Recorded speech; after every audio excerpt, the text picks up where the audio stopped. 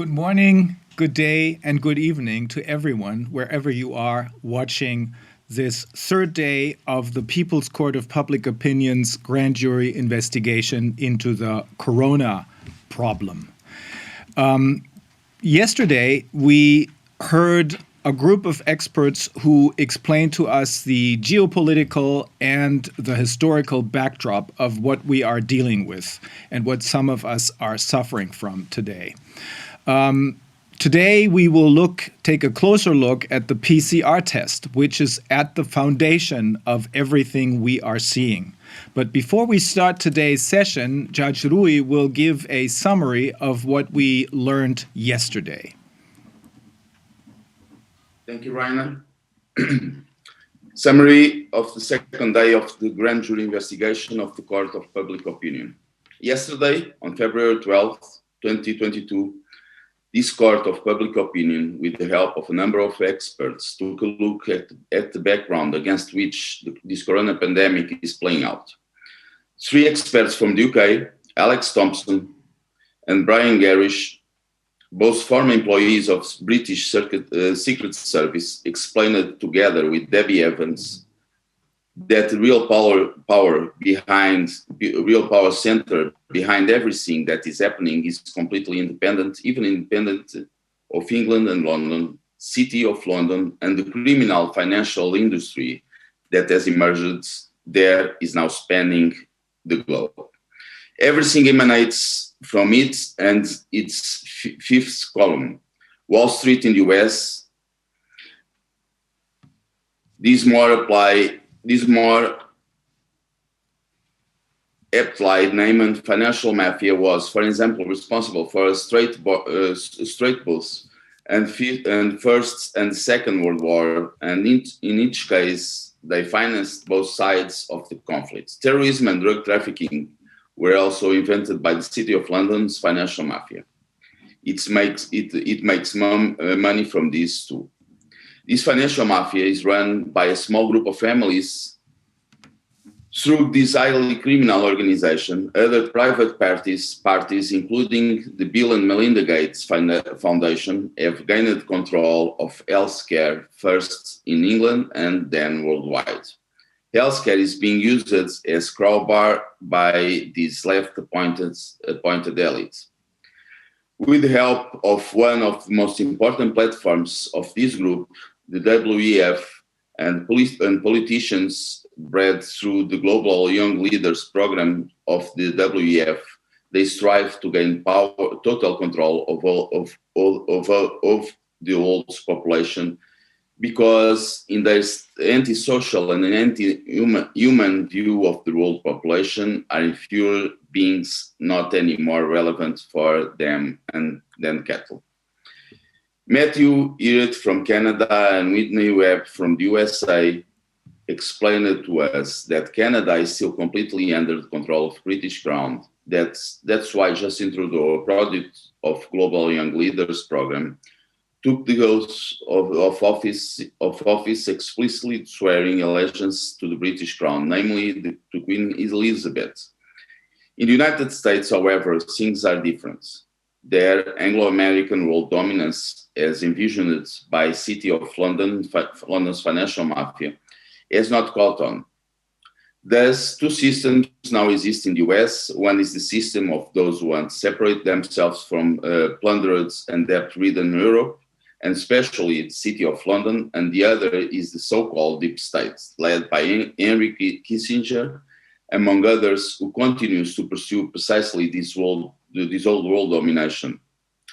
The role of Chinese leadership could be that of expanding the social credit system, first tried out there in China, to the entire world. James Bush, a retired US Army Lieutenant Colonel whose duties had included overseeing Biolevels 3 and 4 labs in the US, used the exercise Operation Dark Winter, in which he himself participated in 2001. Look stepped by the Rockefeller Foundation, and finally, Event 201 from October 2019 to explain that financial mafia had been planning for at least 20 years to use this crowbar of health to stage the pandemic panic. Precisely what was financially rehearsed in October 2019, like a dress rehearsal that has been implemented since the beginning of 2020. Dr. Silver Verhent and Dr. Astrid Stucker-Belger, who both used it to work for WHO, explained to us that this financial mafia has now not only taken the extensive control over the WHO, but also over the UN, and through the WHO freeze floating rules and regulations which have no democratic legitimacy whatsoever, and its own constitution which has no democratic legitimacy whatsoever either, and national legal regulations and constitutions are effectively suspended or will be soon. In fact, only private parties, in particular the Bill and Melinda Gates Foundation, determined the course of the WHO. In January 2020, there were practically no cases for the start of the long-planned corona pandemic, but cases is what they needed for declaration of a public health emergency of international concern, because that's the only basis on which it's possible to use untested new drugs on humans. Therefore, they created these cases artificially with the help of the PCR tests of one of Mr. Christian Drosten of Charité Hospital in Berlin. None of the many people infiltrated by these financial mafia into what they think are strategically important positions in politics, medicine, media, and judiciary, and of course, medicine all around the globe. So this is a summary of what happened in the second session of the Court of Public Opinion. Thank you. Thank you, Judge Rui de Castro. This leads us right into the discussion of the PCR test, as this is at the foundation of all the measures, as we will soon find out. We will start by looking at the meaning of the PCR test within the system of the World Health Organization. Dr. Stuckelberger will explain a few details.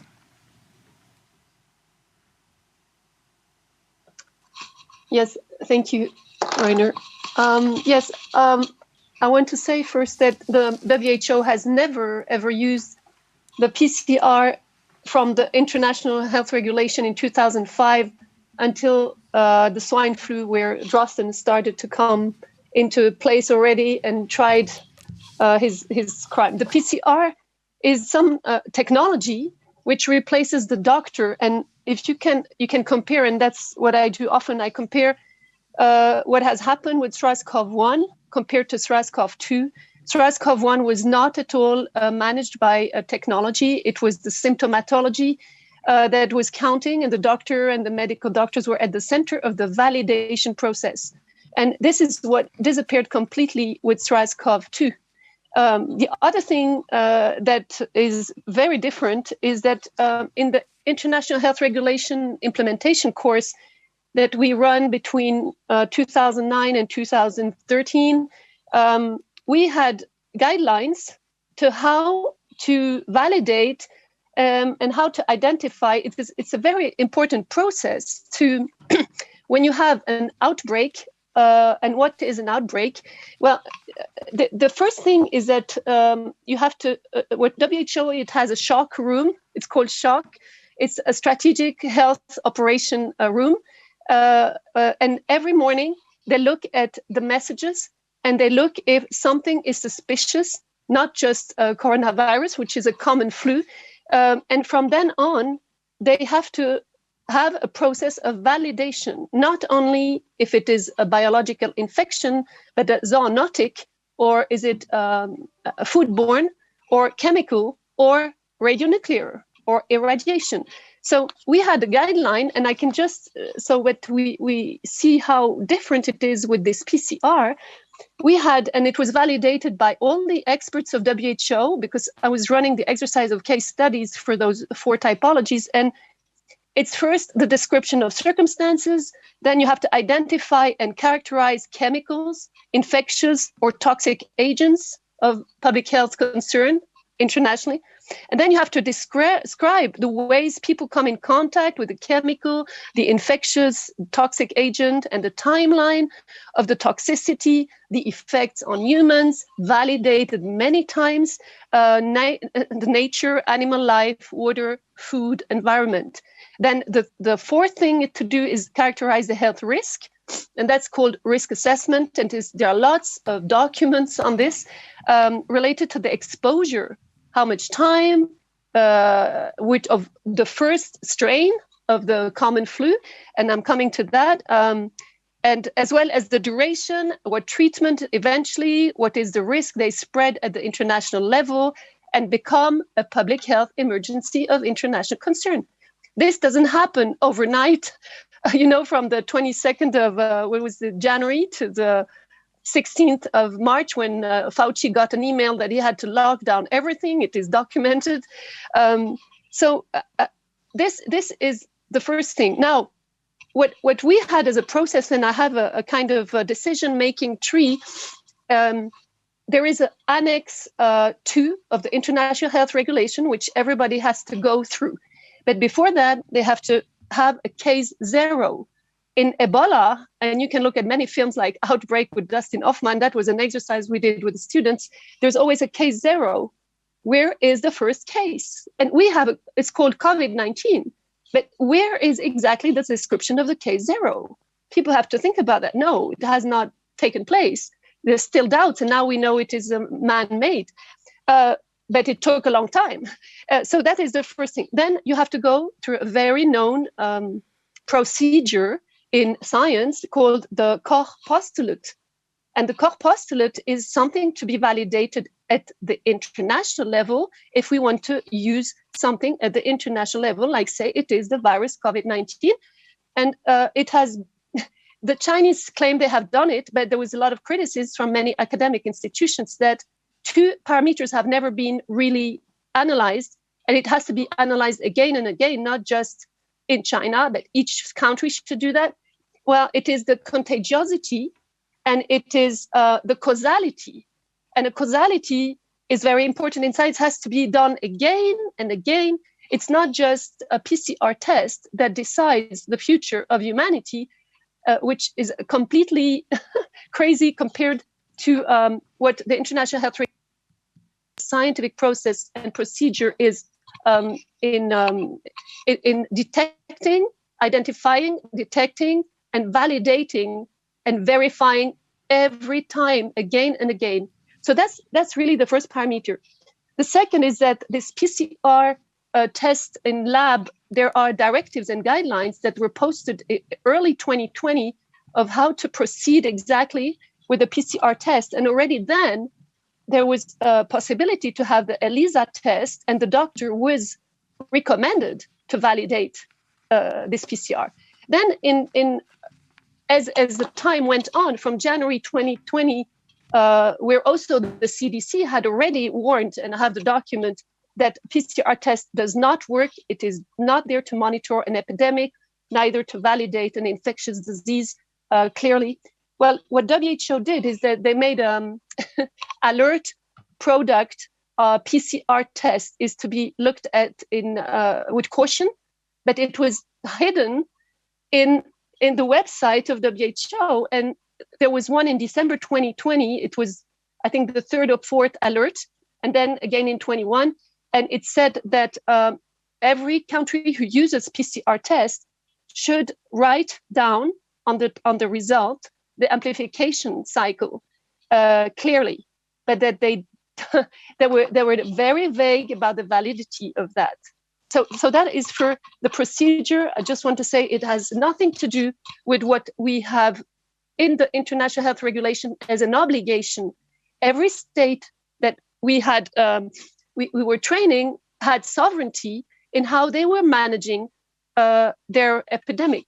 because it's an epidemic, and then it's a pandemic and it's not very clear at what moment it is a pandemic. And this has not been in SARS-CoV-1, just to remind you, it's a common flu that disappeared after 8 months. 24 countries were touched, 787 dead from this coronavirus 1, and 8,000, 6,000, etc. sick from that. So when you compare SARS-CoV-1 and SARS-CoV-2, there is something totally wrong. The other thing is that since SARS-CoV-1, experts and international scientific teams have tried to develop a vaccine, absolutely unsuccessful over 20 years.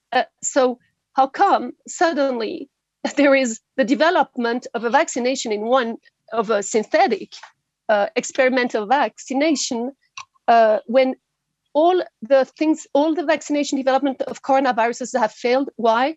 Because the coronavirus mutates all the time. And you cannot do a vaccine when something mutates. So that's a point I want to underline. WHO was never a seller of vaccines or a seller of medication. This was almost against the objective of the World Health Organization and not the World Disease Management Organization. So it has transformed. You can see this now in something completely different. And I will maybe finish by saying that I found something very interesting for you. First, another thing is that, in fact, the PCR test, it's not just the test, it's the way it is applied, I think, that should be discussed. Because why put it in the nose so deep, cracking down the most sensitive part of the pre-brain and the layer between the brain and the rest? One clue is that, in fact, test PCRs can vaccinate people, because this is how veterinarians are vaccinating animals. Even Egyptians were doing that, apparently. But you can talk to animal doctor, veterinarians. They put a swab very deep into the nose of the animal to vaccinate them. So we can ask the question also about the procedure, the quality control of this procedure. Now we know that on those swabs are not neutral, and there are nanoparticles, and a lot of, I'm sure the experts are going to talk about it, a lot of very toxic and things that have nothing to do there. And actually the test doesn't need to go in this nose. Why did Drosten decide to do that? So the last little scoop I have now is that actually the conflict of interest of La Charité with the vaccine world is that there has been 3 payments from Gavi to La Charité between 2018 to 2020 that we have found. One was in December 2019. The Division of Global Health of La Charité University of Berlin received $86,000 for a grant topic on pneumonia 4 months. So that's nothing. But then in October 2018, grant topic, the Global Health and Development Public Awareness and Analysis, a duration of 14 months from October 2018, $550,000 to global policy and advocacy of Charité Berlin. And the last one in March 2020, but there might be more, was to support innovative technology solutions. From March 2020, they got $249,550 for a duration of 40 months. So there is clearly a conflict of interest, like the Imperial College also got 79 million, for malaria program. So it's in the same files. So we can see there that there is a big conflict of interest also with Drosten, with Gavi. We have to follow the money. That's where it goes. And maybe the last thing is that I found out what is Drosten doing at the moment, because it's always interesting. He's involved in something that I know since a few years. It's called the World Health Summit. It happens in general in Germany, and it is 3 days. And there, the heads of La Charité and those behind are getting together with WHO, with Gavi. Drosten is there, the University of Geneva is there, and the Hospital University, because Ilona Kickbush, who is retired but is still active illegally at the University of Geneva, is the one who's preparing the WHO treaty that we talked about yesterday, the pandemic treaty that wants to take over with the WHO constitution, implementing a world constitution, because we have such a horrible pandemic that they are doing a new governance, and they're preparing this at the WHO extraordinary health assembly that took place in December 75th extraordinary, the second extraordinary in the history of WHO. And they also discussed this at the executive board and are planning for the World Health Assembly third week of May this year to discuss this and maybe even make it happen. So it's good that we are here together. And I also want to say, as there are people listening, that this pandemic treaty is something that will take citizens' rights away. The constitutions would no longer operate. And an NGO from Russia, an association of citizens, have already written to WHO and probably, I hope, to their Minister of Health to say that they don't agree with this pandemic treaty. Astrid, thank you.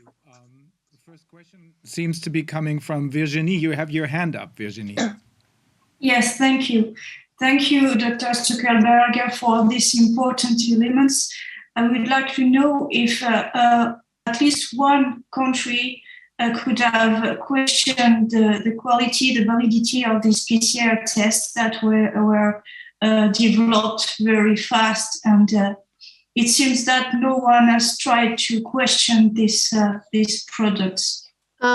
It's a very good question. Normally, member states can, of course, they're in the international health regulation, the sovereignty was respected in the way that there were just two countries that is reserved. There are articles in the legal articles in this international health regulation, which is, I want to recall, binding for every member states. You can do reservations, and there is a procedure and timing for that. So it seems that if it happened, we don't know about it. But what I know is that there is some link to Dr. Fauci, because Dr. Fauci received a proposal to replace the PCR test in one of his many emails. And I have people following me and helping me. And one, Nadia just sent me this, and it's Anita Gael writing to Anthony Fauci on 26th of February 2020, proposing a much more efficient detector diagnostic tool called Gene Radar platform for mobile, and it was turned down by Fauci. So, and apparently they put all the data behind. So I think there have been attempts, but at the personal level, but it seems that this is much bigger network than just WHO. Frankly, I don't think that the Director General, Tedros, is really, directing it, because normally when there is a pandemic, there is a pandemic team that speaks to the media. What you hear now is only Tedros and a few media people. So we don't really know the reality if some countries have resisted, but I know that Madagascar has tried to pull out of WHO a few times. So it's they could, of course. I mean, according to international health regulation, of course they can. But what we discussed yesterday is if they have an epidemic law, or if the country has changed its constitution, or if the country is registered as a company, which we have seen with many countries, well, of course, the people don't know, and the people don't have any knowledge that they can refuse and that their government would protect them.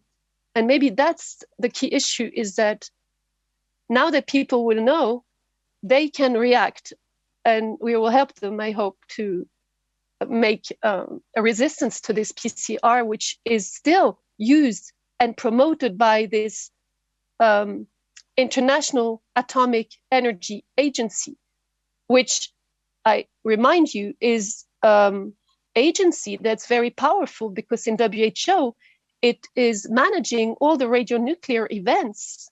Before WHO, it has a contract with many UN agencies. I looked at it this morning. Not only WHO, but UNESCO, the Food Administration Organization, FAO, and many others. So the people, we have to really react to all this political Ponzi scheme just to take our liberties away. Thank you, Astrid. Thank you, Doctor. I'm sorry, Virginie. Is there a follow-up question, or is it Anna who's next?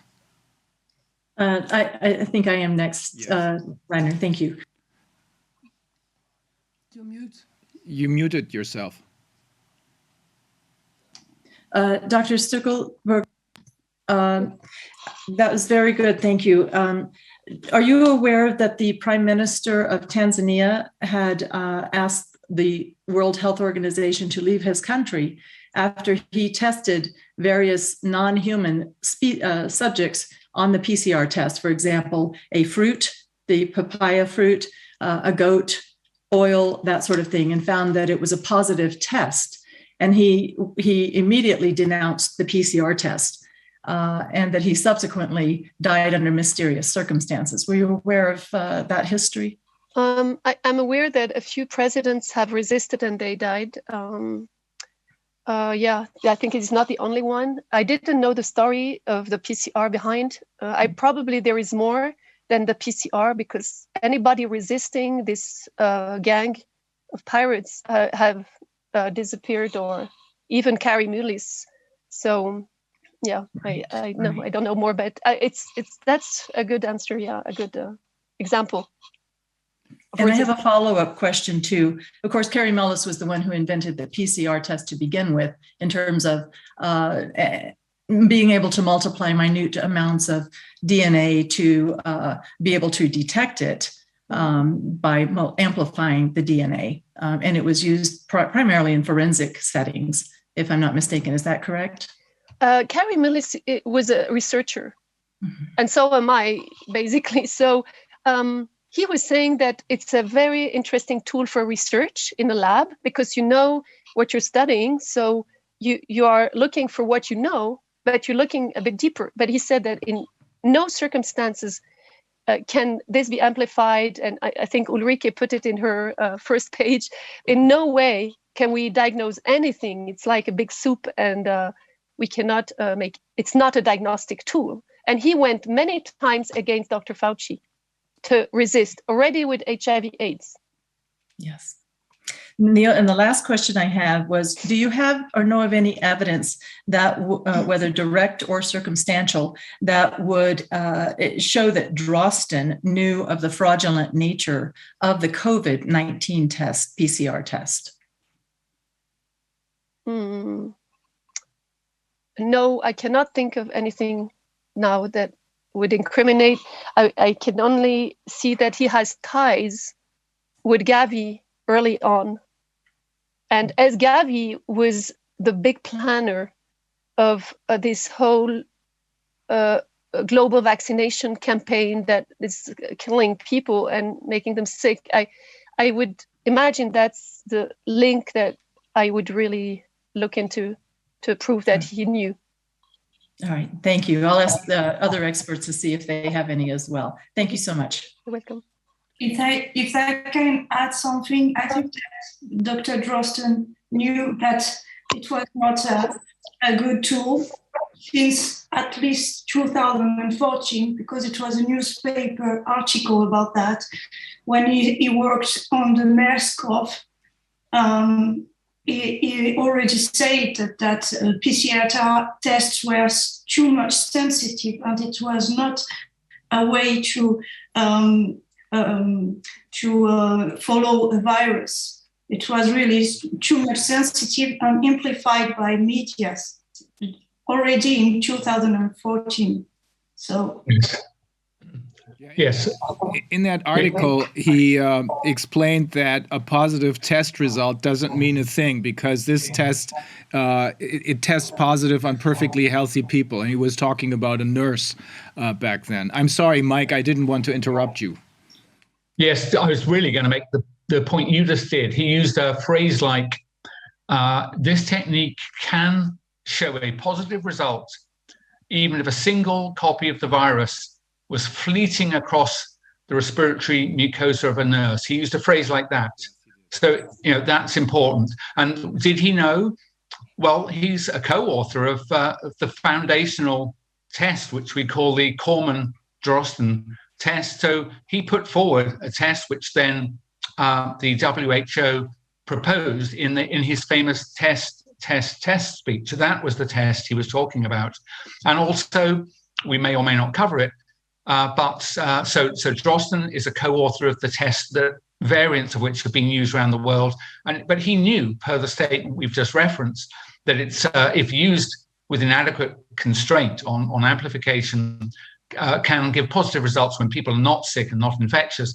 But it's also worth saying that, and maybe a colleague will say this in the wrap-up, but the inappropriate use of PCR and the asymptomatic transmission, the idea that people with no symptoms can infect others, which is not true. It's epidemiologically rare and irrelevant. Drosten was also in Europe the absolute center of promoting this very idea, which seems a remarkable coincidence, does it? That he's the author of a technique now used around the world, which he knew was not appropriate. That's PCR. And he's also he was the biggest expert on TV telling us all about this asymptomatic transmission. So you can decide for yourself.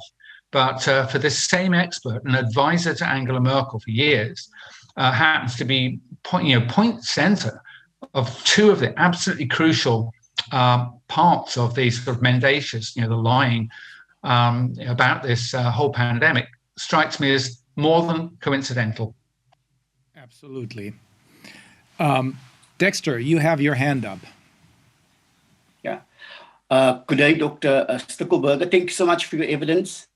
What I'm going to pose to you now, in seeing that we are talking about crimes against humanity, the evidence that you have just given, and you can actually tell me as to whether it is correct, that is that when one actually compare the World Health regulatory operations or procedures between SARS-CoV-1 and SARS-CoV-2, one can clearly actually see there is huge discrepancies. And those specific discrepancies, and you've actually mentioned something very important when it came to SARS-CoV-1, and that is symptomology itself. And symptomology, which was not a prerequisite when it comes to the testing of SARS-CoV-2. But why not? It's because why? The regulatory procedures has changed. So I put it into you, Dr. Stuckelberger. One can then clearly say that that actually shows a criminal intent from the World Health Organization and all the specific parties that's actually behind the World Health Organization. Will you agree with me with that?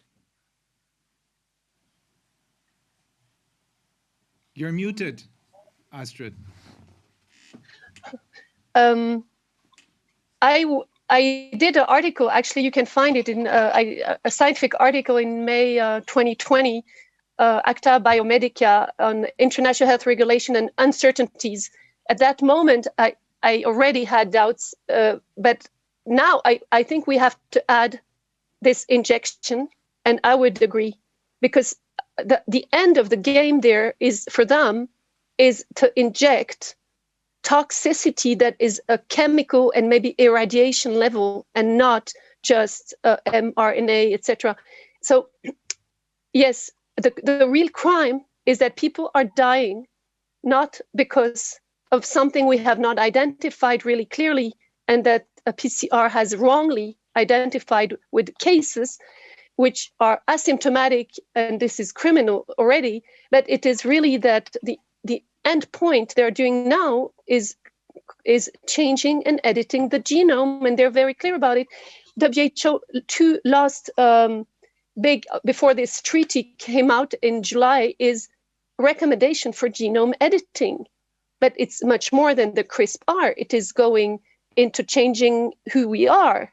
And it is against the Convention of Oviedo, of medicine, of all the Declaration of Helsinki, of all the ethical and regulation on keeping our heritage intact. In that way, it is definitely a crime against humanity, as we are, by their transhumanism. Thank you so much. Just a follow-up question to that. And that is that when we actually now compare once again SARS-CoV-2, and I would like the jury to really reflect on this, because why I believe that it is at the foundation of what we are currently dealing with when it comes to crimes against humanity. We've got SARS-CoV-1, which means there is a precedent that one can actually work from.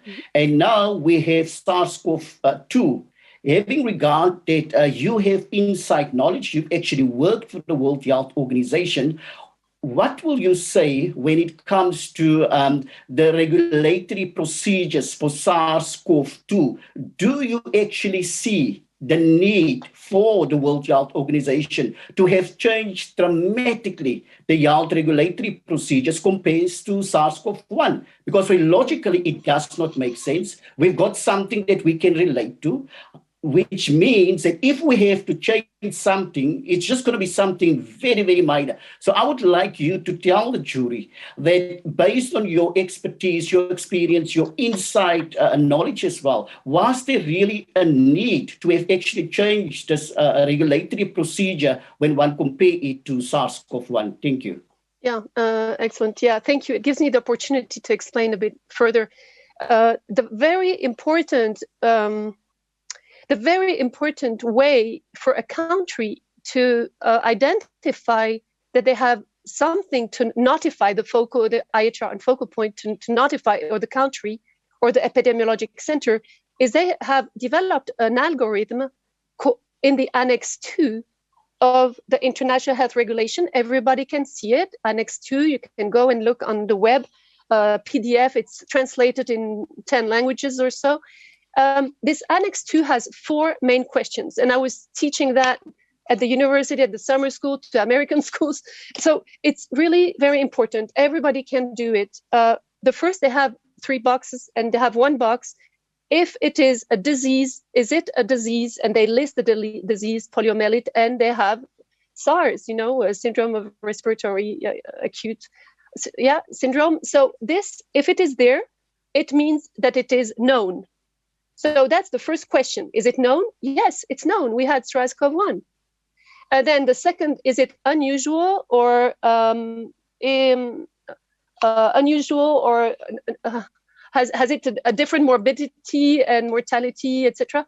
And this is no, because we know now that in 2020, Professor John Ioannidis, the most cited, has even published on the WHO bulletin, it was in there, that there is no more mortality in 2020. So no, we know now. The third is, is there a risk of international spread? And you see that SARS-CoV-1 touched only 24 countries in 8 months.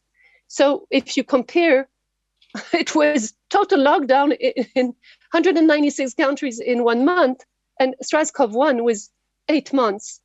So no, the international spread was slow. It was not rapid, but they have pretended it's rapid. But this is it's very concerned for them. And the last one is, does it have an international a risk of stopping travel and trade? Because the International Health Regulation was put in place to precisely prevent the trade and travel restrictions. And here we have exactly the opposite. It's the only question where we could say, yes, it happened, because they put so much fear in their messaging and their communication, which is against the International Health Regulation training we had. We had somebody, an anchor from CNN, doing the course, and I was in charge also with that. And it has to be ethical communication, to be nice, to reassure people, say we are looking, we haven't found, we are looking more. And I don't know if you remember, in Germany in 2011, there was the Institute Koch came out with the cucumber killer. It was the Escherichia coli emergency outbreak because there were 3 deaths. And they were saying every day, we don't know, we're looking. They accused the cucumber that had this Escherichia coli in Spain, and they stopped all the production of cucumbers in Spain and the European Union. And in fact, it was not that. It was from a market in fenugreek in Egypt, and it came to Denmark, and people had lost all that money because it was an announcement that was wrong by scientists that were very careful. So what happened is that the European Union reimbursed all the peasants who lost the money because it was a wrong announcement. So this was one of the example I took in my courses, because every situation is different. But here they have made a communication of fear and of lies.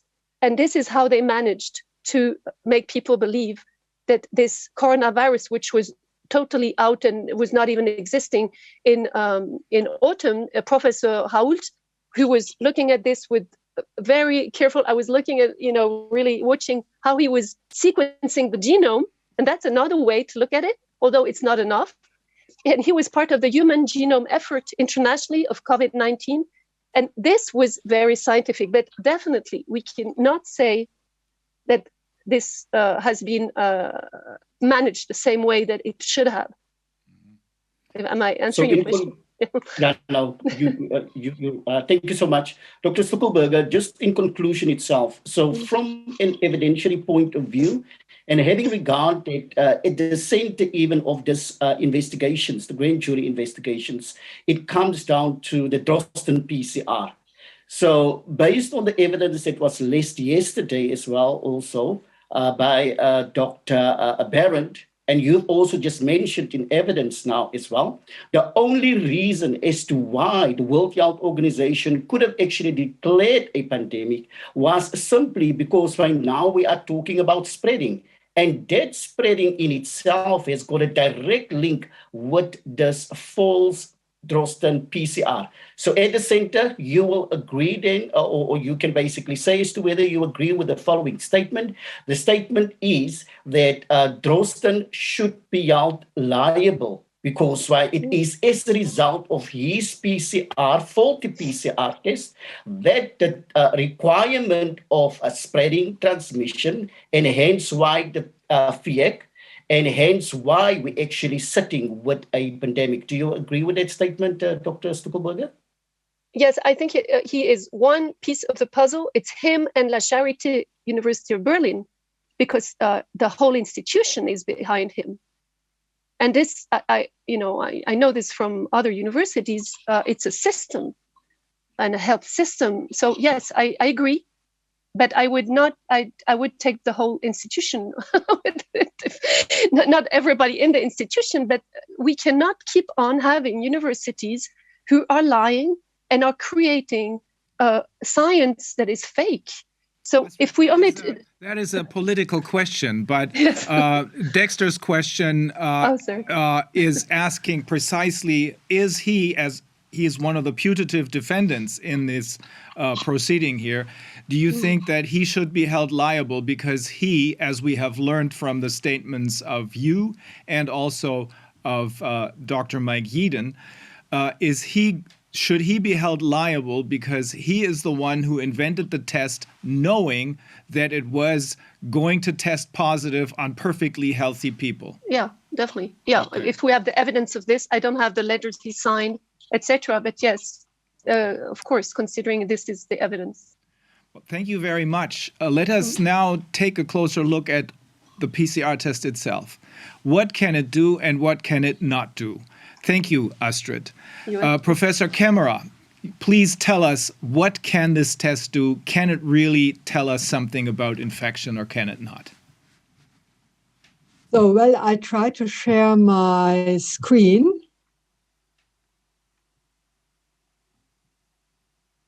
I've prepared some slides just to give you a short information on the RT-qPCR.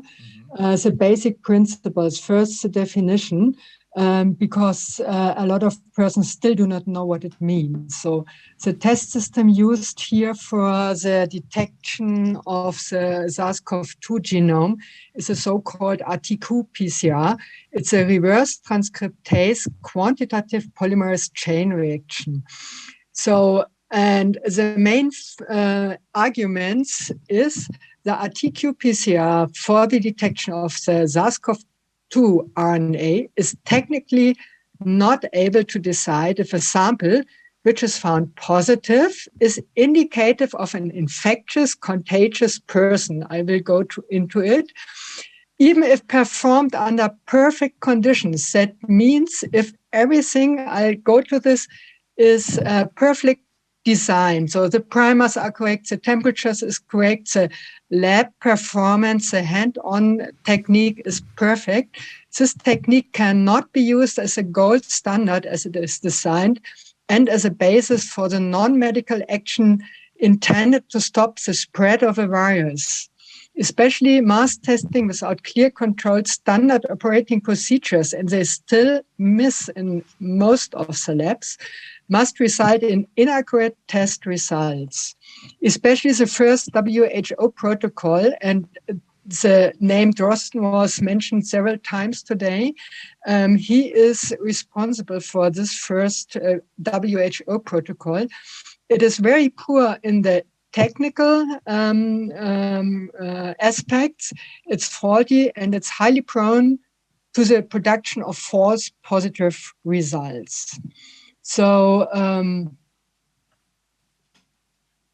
the definition of the PCR, it's a laboratory method. It's a perfect laboratory method if you want to amplify a specific section of a RNA from a small sample to an amount that is detectable and further characterizable, for example, to do the sequencing. It's used worldwide in nearly every life science lab to do expression analysis, to do research. So this technique is very spread around the world, and every molecular biologist, you must not to have to be a virologist or anything else. Everybody is working with this technique knows that it is limited and that the current use of it for this mass testing is definitely not a good idea. So the Q in the quantitative version of the RT-PCR, this defines a modified technique which allows to monitor the amplification steps. So every step is monitored by a light signal, which is produced in every amplification round. However, the problem is that it does not allow the further characterization of the PCR product, like sequencing, and needs very careful development and proper controls in every single step. And this is often missed in the labs which perform the mass testings of the public.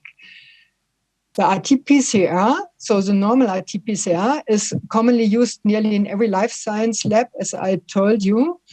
And the PCR, so the amplification of DNA, is a basic method, which was intended by Carey Mullis, and nowadays is predominantly used in labs for forensic diagnosis, for example, to establish genetic fingerprints in crime scenes to identify the offender.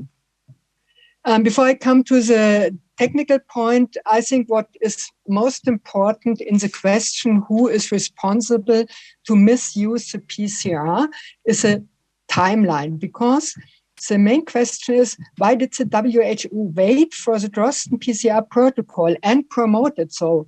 While the scientists in Wuhan had everything at the end of 2019, and shared the information with the WHO before the first protocol version of Drosten. So this is a timeline Drosten gave in a talk. It's official, together with his Zoom picture. And here you see he marked his findings. So on January the 13th, the first protocol version from him was sent to the WHO. The modified second protocol version was on the 17th of January, and his so-called full paper in Eurosurveillance was published in January 23. So if we compare this timeline, there's nowhere mentioned the work of the scientists in Wuhan. If we compare this to the timeline found in a talk from the Chinese CDC on the timeline in Wuhan, you see here that they identified the first full genome of the new virus already as early as January the 3rd. And they mention a specific RT-PCR was developed in January the 4th. And here, in January the 11th, they notice they have a commercial RT-PCR detection kit, which is distributed to the Hubei province, where Wuhan is the capital of. So, and this star indicates where Drosten provided his first protocol to the WHO. So on January the 1st, the scientists in China had a complete PCR and informed the WHO latest here at January the 9th. So why did they wait for Drosten to step into the scene? So this is a PCR from the scientists in Wuhan. It's 2 genes different from the later published Drosten protocol, but it works very well. And it's the same principle of a quantitative RT-PCR. In the timeline, another very interesting aspect is this quote from a publication from Slovenia, because they quoted in their publication, after extensive evaluation, our laboratory implemented light mix-based SARS-CoV-2 testing on the 17th of January. So how did it come that a lab in Slovenia had a commercial test kit, which is based on the so-called Drosten-Corman primers, and had this data sheet? This is the original data sheet accompanying the commercial kits from the Tipmol company, which is sold exclusively via the Roche company and works on the Roche platforms. And if you go to the metadata, it's this sheet is produced by Olfert Land, the head of Tipmol Biol, and produced in the 15th of January 2020. So the whole commercial kit was ready, as it seems, latest the 15th of January, even after the first version of the WH protocol. So this is a remarkable timeline, which normally, especially since there is a SAP number of Roche, is highly unusual, let it say like this. So if you change the timeline by Christian Drosten, here at January the 15th, officially Olfert Land prepared the document I've shown you. And on January the 17th, this lab in Slovenia has implemented the mix, a commercial complete mix, and they mentioned it after extensive evaluation. So an extensive evaluation is not able within 2 days. So they must have the commercial kit somewhere else, but there's no documentation why there was a commercial kit available so early, even before there was any international concern. So, and here, this is a Drosten paper. He published it after his primers were already in a commercial kit, but this is a scientific misconduct, which is well, a side effect. So this first test, this is for one of the 3 genes, not tested for diagnostic procedures, but it was used for diagnostic procedures. So this is a SAP number. So normally it uses in such a large company a lot of testing to get into the system. And one important point is that here they correctly added a positive control and assigned that it must be a CP, which is corresponding to the cycle threshold, the CT, of around 30. So at this point, the new 30 must be the cutoff for the PCR. So, however, here amplification of a CT, CP is the same. Up to 39 is the positive rating. So here they had in this protocol a much too high CT already. So independent of every PCR, if it's a Charité protocol, if it's a CDC protocol, it's a protocol from any other institutions, the main problem is false positives. And just to give a few points, false positives can be triggered by the bad PCR design, which is the case in this PCR from the Charité, the Corman-Drosten protocol. They contain non-specific primer pairs and probes. It's bad conditions for the reaction itself. The temperatures, especially in the Corman-Drosten protocol, are not appropriate. And in case of the quantitative PCR, if the CT is too high. So the design produces, in this case, false positives. But independent handling issues in the labs performing this technique. And the most problematic is everybody working with the PCR knows this is contamination of materials with positive control samples or positive PCR end products, which is most common. And the cross-contamination from positive patient samples into negative samples due to unproper pipetting techniques or aerosol production is very common as well. So, and even the first protocol datasheet knows this, because here is a note, opening this vial may cause contamination of the workspace. And once you have contaminated your workspace, then nearly every sample gets randomly positive when one of those positive samples gets into the reaction chain. And the last point I want to give a short overview is the question, does a proper performed? So if everything works well, if the design is okay, if the handling is okay, does a proper performed and positive RT-qPCR can indicate infectiousness? So, and in principle, neither a PCR or an RT-PCR or an RT-qPCR is technically able to decide if a sample which is found positive is indicative of an infectious or a contagious person. So why?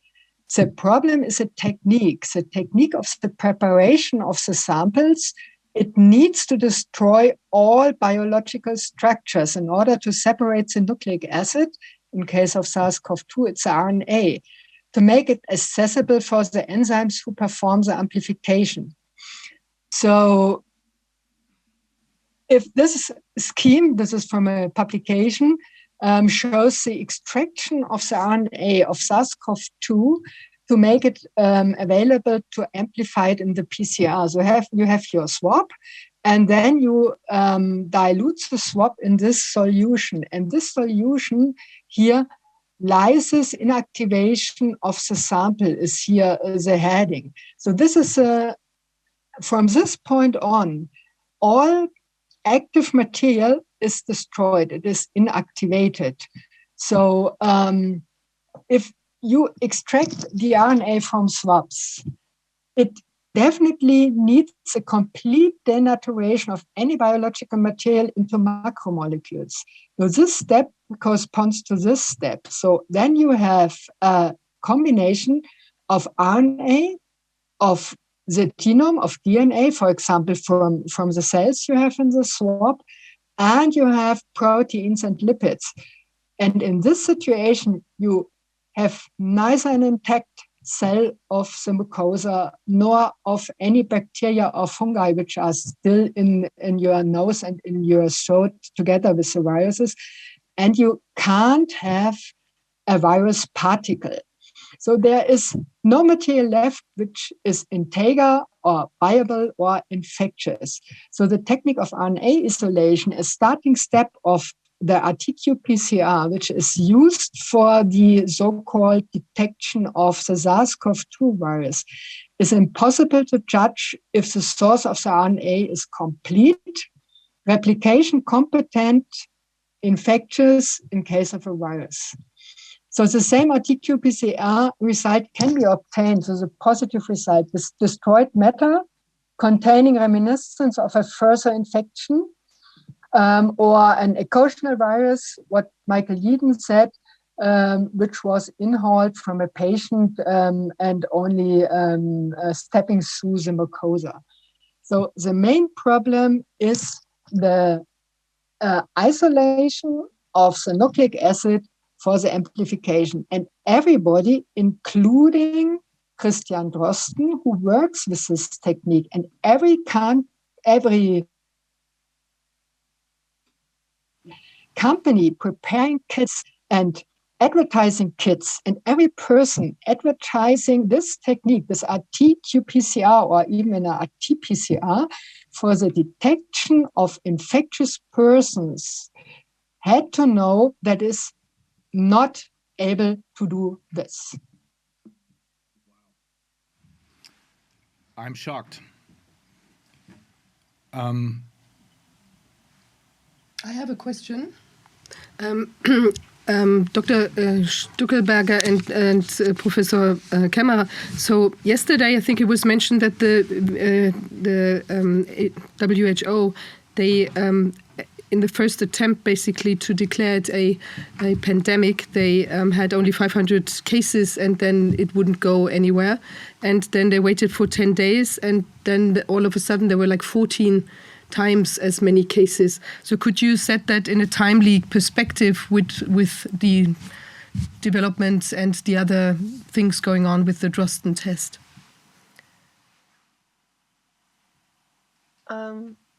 Well, I think it's Sylvia who had all the numbers yesterday. Had the information, yeah, that's right. So I don't know them by heart. Sorry. I think she said something like 500 cases, which 500 cases, but we don't know the exact date again. Mm-hmm. So there was something on this slide with the timeline given by Drosten. There was exactly the lineup of the actual cases when he performed his PCR. And it was nearly, so one in China, one in South Korea. And so it was very few cases. And even the first cases, official cases in Wuhan, they are published by Ren et al. And by other Chinese scientists. The first 5 patients in Wuhan, only one of them died, and this one had serious conditions because he had metastatic cancer. So even from the beginning on, it was definitely clear that this virus is not the killer virus as was told to us. Yeah, I remember it was 24. It was 24, the first number that Sylvia mentioned yesterday in January, mm-hmm. which is normal in WHO. You just go increasingly into a bigger number, but you don't go directly to numbers everywhere. Mm-hmm. I have 4 questions. One is for clarification.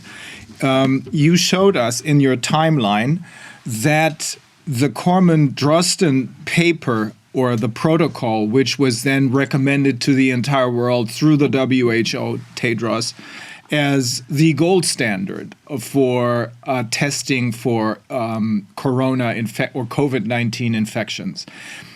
Before it was published, even before it was published, the test kits, which were produced by Drosten's business partner, Alfred Lund, with his company Tipmol Biol, which is now under control of Roche because I think they bought it.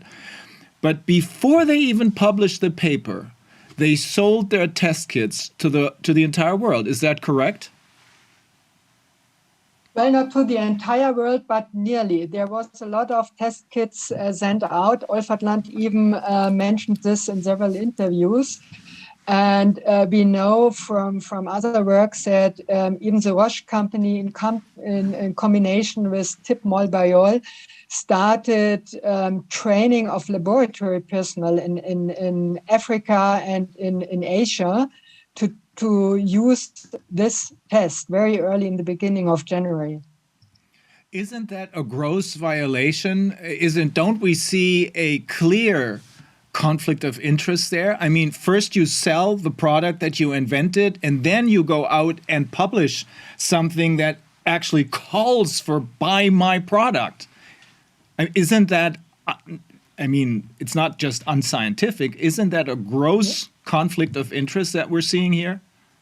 For sure. And in addition, they perform this test at the so-called Labor Berlin, where Christian Drosten is the head of. And this was the largest lab in Germany.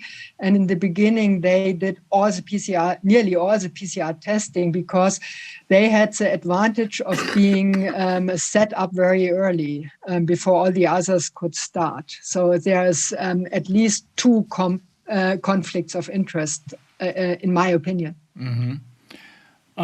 Another question for clarification. Is it correct that no matter how you perform a PCR test, it can never tell you anything about infections because, one, it cannot distinguish between, this is unscientific speaking, of course, dead and live matter, and two, since the actual virus is completely destroyed before you put this swab into the machine.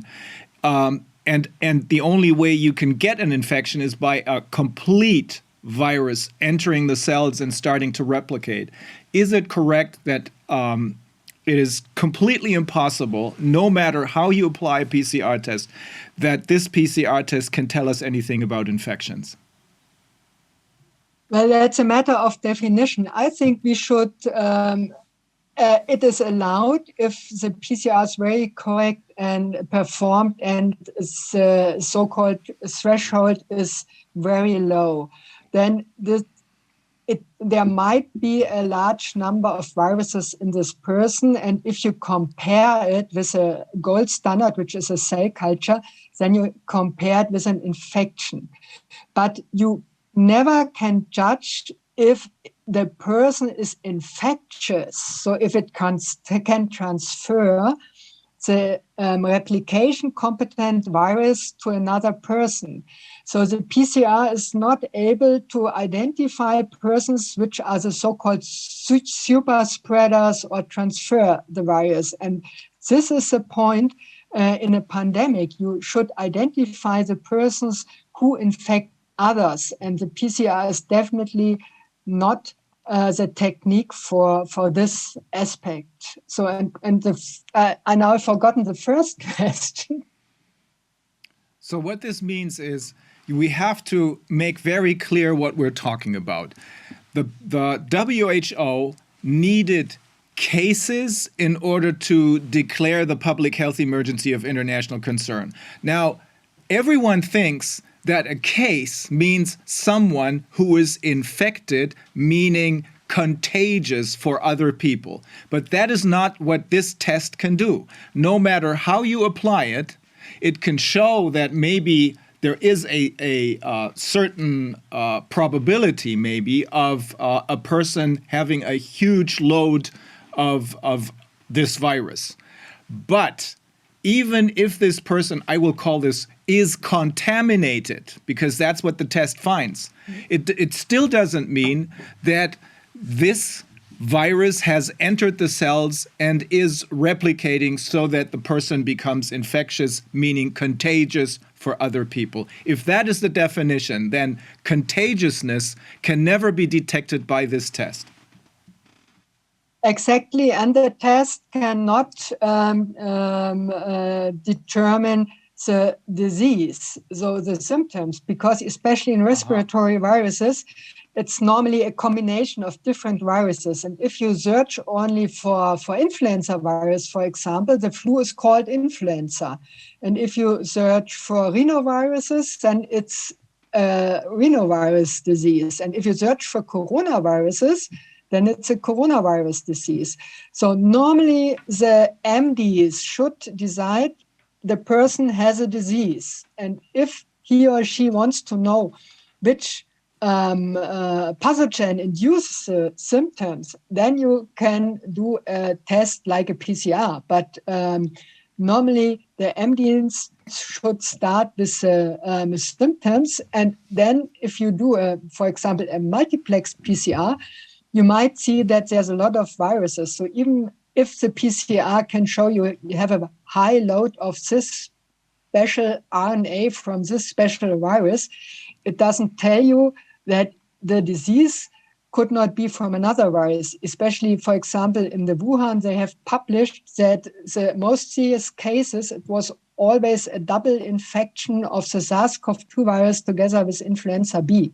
Mm-hmm. So this is already known. So you have 3 to 4 viruses often in parallel. So, and the PCR cannot say your disease is made by this virus and you can transfer this virus to another person.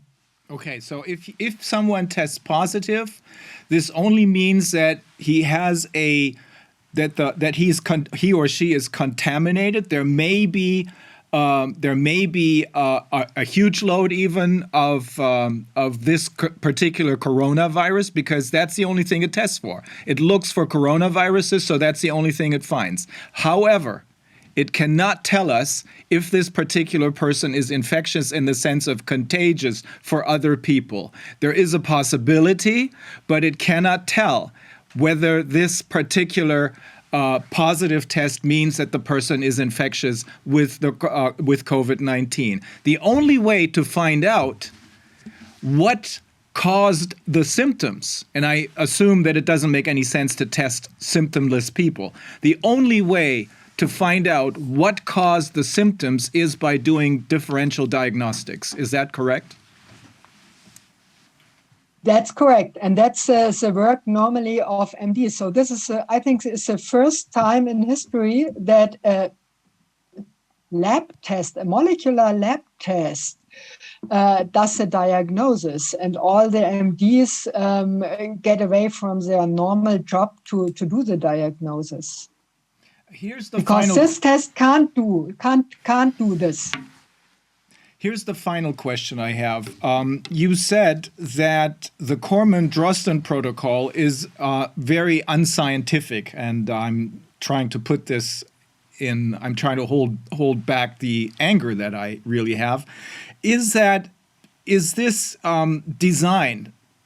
Is it such a poor design because all of the people who worked on this protocol don't know what they're doing, or what does this mean?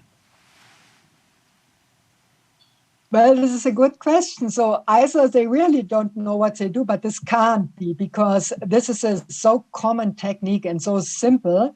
So they should know what they do. And especially those high-cited experts and their large lab teams. It's not only Corman-Drosten, it's even Olf Atlantis is on his publication. And his job is to produce RT-PCRs for commercial kits. So they all know exactly what they do, because nobody in this position cannot know that there are so many problems with this test design. So it must be intended. So you would agree, since this test is so poorly designed, if you look at the totality of the evidence, we have a very poorly designed test. We have no cases before the test was publicized. Then, after the test was published, we have cases all of a sudden on which the World Health Organization bases its declaration of a public health emergency of international concern, which will then be the basis for using untested drugs on humans. Would you agree that this is very strong evidence for this having been used to create cases, to artificially create cases out of thin air? This is what I believe. Would you agree with that, or does it not make any sense? No, it makes absolutely sense, because there's no other way to think about it. Can I add something? So Drosten was he was as a testimony or expert witness.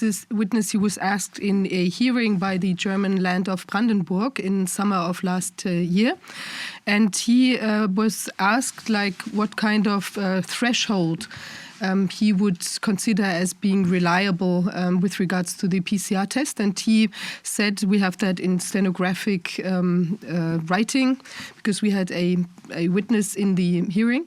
And so he said it's around like 26. However, in his paper, he had suggested that it should be a threshold of like 43. So why did he never like work on like correcting his paper or like making this really publicly known, insisting as an advisor to the government that it would need to be, changed? Because we can see that a lot of the PCR tests that were done were still in a very high range, so up to 40 and all that, causing all these, fake results, the false positives, plus like leading to a lot of pain and damages, like with people going into quarantine without any reason. What can you say to that? Would you, as a scientist, as a scientist, correct yourself once you understand that you've made a mistake?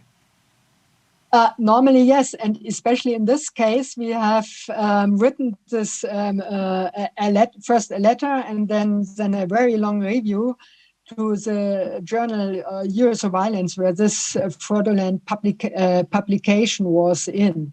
And we wanted the retraction of this publication, which is normally the scientific procedure. And even here it was denied to retract the protocol. So,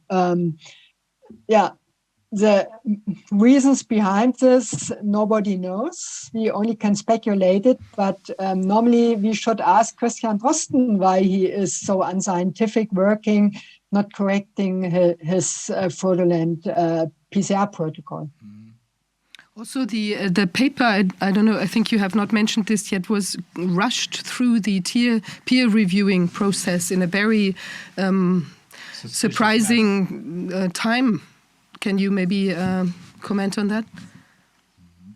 Yes, we have analyzed this extensively. It could have been not more than 24 hours, which is highly unusual for a scientific review process for a full research paper. So in case of emergency or for very, very excellent publications, it could be that the editor of a journal obtains a manuscript and agrees and says, oh, this is a great manuscript. But even then, it's this very short time of 24 hours between the submission of the publication to the review process and the publication of the paper. This is, let it say, quite unique in the world. And I remember that you identified like a large amount. I think it was nine big mistakes basically in that paper. And some of them, like for instance, the threshold issue would have been, I imagine, so in your face that the peer reviewers would have immediately, even within like 24 hours, would have needed to jump on it and say, well, this is maybe not like a really scientific or like a fruitful approach to in the essay. Is that correct? Yes, and in addition, one of the main points is they mentioned that they needed to quickly design a robust diagnostic tool PCR because this was such an urgent emergency case, without having the information about the virus. But they had the virus because they had the sequences from Wuhan. And if it was so necessary to have a good PCR with controls and sequencing, they should have asked their Chinese colleagues because they had everything. And so there was definitely no need for this publication and for this protocol. Mike, is there something you would want to add to this? I mean, I can. It's very disturbing to see someone working in such a not just unscientific but almost criminal way. Would you two agree that this looks like the test was designed to produce cases, meaning false positive cases? Yes, I think, Dr. Kammerer has done a better job than I could possibly do. But I think not applying either in the introduction, certainly in the discussion, a series of caveats. This test was put together very quickly using the sequence that was supplied to their laboratory from Wuhan, and they must have worked, night and day if we're to believe how they did it. So they must have known, or at least ostensibly, the idea was, here's a potential serious, pandemic virus. So let's put together a test to help the world identify, who is infected and ill as a consequence, who might be infectious and should quarantine themselves. They knew exactly what the context was. This wasn't some esoteric, academic, idea.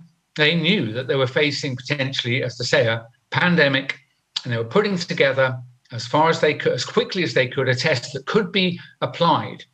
Now, if I was in their shoes, I would know that the people who are going to be using this, all around the world, at best will be able to just handle a pipette and follow a formula. Okay, it won't be labs like my own if I was Professor Drosten. So I'd be thinking, I need to make this bulletproof so it can't end up producing lots and lots of false positives. But they didn't do that. It seems to me that they set the conditions where even if a lab like his own applied this recipe, that they would have a high likelihood of getting positive results from clinical samples that didn't mean the person was ill because of this virus and was infectious as a result of the material detected. And furthermore, as a senior advisor to the German government for many years, and a clever scientist, he knew all of those things. So he released into the world a technique which, used as it was by only barely trained people, could only, as Dr. Kammerer has said, produce results that are really, I would say, at best, uninterpretable. Yes. Dexter, you wanted to ask a question. Yes, thank you very much. Thank you for your evidence, Professor Kammerer. When you ended your evidence, you've made a very, very important point. And that point is that everybody who uses the PCR, it's in each and every country. So here specifically, we are looking at the medical regulatory authorities who has approved it in each and every country in lockstep. And your evidence is that they were supposed to have known that there's no way that it can be used as a diagnostic tool. I would just want to say yes or no, just to confirm that and get it on record. Professor Ulrike? It could not be used as a diagnostic tool to rate about contagiousness, yes.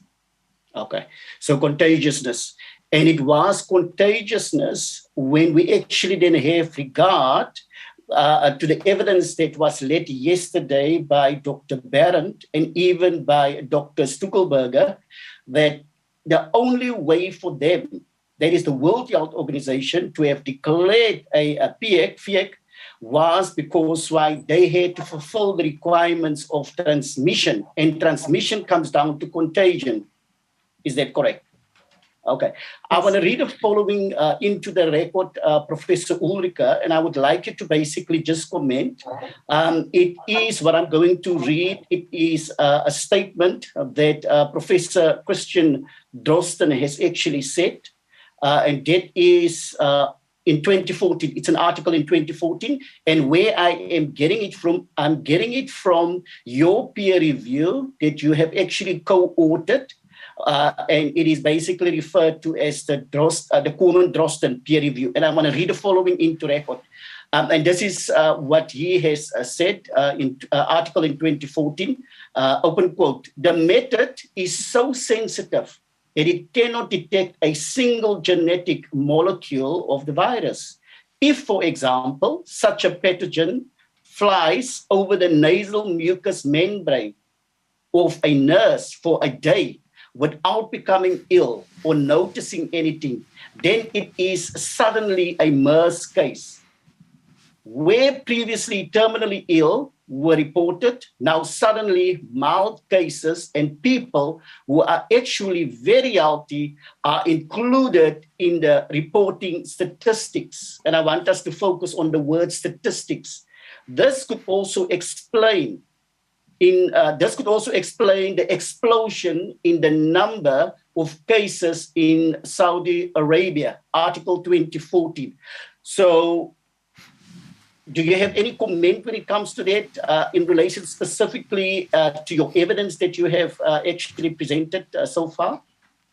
Yes, in 2014, he exactly described what is the problem with the PCR. So, and therefore, he exactly knows that the misuse of this technique in the SARS-CoV-2 situation, in the current situation, produces exactly the same problems he described in 2014. So he definitely must have known that he promotes a technique to the world which is producing a lot of false positives and a lot of problems and a lot of false statistical cases. So he must have known it, and he must have pronounced it against his own knowledge, for what reason ever. No, continue. I just have a follow-up question, but you can quickly continue, Professor. Okay. The follow-up question is that you've mentioned now very clearly, and is now in evidence, 2014, and that's basically based on what you've said from 2014 up until 2020. And that is basically between the periods of the 22nd of January 2020 and ultimately the second meeting of the World Health Organization dated the 30th of January 2020.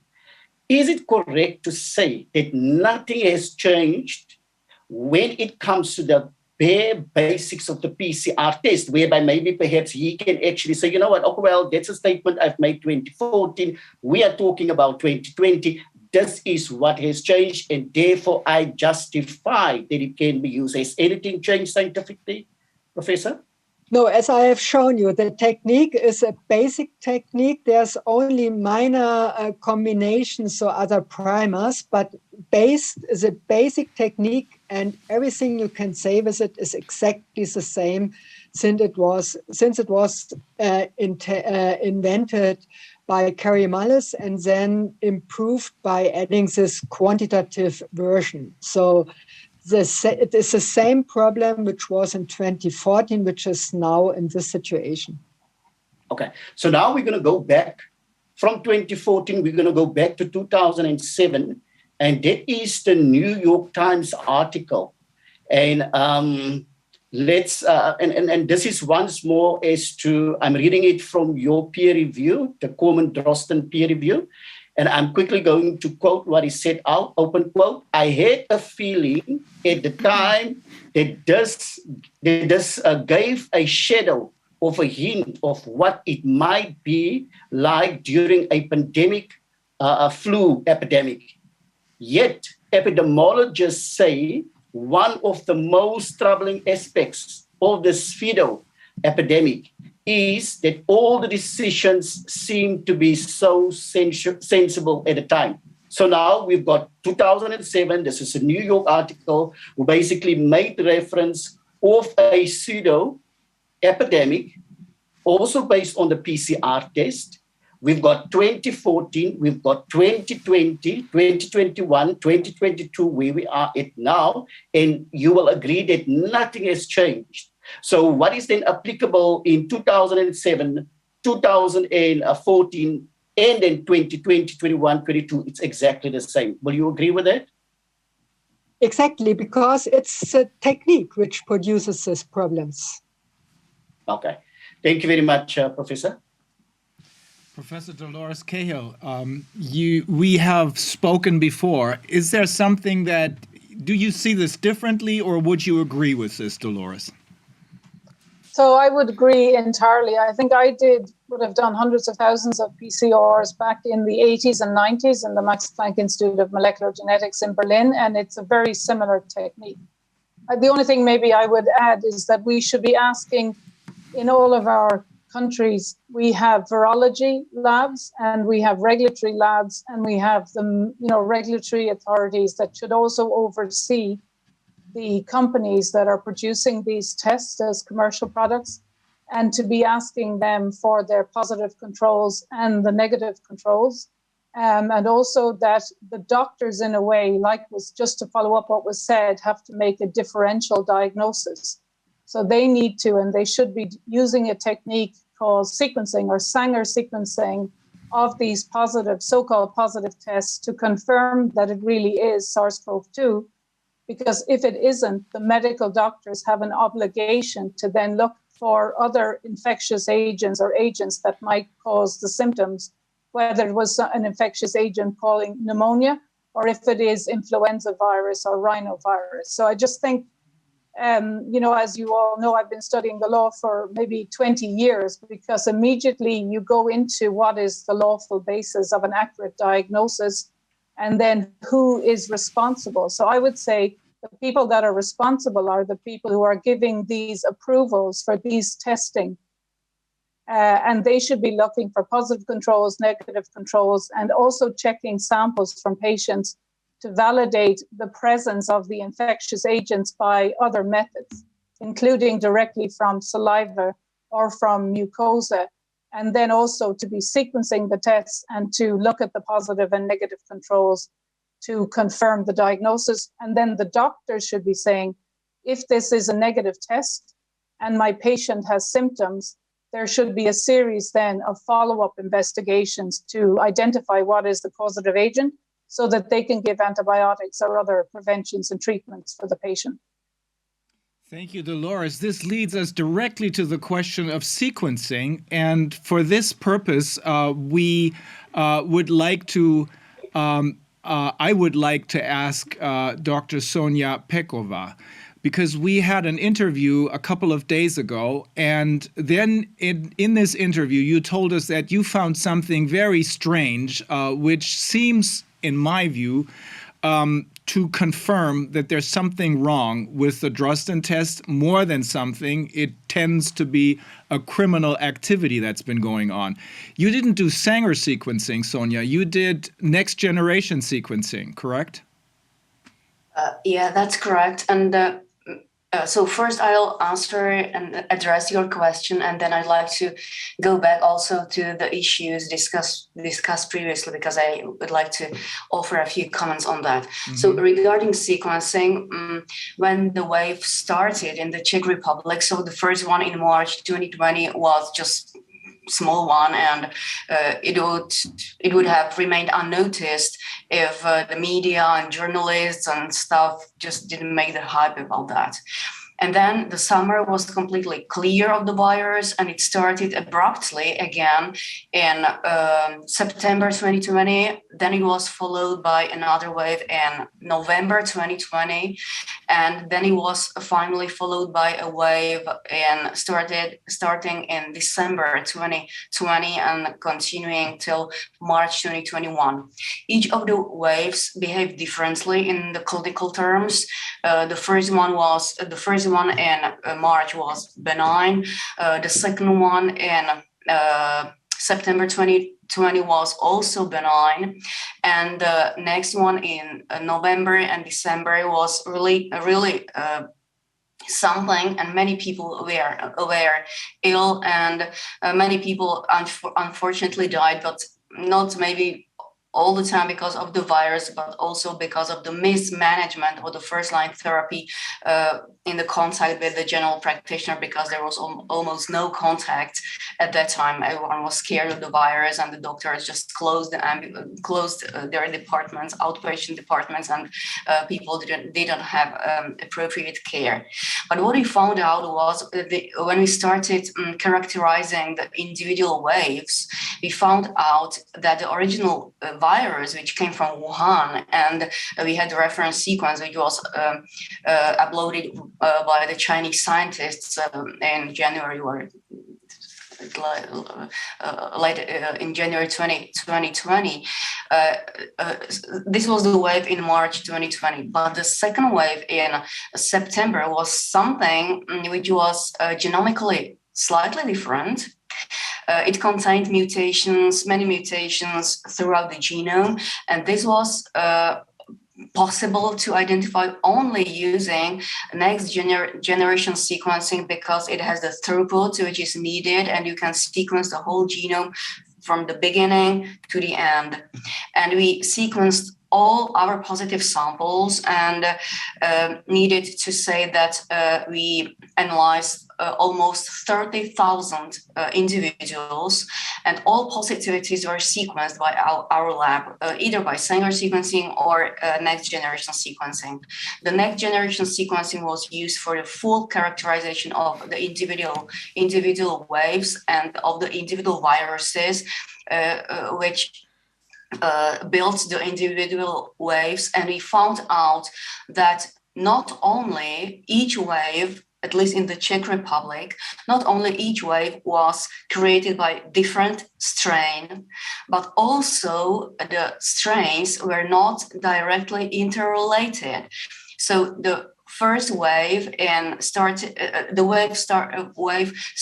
in September 2020, carried or had some mutation pattern. And we used this mutation pattern to follow up the circulation of the virus in the country. And at some point, starting in November 2020, the mutation pattern has changed, and the wave which was present here or circulated here in our country in November and December 2020 was genomically different. And interestingly enough, it lost many of the mutations from the wave. From the previous wave, which is not possible. So this is not evolutionary possible. So if you have confined area, as our country was at that time, because the country was under lockdown, everyone was wearing a facial mask, and there was social distancing implemented into society. So we didn't see any respiratory diseases except for SARS-CoV-2, which really created three steep waves throughout the autumn 2020, and the subsequent wave was not the direct offspring of the previous one, which is not possible in a confined population. So now still there is a question in the air. So what was the source, or where was the source of the individual strains? And without next generation sequencing, you would not be able to identify the diversity, the genetic diversity between the individual waves. So it was not. So at the beginning, the narrative should be all the time, it is the Wuhan virus. It starts and disappears, and everyone was startled. It was really mind-boggling because it was fear-mongering of the population by some virus which appears and disappears, and no one knows when. But then we found out that it was not the same virus. So all the time, it was something different. And if it was different in that way, that you have a wave and it has some mutation pattern because the virus accumulates mutations in time, that would be perfectly logical and possible. And then you would expect next wave, which would carry the mutations from the previous wave and might only add some more mutations because this is the normal evolution. But this was not the case. So the previous wave carried mutations, and the subsequent immediate wave just erased many of those mutations, and the virus is not able to erase mutations and return to the original blueprint. The virus does not know what the original Wuhan sequence was. So in my eyes, this implies that all the individual waves were totally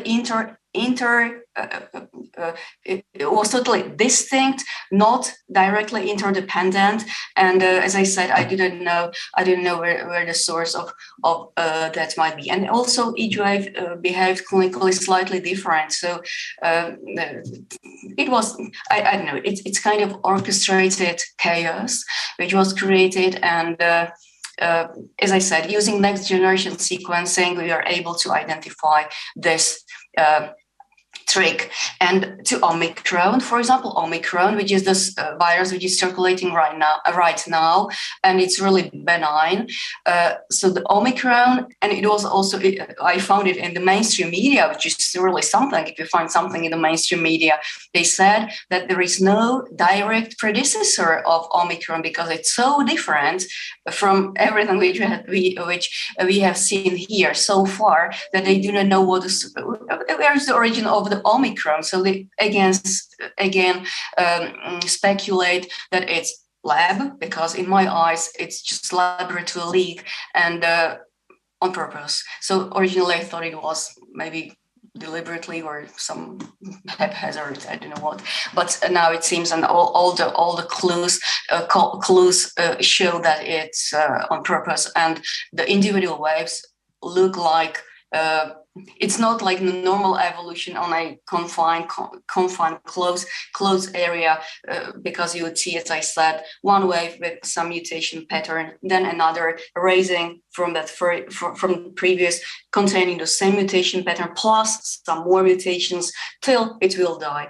And with the Omicron, because it's so highly mutated, so I expect, because those creators of these pandemics already know that we are able to sequence the strains and we are able to characterize the waves genomically. So they know that after Omicron, only if some other strain came, it only must have been more mutated than Omicron, because this is the normal evolution of the virus until it dies, until it will full of mutation. It will so infested with mutation that the mutation will kill the virus at the end. So either Omicron is the last one, or if something happens, it must be more mutated than Omicron. And if Omicron is benign, the next one, if it comes, will have to be even more benign, almost unrecognizable, if we do not do PCR testing like mad all the time, because our governments want us to do that.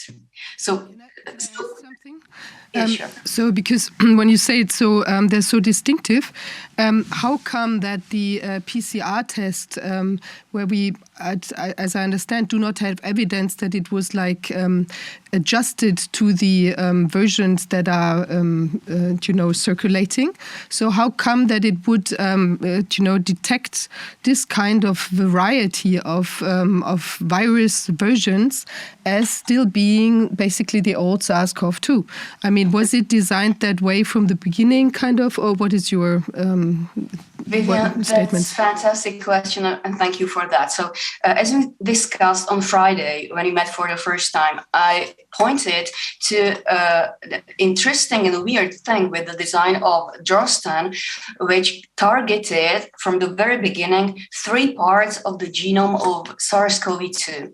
My job from 2006 is to design PCR assays, real-time PCR assays, and quantitative real-time PCR assays for whatever pathogen, because our lab is a large diagnostic lab, and we focus on both human and veterinary molecular microbiology. And 99% of the tests we have, and the tests meaning a quantitative real-time PCR test, either single or multiplex, is my job. I'm the designer of those tests, and I have been doing it from 2006, and it's my regular job. And all the time, always when I do a new design for a new pathogen, I use bioinformatic tools and align the genome of the pathogen I'm just about to make an assay for, and align the genome align against all genomes in the database, in the worldwide database and National Center for Biotechnology Information. And I look for the most specific part of the genome of the pathogen, which is so specific and so unique that not other germ or pathogen in the world, or dog, cat, human, or whatever organism harbors this stretch of DNA or RNA. And I do not remember one assay in our lab, and we have like hundreds of them, both covering veterinary and human pathogens, that we would use more than one single unique target within the genome of a given pathogen. So when I saw the design by Drosten at the very beginning of the pandemic in March 2020, it was quite.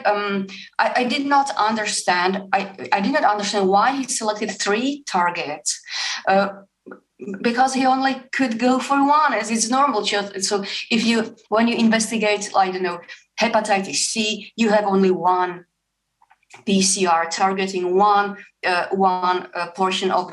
specific portion of the genome of hepatitis C virus. If you investigate HIV, the same, just one portion, just one specific single portion, because PCR has to be specific, and it has to be able to pull out only that target you are looking for. And Drosten decided to go for 3 individual targets, and it didn't make any sense for me at that point. But now I understand why probably he did it, because as we see that each individual wave was created by different strain of the virus. So it seems to me that he might, at the very beginning, have expected this heterogeneity within the SARS-CoV-2 family, and we know that coronaviruses mutate, but the speed at which SARS-CoV-2 mutates, it's unprecedented, unseen, unheard.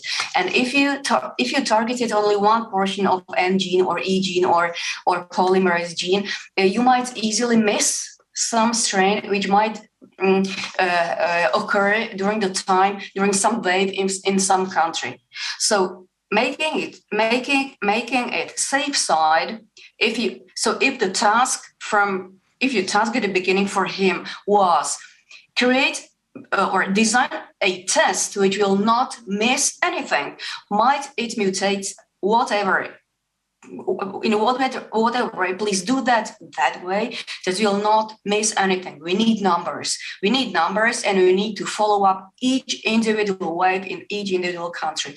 So if the task was this, and if I was ordered to make an essay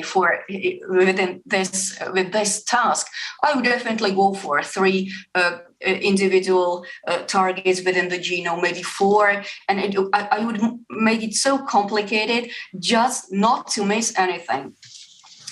For example, in our country, because we're doing a lot of veterinary molecular microbiology, we investigate coronaviruses in cats, dogs, parrots, horses, and each individual species has its own coronavirus. And we have the assays for years, and we never had any idea of changing or redesigning them, because they're perfectly, though the coronaviruses mutate, RNA-viruses mutate, it's not so peculiar or harsh or whatever that it would interfere with the diagnostics. So normally, although you investigate parrot coronavirus, you have the same assay for 20 years, and we are perfectly happy with that. But for SARS-CoV-2, you needed many, many different assays to be able to catch all the individual strains of virus. And also it happened that I remember some notices from our government telling that when the British strain started, they said, oh, don't use this and that commercial kit, because this and that commercial kit is not able to identify the British or Alpha variant. So when Drosten designed his test in that complicated way, in my eyes, it implies for me, because I'm the designer myself and I'm doing it, I have been doing for almost 20 years. In my eyes, it means his task was to make it totally applicable for anything, no matter that you will identify something which is not SARS-CoV-2, that you have a huge background, many falsely positives and so on, because the question was, or the task was not to make a PCR test which is specific. It was to make a PCR test which produces numbers. This was the question and the task. And if I might enlarge on this idea, and I think Judge Dexter asked maybe about this. So what was the difference between SARS-CoV-1 and SARS-CoV-2 in terms of official regulations? So in Europe and also in the US, because I traveled or I spent a lot of time in the US, and I know what kind of regulations they have in the US. We have something similar here in Europe. And in 2008 or so, a process started which is called accreditation of laboratories. And accreditation means that you have in Europe, it's called ISO 15189, and it should show the quality of the processing of those samples in the lab and the quality of the whole management of the lab. But it also means that preferably the lab should use CIVD certified kits and not use so-called laboratory developed kits like some in-house kits. And when we started with these pandemics in March 2020, we developed our own PCR test because I was completely dissatisfied with the design by Drosten, and I said it openly also to our government that we are not going to use Drosten test because it looks dangerous. Probably it will produce a lot of false positives. It probably will have high background, and we developed our own test. We target and still do 5' UTR of the virus, which I think it's also so unique that it means it comes from the lab. But the majority of faculty hospitals in our country and also in Europe, because they run the ISO 15189, this accreditation system, they all the time tend to go for a ISO accredited kit. And here I can show you, it's a box. I don't know. So it's a box, and this comes to your lab. It has a label saying CIVD. Seeing IVD is like a mantra for you that someone has thoroughly validated the test before, hundreds of samples, because to get CIVD mark, you need to follow ISO 13485, which is an ISO for production of diagnostic kits. And you need to validate the sensitivity, specificity, variability, run hundreds of samples for cross-reactivity and blah, blah, blah. And once you have a box which is marked CIVD, so for the lab, it means that if they use the chemicals within the box, even if there is some mistake, diagnostic mistakes, the blame goes after the producer of the kit and not after the lab. And this mantra is heavily used in faculty hospitals and big hospitals in our country and in Europe also. But if you have this kit, it's a black box. You do not know what the box contains. You get something from the manufacturer, and this specifically comes from Life River, which comes from Shanghai, China. So if there is something wrong with the kit, would you blame someone in China? Would you be able to blame someone in that country and negotiate what happens? And you have a box which comes with a novel super mix for SARS-CoV-2, enzyme mix, internal control, negative control, and positive control. And then you have a manual how to mix things together and investigate.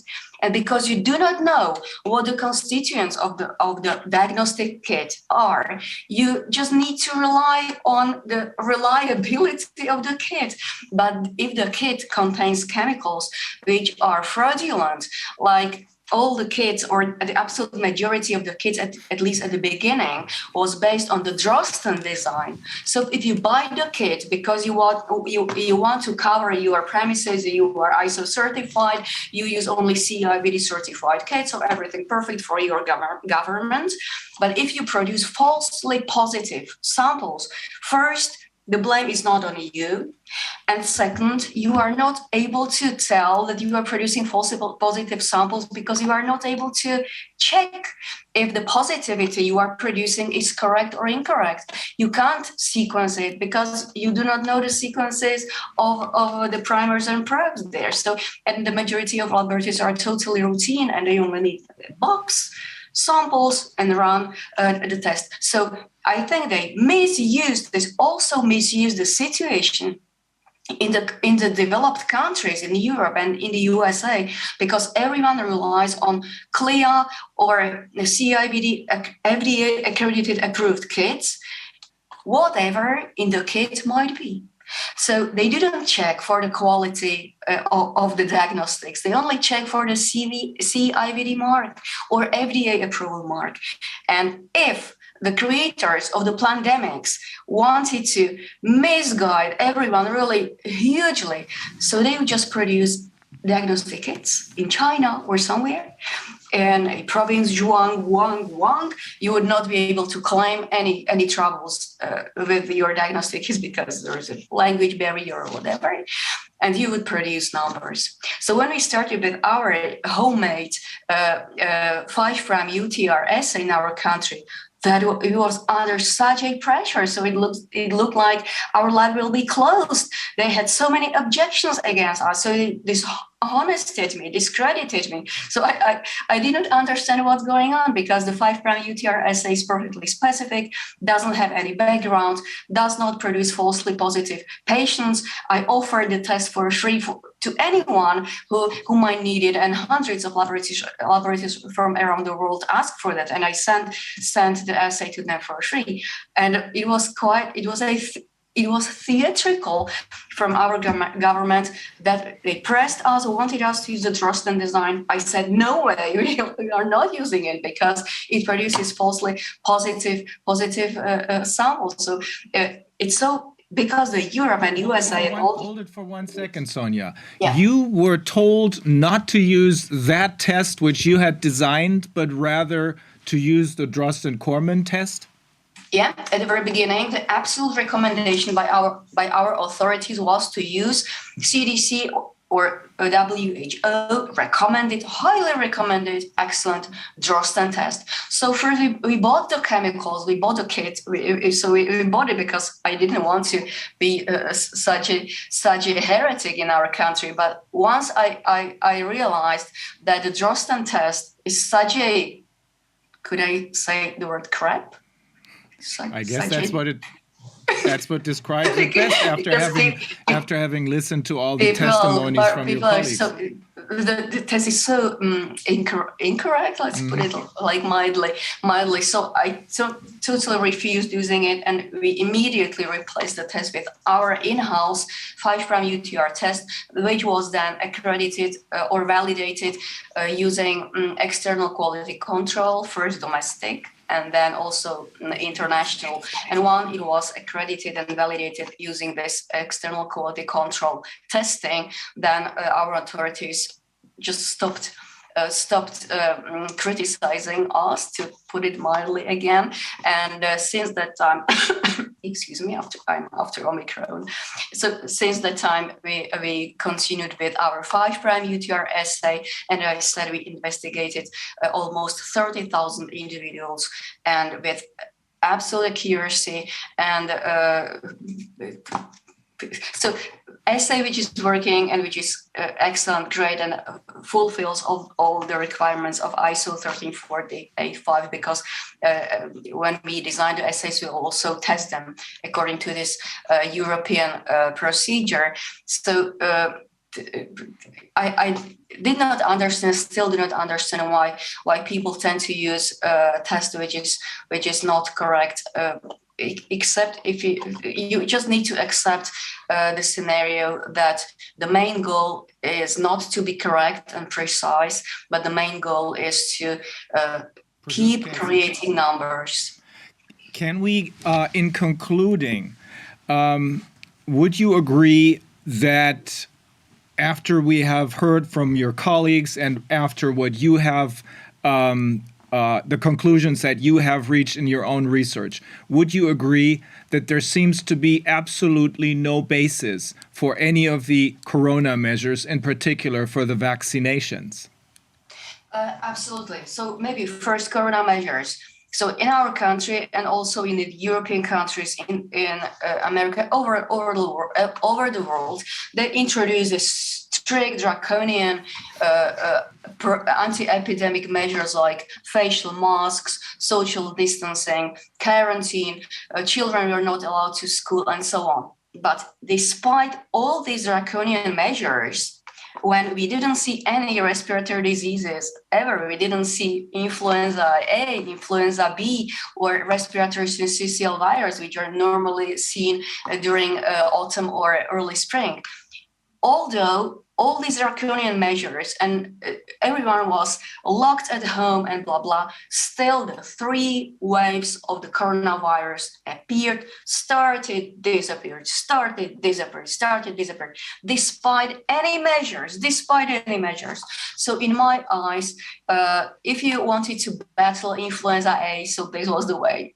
It really works, respirators or facial masks. But for SARS-CoV-2, nothing worked.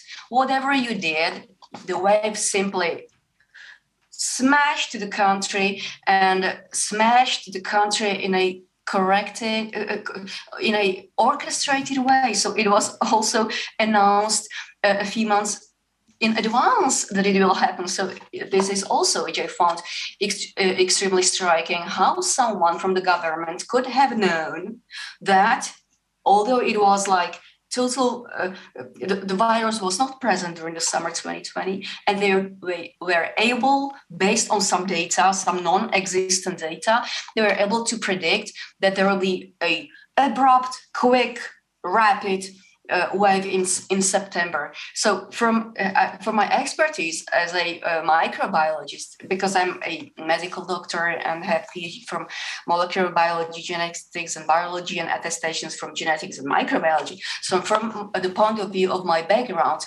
to have a respiratory disease, a severe respiratory disease, normal, standard, naturally occurring of natural origin, starting at the end of August, this is impossible. We do not see it. We see first respiratory diseases starting in, I don't know, October, November, when we have this rain and this ugly weather, but never when we have beautiful sunny summer. So it was also interesting, and it was announced in advance. It started an unusual time, and the waves came as predicted. So we come to the conclusion, if I understand you correctly, that there is no corona pandemic, but rather there is a PCR test pandemic. Absolutely, absolutely. And Rainer, you were asking about vaccination, not to forget about that. So this is a really important point. So when we started sequencing those waves and we identified that each wave is something different, I did not hesitate and announced it openly to our authorities, to our government, what happened, so what's going on here. And for the so-called experts, which give advice to our government, and it's all ill-advised, it's really ill-advised. So the experts are something totally different. So those experts have expertise in immunology, vaccinology, and so on. And any immunologist or virologist or vaccinologist must know from his studies, because it's a standard textbook knowledge, that if you have a target, a virus, which is changing so much, it is not possible. It's contraindicated. It's contraindicated to use one single vaccine, which was designed against the virus which escaped from Wuhan and does not circulate anymore. So you have a heterologic vaccine against viruses which are heterologic. And if you mix heterologic vaccine and heterologic virus, you might end up with antibody-dependent enhancement, which is something which might really maim or even kill the individual which was vaccinated with this heterologic vaccine. So even even if, I don't know, so still we do not have long-term follow-up data on the vaccines because it really objectively started a year ago. So we do not have like 5-year, 8-year, 10-year follow-up with the vaccine. But we have some predictions, in silico predictions, what the vaccine might cause and how dangerous it might be. So even if they dismissed this in silico prediction saying it's just from the lab and we do not believe in that. But if you see that you have a vaccine which is not homologous to the individual strains which are circulating, so that is a textbook knowledge which they should definitely have. And if they do not have this knowledge, I don't know what kind of experts they are. So with having this knowledge that each strain is something different, and the vaccine is heterogeneous, so they had immediately stop vaccination, immediately stop it from safety reasons, and not mandate it, push it, offer money for getting vaccinated, offer iPhones, or even trainers. We will get. Our Prime Minister. I hate to interrupt you, but we will get into the issue of the so-called vaccines with a different group of experts. So, in concluding, again, there is no reason for vaccinations because there is no basis for any of the corona measures because the PCR test cannot tell us anything about infections. Is that correct? A PCR test, if done in a quantitative way, can you give some hint if the patient might be really ill with SARS-CoV-2 related disease? Because if you measure like 10 up to 7 copies or 10 up to 8 copies, 10 million copies. But you're saying it can give you an indication, but it cannot tell you if the patient is really contagious because the virus has entered his cells. Because as Ulrike explained to us, the whole virus doesn't exist anymore when the swab goes into the machine, correct? Yes, absolutely. Okay. So all the time laboratory data are only indicative data, helping data, and there's the clinical status of the patient, which is at the top of the iceberg. So in other words, in and of itself, the PCR test is not enough to tell us whether or not someone is infectious, contagious with COVID-19. Absolutely. You need additional help. Okay. Well, thank you very much, Sonia. We're under a little bit of pressure, but I don't want to cut anyone off. So if any of you, Anna, Dexter, Virginie, Deepali, if you have any questions, please go ahead. Yeah, Dr. Sonia, thank you so much for your evidence. I think what is very, very important, and that is for the jury to understand that what has basically happened from the onset of this pandemic, we say pandemic, was that continuous alertness to the statistics. Today, we have actually tested so many positive cases and so forth. And then as a consequence, it then basically sets the people's mindset to say, you know what, yes, it seems like our government is definitely out there for our best interest, which means we need to lock down, we need to adhere, we need to actually put on masks, and we need to ultimately then actually adhere to the social distancing. But my question that I want to pose to you, which is quite crucial, is the statistical numbers that came from this PCR, the Drosten PCR test. So in short, Dr. Sonia, will you then say that all that statistical numbers that has been provided in the audience, the jury has been bombarded on a daily basis, positive, those statistical numbers is incorrect, and there is no way that any public health regulator in any country could have actually used it to justify the lockdown. So that is statistics. Thank you. So we just collected numbers. So every day in the newspapers, you could read that laboratories have identified this number of positive cases, and it's more than it was yesterday, and blah blah. It was like a continuous fear-mongering of the population. Plus, because PCR positivity was a special bonus for the hospitals, because if they had a patient who was suspicious of being SARS-CoV-2 positive, even suspicious, they got a much better reimbursement from the insurance company. So there was no pressure even from the hospitals and from the doctors. Everything is so corrupted. It's terrible. So there was no pressure even from the hospitals and doctors for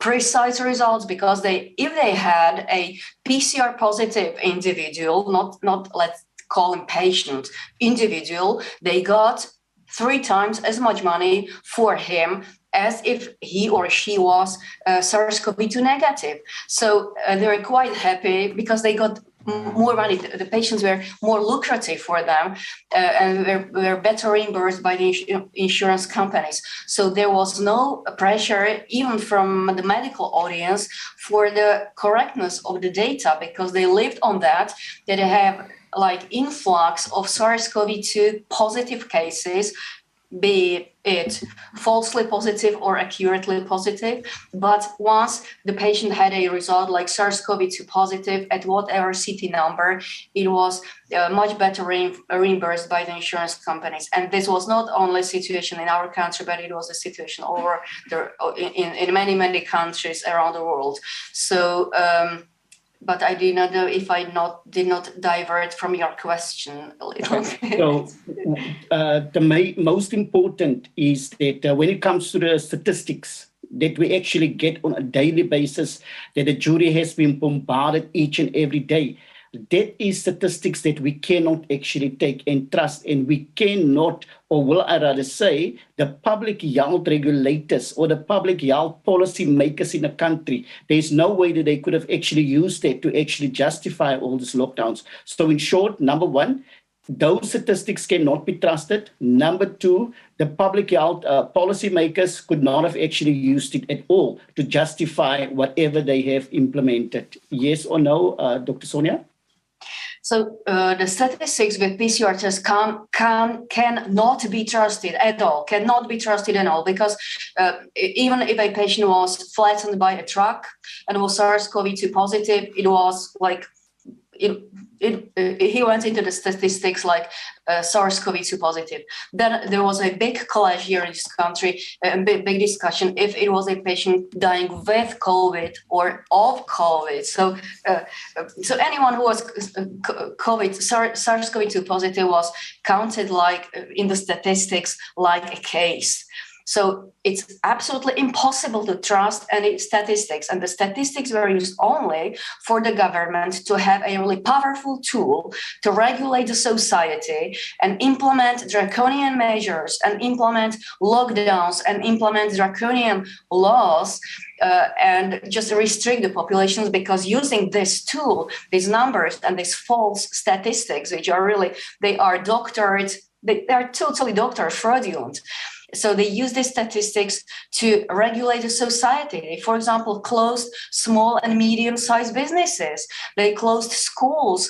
So they damaged many people in the society. So in my eyes, and no one will talk me out of that opinion, that they use SARS-CoV-2, the virus, only as a tool to manage the society in a way they wanted or they planned to. And the first goal was to just mandate vaccines and to jab anyone, whatever the vaccines or the solutions are. And they want to implement much more draconian measures and all these energy. Hold it. He just asked a simple question. We cannot trust the numbers that were produced through the PCR test. We cannot trust the numbers. Okay, we cannot trust the numbers. The majority of the statistics was made up on purpose. Okay, thank you very much. One question quickly is that you can just say yes or no, and that should be more than sufficient because you have given quite elaborative evidence. The final follow-up question is that we are talking about a PCR case pandemic, which is not follow the science. Yes or no, doctor? Yes, PCR pandemic. Thank you so much. No further questions. Yeah. Thank you very much, Sonia. Let Thank us you. now take a closer look at how, in reality, the world is dealing with this pandemic, which is without any basis. I would like to first focus on those who claim that, well, but many people are dying. People are dying in Bergamo. People are dying in New York. So let us start with taking first a look at why that happened, and then we will take a closer look at how can it be treated. I mean, we all know there's a virus out there, but how can it be treated? Let's first take a look at the question, why is this happening? And Brian Ardis is with us, Dr. Brian Ardis from Texas.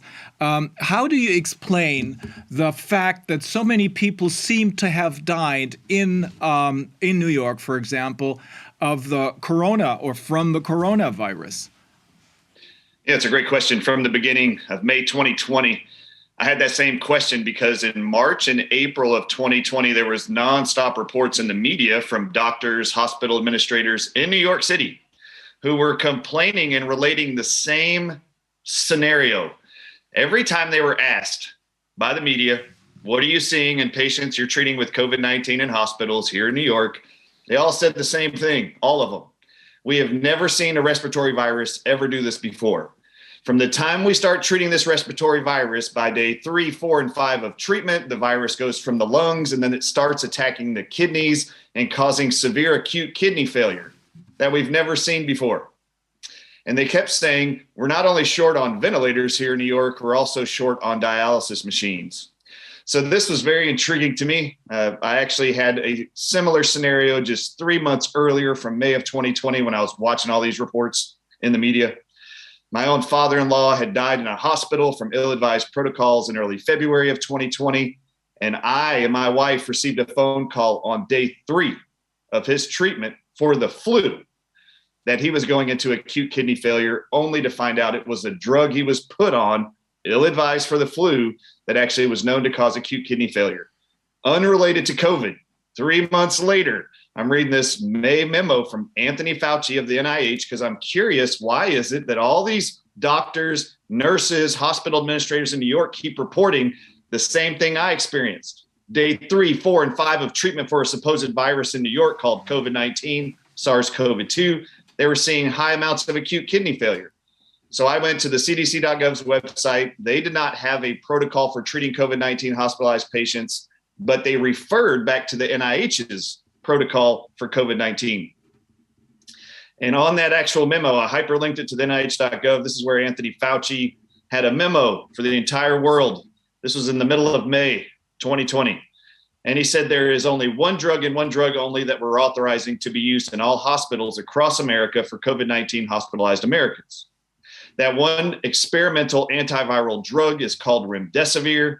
There's 2 studies supporting its use. It was found safe and effective against the Ebola virus a year prior in Africa. Then he said it was found safe and effective in a trial in March of 2020, just 2 months earlier, which was conducted by the maker of remdesivir called Gilead Sciences. He then went on in the same memo to declare that there is 2 drugs that were not allowed to be used because they found it had heart toxic effects leading to death in COVID-19 treated patients. And those 2 drugs were hydroxychloroquine and chloroquine. Now, I was not of interest of hydroxychloroquine or chloroquine at the time. I was most interested in this remdesivir drug because I had never heard of it. I also learned here that it was just an experimental drug. At this point, was never FDA approved. So my curiosity was, I wanted to know what Dr. Anthony Fauci was proclaiming on NIH.gov was his reasonings for choosing this one and only drug. So I clicked the first hyperlinked study to the New England Journal of Medicine on Ebola, and then actually read the second study also. And Dr. Rainier, you understand this because we've done this interview before.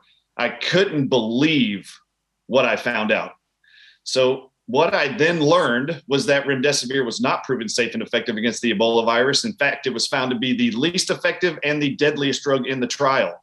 And the safety board for that trial suspended its use for the rest of the trial, and no one was allowed to get it because it had the only drug published in the trial of 4 drugs to have a percentage of death rate called mortality rate of over 50%. The other 3 drugs didn't have over a 50% mortality rate, only remdesivir did. That's why the safety board pulled it. So this is the kind of information that I knew then Anthony Fauci was lying about this drug. The second study conducted by Gilead Sciences, they gave the drug remdesivir for 10 days to COVID-19 patients, 53 of them in March of 2020. Their reported conclusions were 31% of everyone they gave that drug to between days 5 and 10 of treatment, and it was only for 10 days.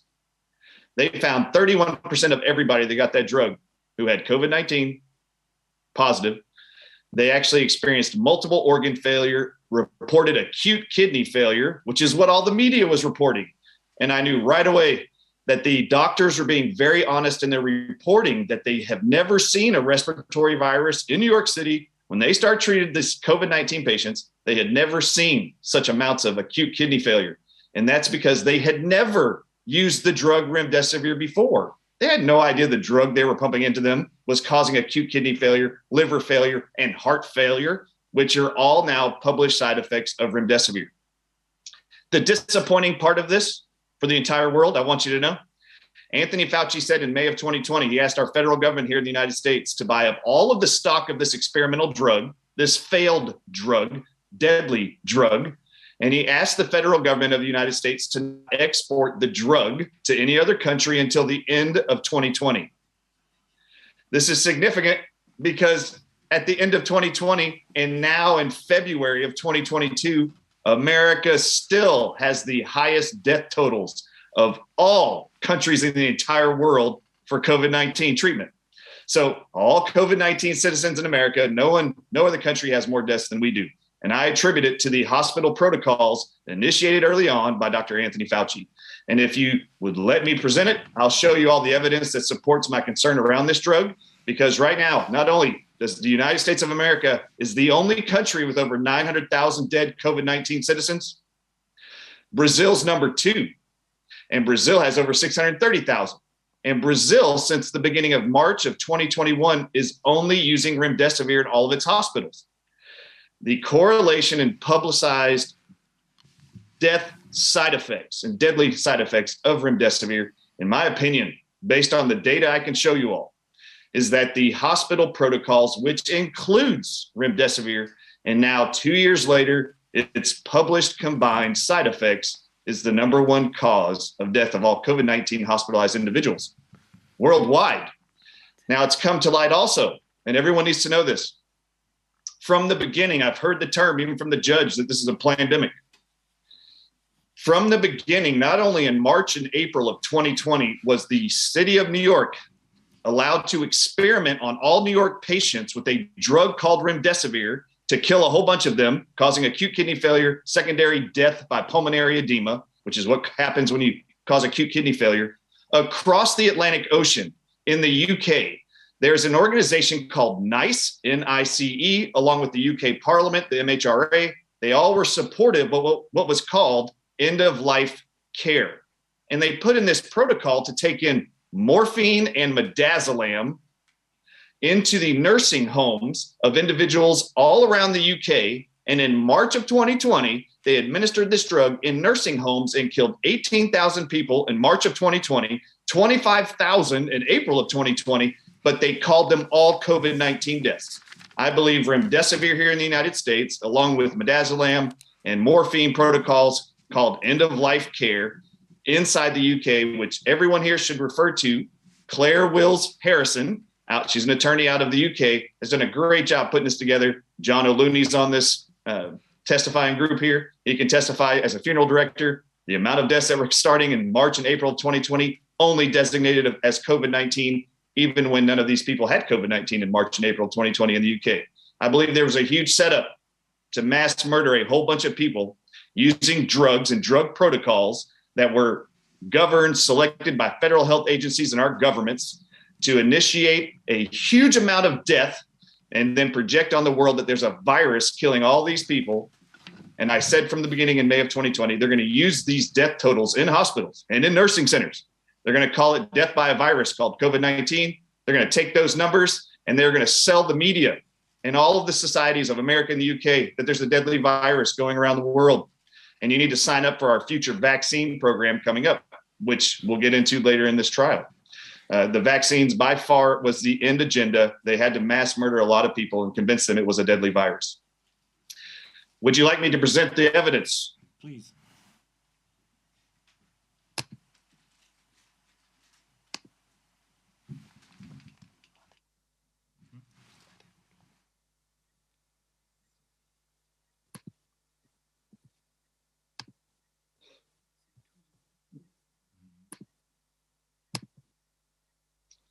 So Anthony Fauci declared that in May of 2020 that there was an Ebola trial in which remdesivir was found to be safe and effective against the Ebola virus. Did it? This is the actual trial, still lives on the New England Journal of Medicine. You can see on the right-hand side of the page, it was published December 12th, 2019. This study started in November of 2018. And this is what they did. They took four experimental drugs. All patients were given, you'll see the three names, ZMapp, which was a triple monoclonal antibody. You see an antiviral agent called remdesivir, a single monoclonal antibody called MAB114, and then a triple monoclonal antibody that the world knows about right now called Regeneron, abbreviated REGN-EB3. This was the actual study. We're going to go into 4 regions of Africa, and we're going to give 4 different drugs to Ebola patients. The conclusions, right off the bat, when you look at any study, they'll give you a summary and then they'll show you the conclusions. This is very nefarious and everyone needs to see this. Right off the bat, if you go in there right now, the conclusions were that both MAB114 and Regeneron were superior to ZMapp in reducing mortality from EBD, period. Now, I want to bring your attention to this. This is published on New England Journal of Medicine. Notice in the conclusion, they only list 3 drugs, but in the study, there were 4 drugs. It says both MAB and Regeneron were superior to ZMapp in reducing mortality from EBD. But they said there was 4 drugs in the study. Interesting, right? They didn't actually mention remdesivir. Well, let's find out why they didn't want to show this on the conclusions at the top of the study. All right, so just to bring everyone's attention here, if you look down in the parentheses here, underneath conclusions, you'll see it's funded by the National Institutes of Allergy and Infectious Diseases. That's who funded this entire study on Ebola in Africa for the year 2018 to 19. Now, who's the head of the National Institutes of Allergy and Infectious Disease? I just want to make sure for the world that it's on record. You can see the director of the NIAID department that funded the Ebola trial is Dr. Anthony Fauci. First statement is, Dr. Anthony Fauci was appointed director since 1984. So he would have been the same director during this 2018 to 19 study. How did they screen these people for Ebola? You just listen to Dr. Sonia. Now, all the patients in the Ebola trial, they used the PCR test to determine if they had Ebola. Disgustingly, they actually allowed pregnant women using the PCR test to designate positive results for for Ebola. They allowed pregnant women. Look at the last sentence highlighted. Even neonates 7 days of age or younger were included in this experimental drug trial in Africa if the mother had documented positive Ebola. I find that pretty disgusting that in an experimental drug trial, you're going to put in 7-day-old and younger kids without symptoms. It just says if the mother tested positive. All right, now in the mortality section of this study on Ebola in Africa. On August 9th, 2019, when 681 patients had been enrolled, the Data and Safety Monitoring Board conducted an interim analysis on data from 499 patients. And on the basis of 2 observations in August of 2019, they recommended terminating random assignment to ZMapp and remdesivir. So the safety board saw 2 problems with ZMapp and remdesivir and terminated its use to be continued in this trial. Well, what was so disturbing? This is table 2 from that actual study. To get the group's eyes here and the audience's eyes here and the jury, table 2, read the title, Comparison of Death at Days 28 According to Treatment Group. You have the population column on the left, then you'll have 4 drugs listed, ZMapp, remdesivir, MAB114, Regeneron is REGN-EB3. The first statistic listed under each one of those is for mortality rate. What is the percentage of people given that drug in this trial that died? ZMapp had a 49.7% death rate. You'll see it in parentheses just below ZMapp there in the highlighted area titled overall. So ZMapp, everyone that got the drug, 49.7% of them died. Remdesivir had a death percentage of 53.1%. MAB 114, 35.1% of everyone died. Regeneron, 33.5%. Based on this information, the safety board saw that remdesivir had the highest mortality rate and was the least effective in the trial, and then decided to pull remdesivir and ZMapp from the trial. Now, for the jury, I would just like to present this to the jury. If you were Anthony Fauci and you had this one study that you funded, and you were going to be selecting one drug and one drug only to be the only drug pumped into all innocent American citizens with COVID-19, would any of you, knowing what the safety board knew when they pulled remdesivir, seeing it was the only drug that had a death rate of 53.1% or higher, which of these four drugs would you have chosen? And then I'd like you to ask yourself, why would Anthony Fauci have selected remdesivir when the safety board had its own concerns?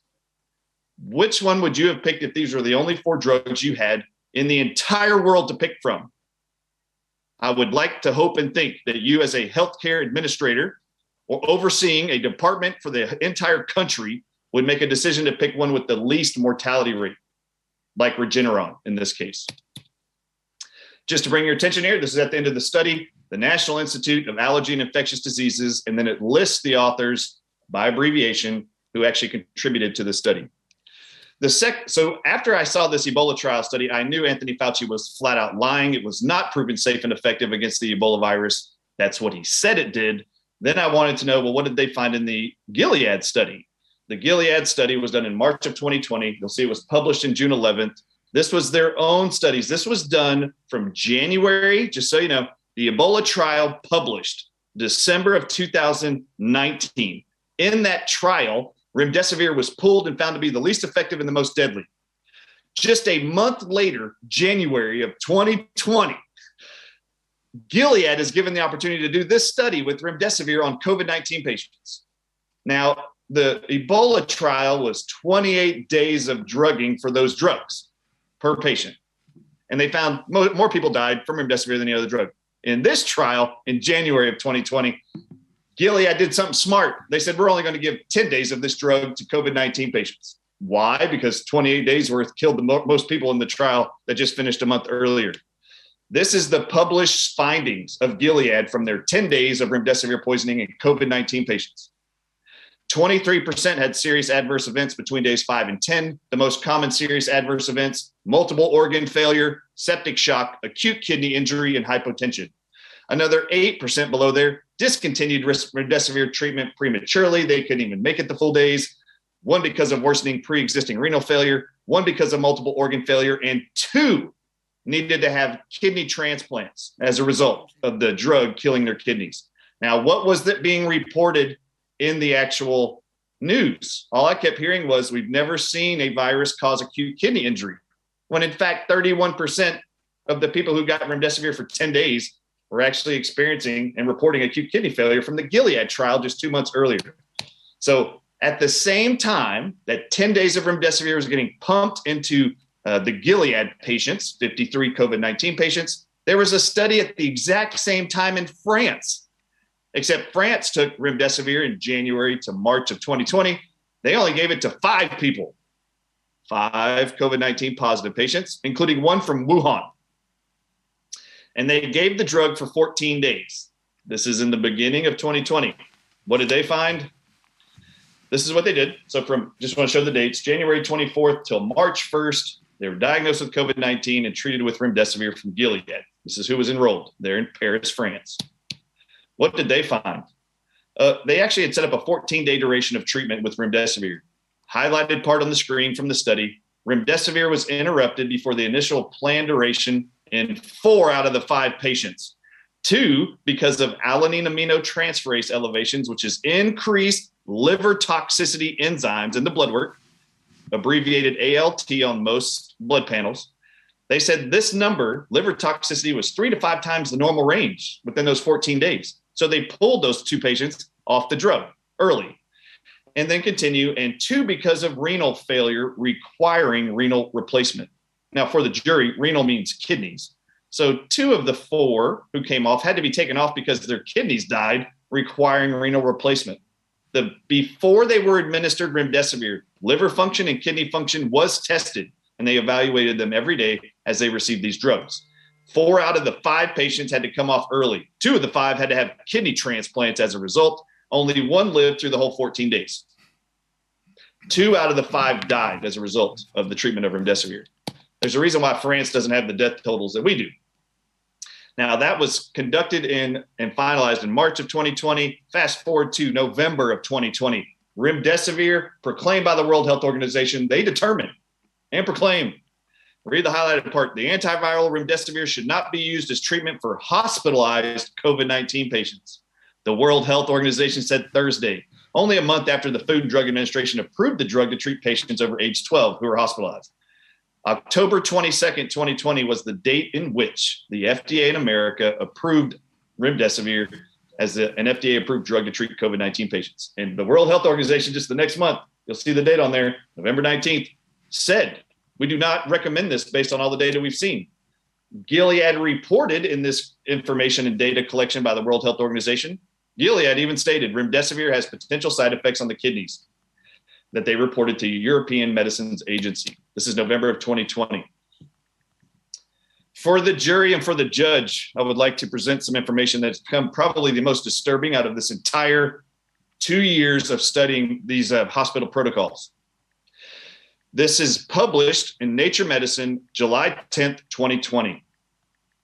I want you to read the beginning part of this abstract. This is 2 months after Anthony Fauci gets Gilead, the maker of remdesivir, to be the only company, pharmaceutical company, awarded the only contract for the only drug to treat all COVID-19 hospitalized patients in the entire country of America.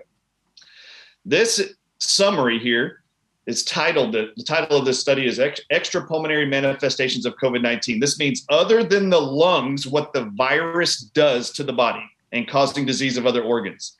Let's read the actual first sentence here. COVID-19 is most well known for causing substantial respiratory pathology or disease. It can also result in several extrapulmonary manifestations or disease processes outside the lungs.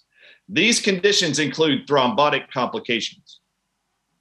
That's blood clotting disorders, myocardial dysfunction, heart disease, and arrhythmia.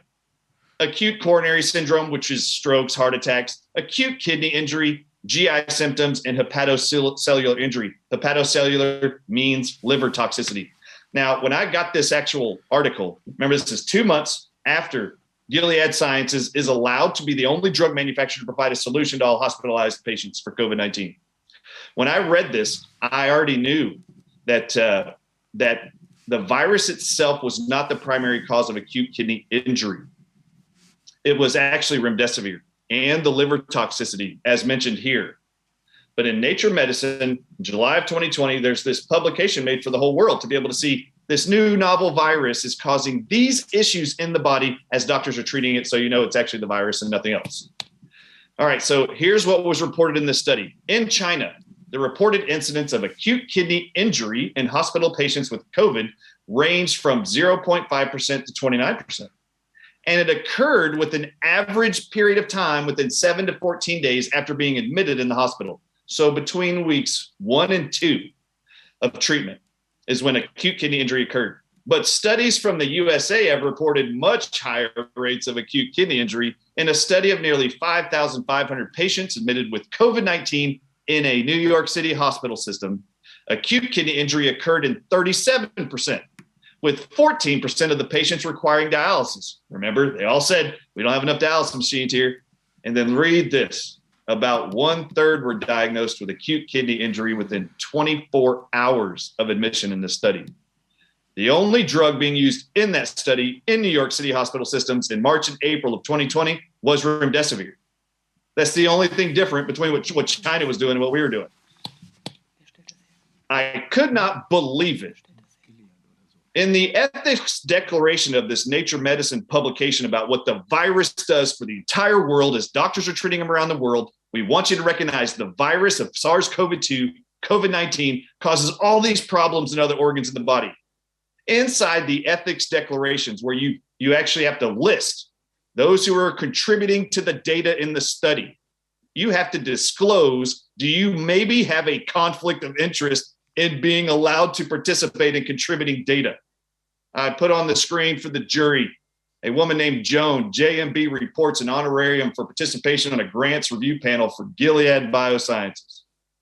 Why would someone on the payroll of Gilead be allowed to contribute when they're the only pharmaceutical company supplying the only drug to all COVID-19 hospitalized patients? Why would anyone on their payroll be allowed to contribute to designate and define what's the side effects of the virus you're treating, when in fact, I'll show you, this is actually all the side effects. All of these here, these side effects that are listed here are actually side effects of remdesivir poisoning, and we can prove it. All right, so remdesivir, this is April 2021. There's actually a World Health Safety Database review. What they want to compare is around the world, which includes this audience. Around the world, there are 4 major drugs being used to treat all COVID-19 patients. This is April 2021.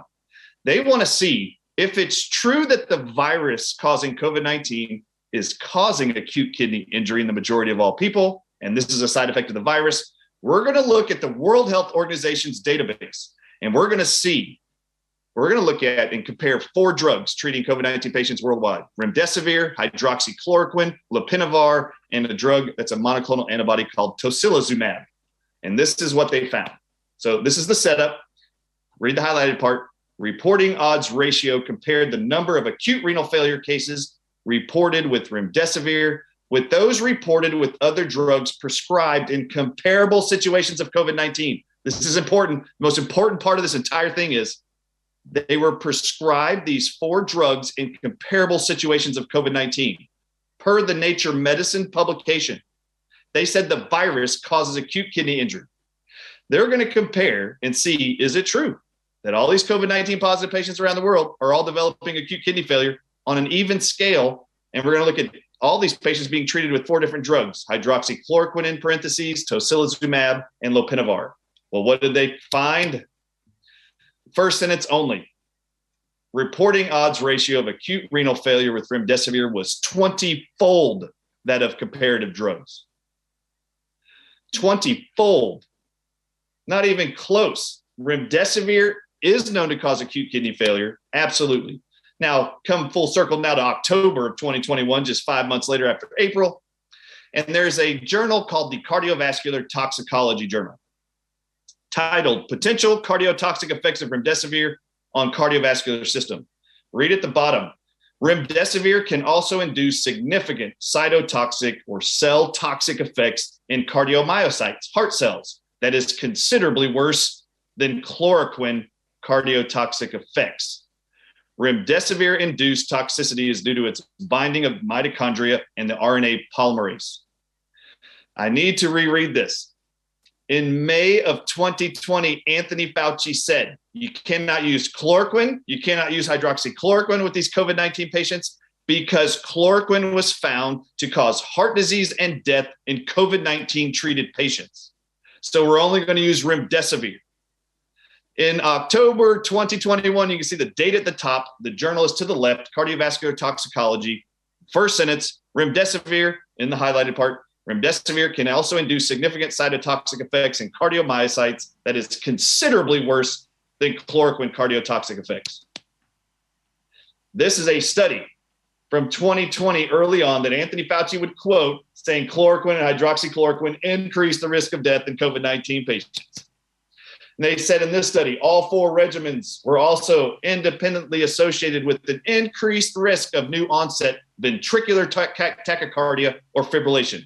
So this study, they found there's toxic heart effects due to chloroquine and hydroxychloroquine that's increasing, read the title, the risk of death of COVID-19.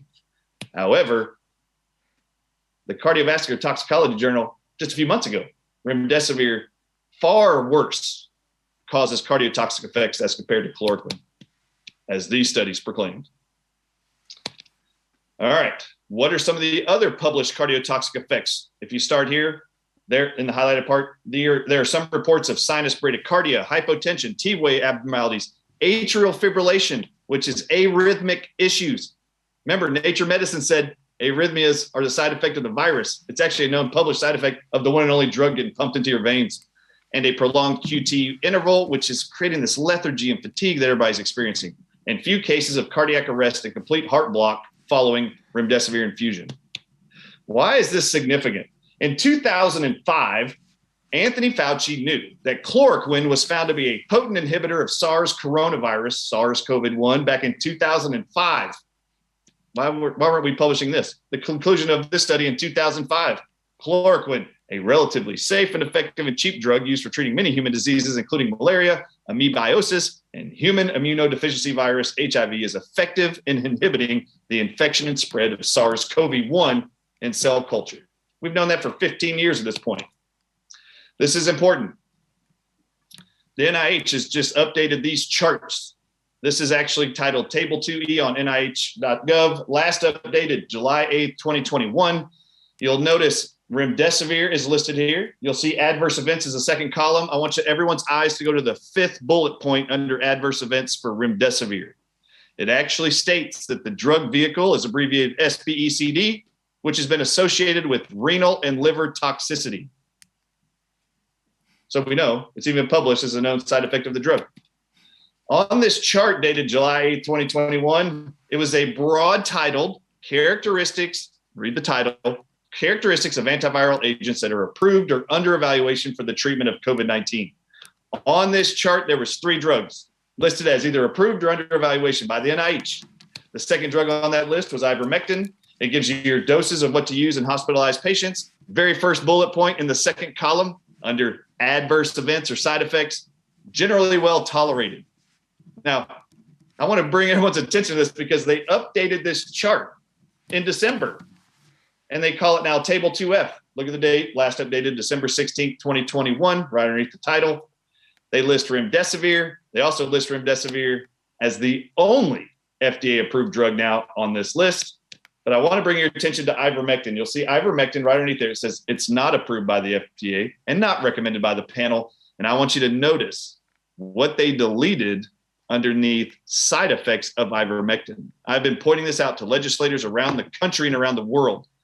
They deleted the first one that said generally well tolerated. It's the only one they removed. For reference, check this out. Ivermectin, first bullet point, generally well tolerated.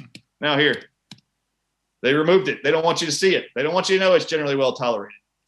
All right, so I do want you to know there's like 6 or 7 drugs on this chart now in the NIH. The actual drug remdesivir is the only one now titled in December of 2021, and still now, is the only FDA-approved drug to treat remdesivir after it's been published that it causes liver failure, acute kidney failure, and now heart failure that we know, and heart defects. Disgustingly, the Centers for Medicare and Medicaid Services here in the United States, Medicare covers all the elderly, Medicaid's the impoverished and the disabled, but Medicare right now is actually offering, you'll see the title of new COVID-19 treatments add-on payments per the CARES Act. This should disgust everybody in the jury if it's true that remdesivir causes acute kidney failure, liver failure, and heart failure. It should disgust everyone to find out that CMS for Medicare is bribing all hospitals with a 20% bonus payout if they'll just use remdesivir. And that bonus payout goes for the entire bill for a COVID-19 treated patients. You'll read here in the highlighted part, NCTAP claims are those that are eligible for the 20% add-on bonus payment under the section 3710 of the CARES Act. There's 2 things they're giving 20% bonuses for to all hospitals in America. For only Medicare-aged patients, that's 65 years and older, 2 bullet points. ICD-10 CM diagnosis code of U07.1, that's COVID-19 positive. That's the diagnosis code they get a 20% bonus payout for. The second bullet point are ICD-10 PCS codes for remdesivir. And then below there, you'll see the chart, and they actually tell the hospitals, if you'll just put down these 2 codes, those first 2 codes on the chart, we'll give you a 20% add-on bonus if you just pick remdesivir, a drug known to be toxic and deadly, proven to be so. Now, I want to bring your attention to this. Why is Medicare continuing to bribe hospitals? Why? When in fact, look at this chart, look at the date top right. This is on C19early.com. This is today, February 13th, 2022. I want you to notice this is the all mortality results. They take research studies from around the world being used to treat hospitalized COVID-19 patients, and they want to know what of those drugs is producing the greatest rates of improvement and survivability. I want you to look at this chart. This is just as of this morning. Look at the bottom of the chart. That's where remdesivir sits. The second column is the improvement section. The percentages of all people in the research studies that are seeing improvements and not dying. Remdesivir is at 19% improvement. And look at the amount of studies and the amount of patients in those studies, and then look at the cost of that failing drug. It's over $3,100 per treatment, which is a 5-day treatment period. Almost everything above there has better results than remdesivir, and this is worldwide studies. My question is, why are we still supporting a drug 2 years later that is obviously failing worse than 30 plus other products you can see here listed, which includes nutrients? You'll see ivermectin on here at 54% success rate by itself. That's easily double remdesivir's effectiveness at mortality and improving mortality outcomes. Quercetin, you'll see povidone iodines at 72%, and that's a nasal wash and throat gargle that costs $1. Why are we promoting remdesivir? It's the most expensive drug on this entire list, and it's one of the most failed. The FDA has just updated, as of January 24th, just a few weeks ago, they updated that because of Omicron variant, we are now discontinuing to allow Regeneron to be used in all clinics around the country, all states, all territories, all jurisdictions. And they actually claim that Omicron is not found to react to the treatments from those monoclonal antibodies that have been being used. And because of this data, they're now suspending its use. I'm just showing you these things. There's only, they list here in the highlighted part, importantly, there are several other therapies, Paxlovid, Sotrovimab, remdesivir, which is called Veklury, and molnupiravir, which is a Merck drug, that are expected to work against the Omicron variant. These are the only ones that are authorized or approved to treat patients with mild to moderate COVID-19 and outside of hospitals, actually, with the Omicron variant. And I want to bring your attention back to this. They listed 4 drugs here: Paxlovid, Sotrovimab, Veklury, remdesivir, and molnupiravir. Of everything on this chart I just showed you, Paxlovid's at the top. This is a drug created by Pfizer. It's only had one study, 2,000 patients. The average cost is $700. If you look at Sotrovimab is down right above vitamin D. You'll see 41% and 46%. Sotrovimab is what's the second drug that they suggest. Look at that, 2 studies with 1,400 cases, $2,100. Molnupiravir is 4 above Sotrovimab at 50% success rate. 3 studies, 1,900 people, $700 a pop. I want you to just recognize these are the most expensive drugs on here, including remdesivir was the 4th drug. There are so many other things that are cheaper and more effective, and people should be referencing this. 3 days before the FDA says now you have to use remdesivir, Sotrovimab, Paxlovid, and these other expensive drugs, molnupiravir. 3 days before that, the world needs to know this, the jury needs to know it. This drug that causes acute kidney failure, liver failure, and heart failure, it was just increased by the FDA January 21st. I'll read this to you. Fact sheet for healthcare providers, EUA, emergency use authorization of Veklury remdesivir for the treatment of coronavirus 2019 in pediatric patients weighing 3.5 kilograms. They are now authorizing remdesivir to be pumped into the veins of all newborns weighing 7 pounds or more and anyone in between. And they are PCR testing babies in hospitals as soon as they're born, looking to see if they test positive with a PCR test, and they will take them and inject them intravenously with remdesivir, a proven drug that kills heart cells called cardiomyocytes, liver failure, and kidney failure. I need to bring some things to the attention of the jury, the judge, and the world in relationship to to this document. It states testing who are positive in hospitals or non-hospitals. So this is in and out of hospitals. What every person needs to know is on this emergency use authorization by the FDA for pediatrics only. First bullet point here, the parent giver and caregiver has the option to accept or refuse Veklury. Please pay attention to that. All parents, you have the right to refuse per the EUA.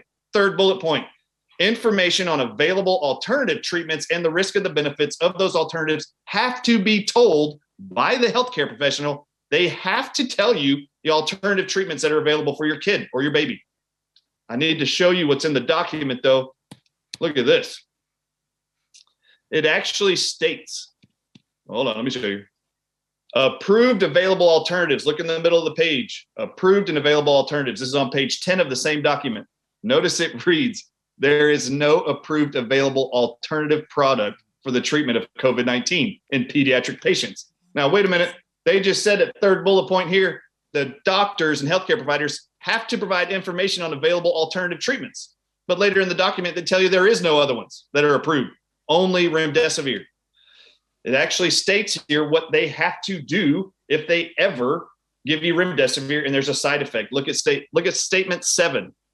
It actually says within 7 calendar days, a healthcare provider has to actually publish on a US FDA form titled 350 all serious adverse events reported in babies receiving remdesivir. The world needs to know this. What's the serious adverse events that could happen from remdesivir that they want you to report and are holding you liable for?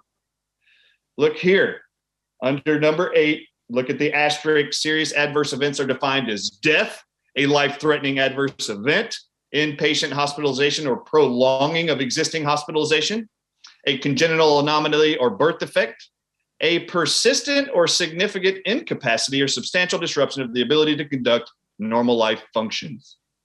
A medical, last one bullet point, a medical or surgical intervention to prevent death, a life-threatening event. All right, what else do you need to know? At the bottom of the screen, I want you guys to know why the EUA was given by the FDA for the use of remdesivir in babies. It says here at the bottom, FDA has issued this EUA requested by Gilead, the maker of remdesivir, and based on their data submitted. Okay, now I just want to bring something up here. Why aren't we having the other companies that make ivermectin, hydroxychloroquine, budesonide? They need to approach the FDA and just ask for an EUA to be able to be allowed, because it looks like Gilead could do it. And based on their submitted data, I want to show you what the data is. It's in this document. So let's look at the data that Gilead gave to the FDA to say, you know what, we can use this in pediatric patients now. This is at 11.3. So all data for pediatric use. Look at this. The safety and effectiveness of Veklury, remdesivir, have not been established in pediatric patients weighing 3.5 kilograms to less than 40 kilograms. For those who are either bullet points, hospitalized or not hospitalized. So I'd like to know what data the FDA had. If it hasn't been proven safe and effective with the pediatric patients, what data did Gilead give you? When in fact, remdesivir is still proven to be the least effective and most dangerous of almost every one of these drugs that you see on this list. I confer to the jury to find out why are they actually using this drug and continue to use this drug when in fact it is proven to cause more mortality, death, and side effects than many more drugs. Could you just bring up the last slide again? Because I think in the footprint it said it's being extrapolated or something from the information that we received from studies from the adults. But I mean, these were negative, so... Yeah, that's right. Here, I'll share it with you again. Yes, hold on. And what's amazing to me is all the documentation about remdesivir and its failed publications and studies. You can see it there on the screen. Use in this age group is based on extrapolation of pediatric efficacy from adequate and well-controlled studies in adults. And I am going to share something with you so the world can see this, because they need to see it.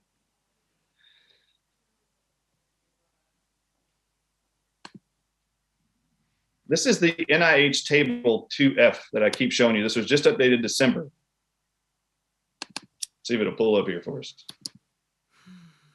This is table 2F. I just need to show you and scroll through this. It lists here remdesivir approved for the FDA treatment of COVID-19 hospitalized patients. Approved by the FDA. I'm going to scroll through here so you can see the list. Interferon alpha now is added to it, not approved. Interferon beta, not approved. Interferon lambda, not approved. Come down here to ivermectin, not approved. However you pronounce this one, not approved. And then you come to the end. There is no other drugs the NIH and Anthony Fauci are saying are allowed or approved for treatment. Yet it discloses here that it causes acute renal failure. I don't know if you noticed this here, but this monitoring parameters, remdesivir, it says see remdesivir section for information on using remdesivir in people with renal insufficiency. The monitoring parameters here lists that it's okay that if we give someone remdesivir in America, you can actually watch the liver enzyme activities right here, ALT and AST elevations. They say if you see ALT going up like they found in the France study, in the French study, they pulled remdesivir when their liver ALT numbers went up 3 to 5 times normal. They considered that toxic and deadly. Do you know what America and the NIH says is acceptable levels of ALT elevations? It's in the remdesivir's EUA. They allow your liver toxicity enzymes to go up ALT to 10 times the normal range. That's acceptable. And for those of you who want to see it, I'll show it to you because it's in there and it's disgusting to me. Let's show you. I have so much documentation here, but I want to show you just so you can see it. Here we go. It's right here. I already found it. Okay. World needs to see. Why did it bother France and they pulled it off of there? Increased risk on page 7 of the EUA for remdesivir. Increased risk of transaminase elevations. And I want you to go below to the bottom. Look at the first bullet point at the bottom.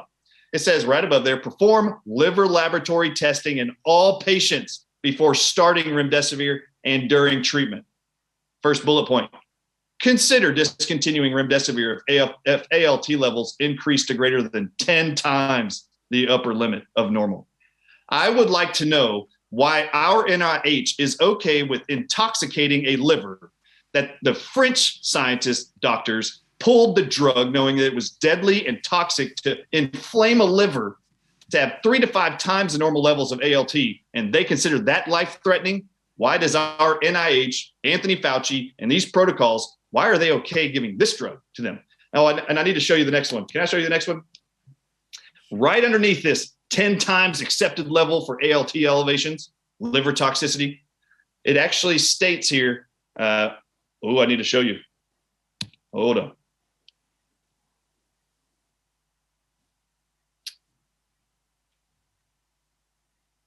I want to know what I was going to show you. Sorry about that. All right, so here you'll see, though, right below it says risk of reduced antiviral activity with co-administered chloroquine phosphate or hydroxychloroquine sulfate. I need you to know. Oh, I know what I wanted to show you. Hold on. Let me show you. I have to show you. Oh, please. Give me just a second, jury. You got to see this. Right here. This is what I was trying to get to. All right. This says these things are required. Okay. Number 4, like you mentioned, I showed you a second ago, you have to perform hepatic laboratory testing in all patients before starting Veklury. Number 5, you have to determine prothrombin time in all patients before starting Veklury and monitor during treatment as clinically appropriate. I'm not sure if you guys know what prothrombin time is, but prothrombin time, by definition, this is a clotting factor for blood. If prothrombin time is going up, it means it's taking longer for your blood to clot and you will have internal bleeding. If prothrombin time is being shortened, that means you're actually getting blood clot issues. So this drug, they know there's 2 things. You have to check liver functions before and during treatment, supposedly, per the EUA. You have to determine blood clotting time before and during treatment. And I would like to know if everyone around the world is doing this at all. And I would demand that all healthcare professionals do this because this drug is proven to cause cardiovascular toxic effects, including, as we showed you in the Nature Medicine, they said thrombotic events, blood clotting events occur due to the virus, when in fact, remember, Gilead was allowed to participate in contributing their published side effects of the drug. This drug needs to be taken out of circulation. There's a lot more information on this drug, a lot more things that we have here, but this drug by far, I believe, has been used just like the sedative drugs, and this is not the only one. Remdesivir is targeting and killing the elderly. It's complicating issues of liver failure, kidney failure, and heart failure. But there are sedation drugs being used around the world, like midazolam, morphine. Currently in America and in Canada, they're using drugs like this to intubate these people who are being forced into having multiple organ failure, requiring them to go onto a vent because they can't breathe. And these drugs are midazolam, morphine, lorazepam, Precedex. And these drugs suppress the nervous system's ability to control your ability to breathe.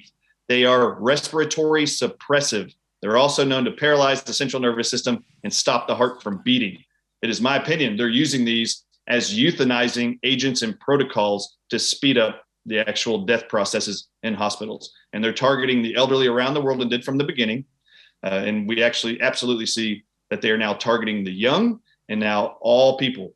And if of interest, if you don't mind, can I show you one more thing? They're targeting the hearts of all these people with these drugs for sedation and with remdesivir as proven in those studies. There's one other thing I would love to show the world before it even comes up. I may not even be a part of it. But in the Circulation Journal, here we go. You just have to understand, I believe there's an asserted attack on heart muscle using remdesivir, using spike proteins, and using the vaccines. You have to just see this because it goes right along lines of what remdesivir is proven to do. The American Heart Association publishes a journal called Circulation. In November 8th, you'll see the date right there, originally published November 8th, 2021. It's titled, mRNA COVID vaccines dramatically increase endothelial inflammation markers and acute coronary syndrome risk as measured by the pulse cardiac test. This is a warning. And this is what they found. At the bottom, at the time of this report, the changes to the heart persist for at least 2.5 months after the second dose of the mRNA vaccines. We conclude that the mRNA vaccines dramatically increase inflammation on the endothelium and the T-cell infiltration of cardiac muscle and may account for the observations of increased thrombosis, blood clot disorders, cardiomyopathy, and other vascular events following the vaccine. This is a warning. I only bring this up not because this is the part of the jury trial where you're being taught about the side effects of the vaccines. You have to understand they are finding now that the targeted ingredients in the vaccines are targeting heart muscles, the blood clotting issues within the heart. They're causing strokes, heart attacks, and the American Heart Association is publishing this in November. This is a month after the Cardiovascular Toxicology Journal published that remdesivir causes thrombotic issues, cardiomyopathy, and death of heart cells. I believe there's an onslaught attack to create targeted drug therapies or poisons that are directly targeting the heart of individuals, innocent people around the world, and they are calling it COVID-19 deaths using falsified testing like PCR that we've already learned about here. And that is my argument. When in fact, we know there's currently 150 studies promoting that natural immunity and showing that natural immunity post-infections from COVID or anything else are actually showing robust and longer lasting immunity than any of the current vaccines that are actually being pushed on the public at large. Can I ask if there's evidence of any conflict of interest or like financial interests involved of maybe Fauci in what's going on? Yeah, so there was actually a meeting. I won't pull it up here. I can't pull it up here, but there's a meeting where Anthony Fauci met with 11 different people in discussing which drugs they were going to use as the solution for the pandemic. And this was in March. Peter Breggin did a great job in his book of noting this. In his book subtitled "We Are the Prey," Dr. Peter Breggin. There was a meeting. Anthony Fauci and 17 other representatives. 9 of them were in this meeting, and they all worked at Gilead Sciences. Isn't that amazing? That's who he chose as his group of individuals to select remdesivir. So that's a great resource. 2,000 citations in his book about that. I also will tell you there is connections to Anthony Fauci, Gilead Sciences. I've already heard references in this trial today. People need to look into Gilead Sciences' connections to Genentech and Roche and PacBio, who's creating these PCR tests.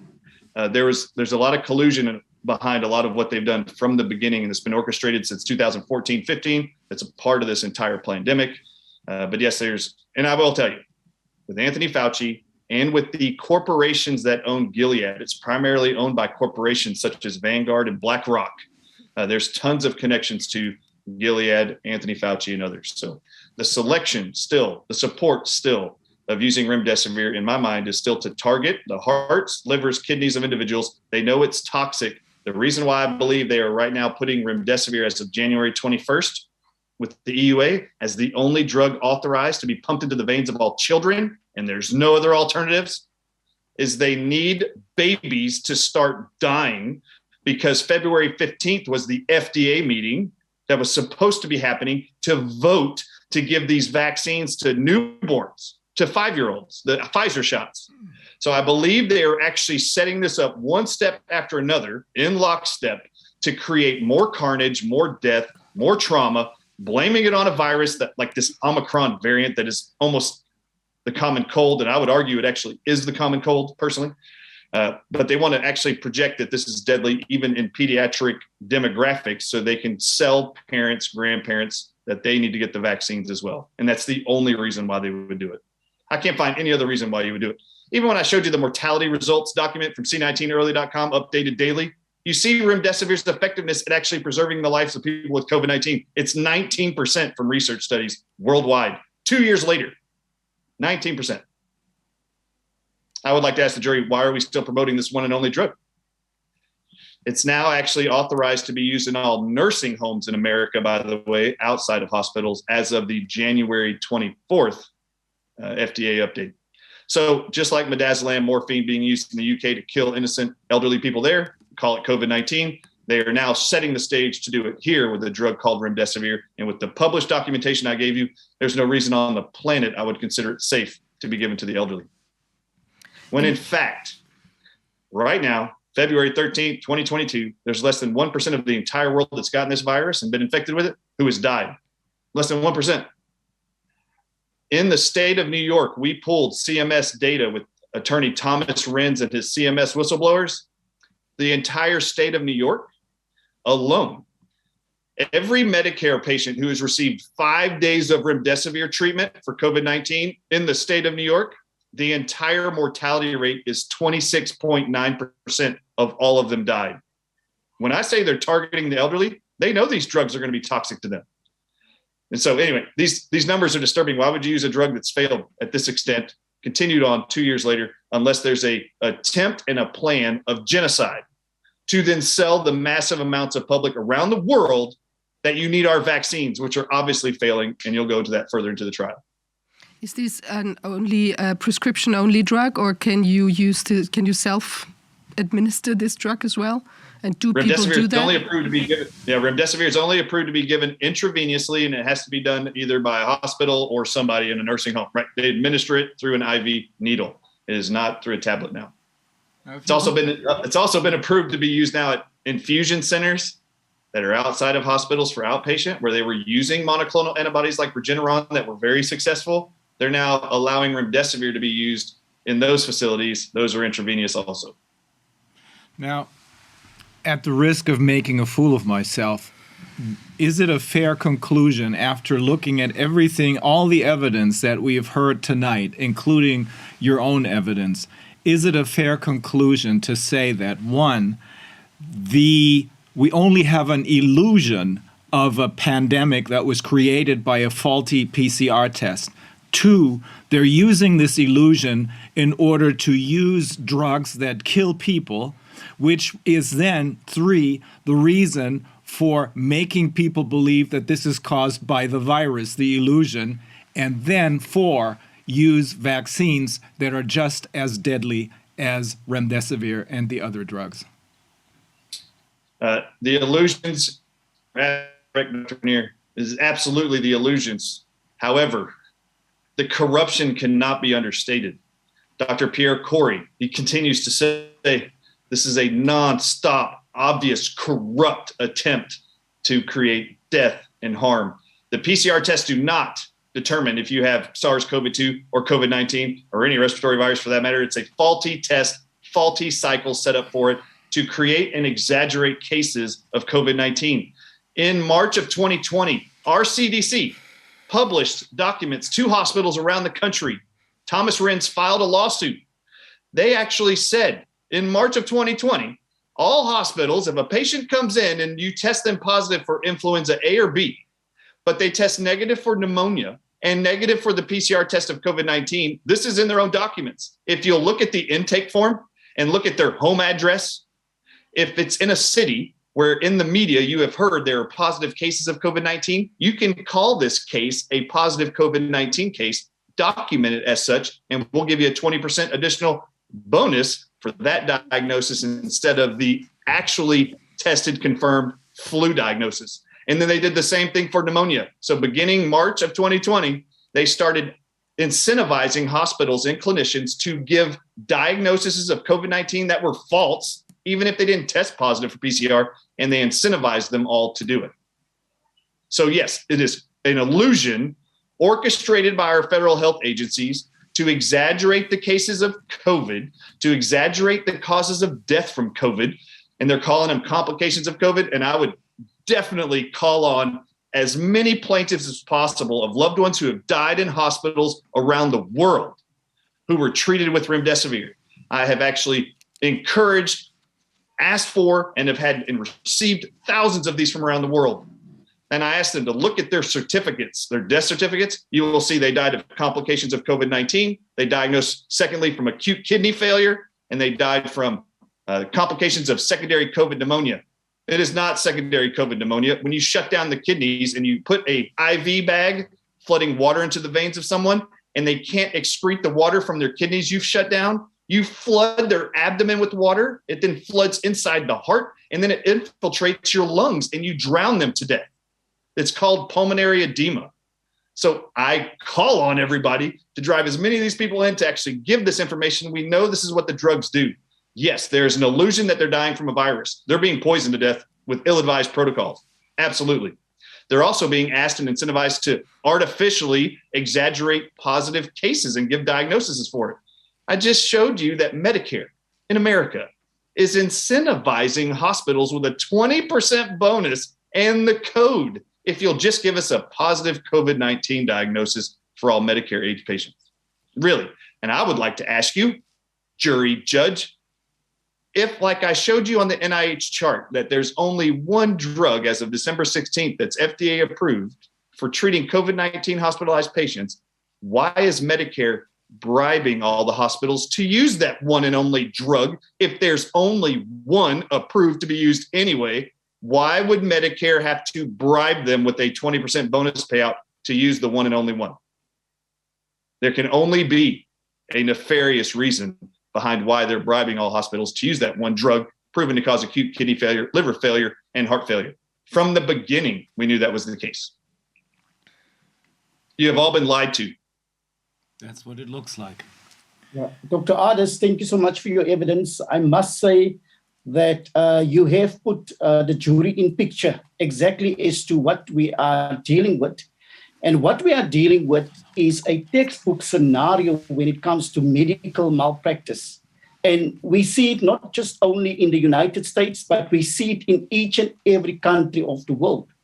And having regard to this grand jury as well, you can quickly just tell us, or you can basically just say as to whether you confirm that each and every hospital, each and every medical doctor that prescribe remdesivir, that prescribe all the other medicine that you have mentioned, mendesilem as well also, yeah, if I actually pronounce that correctly, that they are practicing, that's malpractice, medical malpractice, without a shadow of a doubt. Will you agree with that? And that is basically in line with your statement and your evidence that you have just given, that you actually motivate each and every citizen, the jury in a matter of fact, throughout the world, that once they can get or they realize that those drugs has been prescribed, that they actually need to take the necessary action.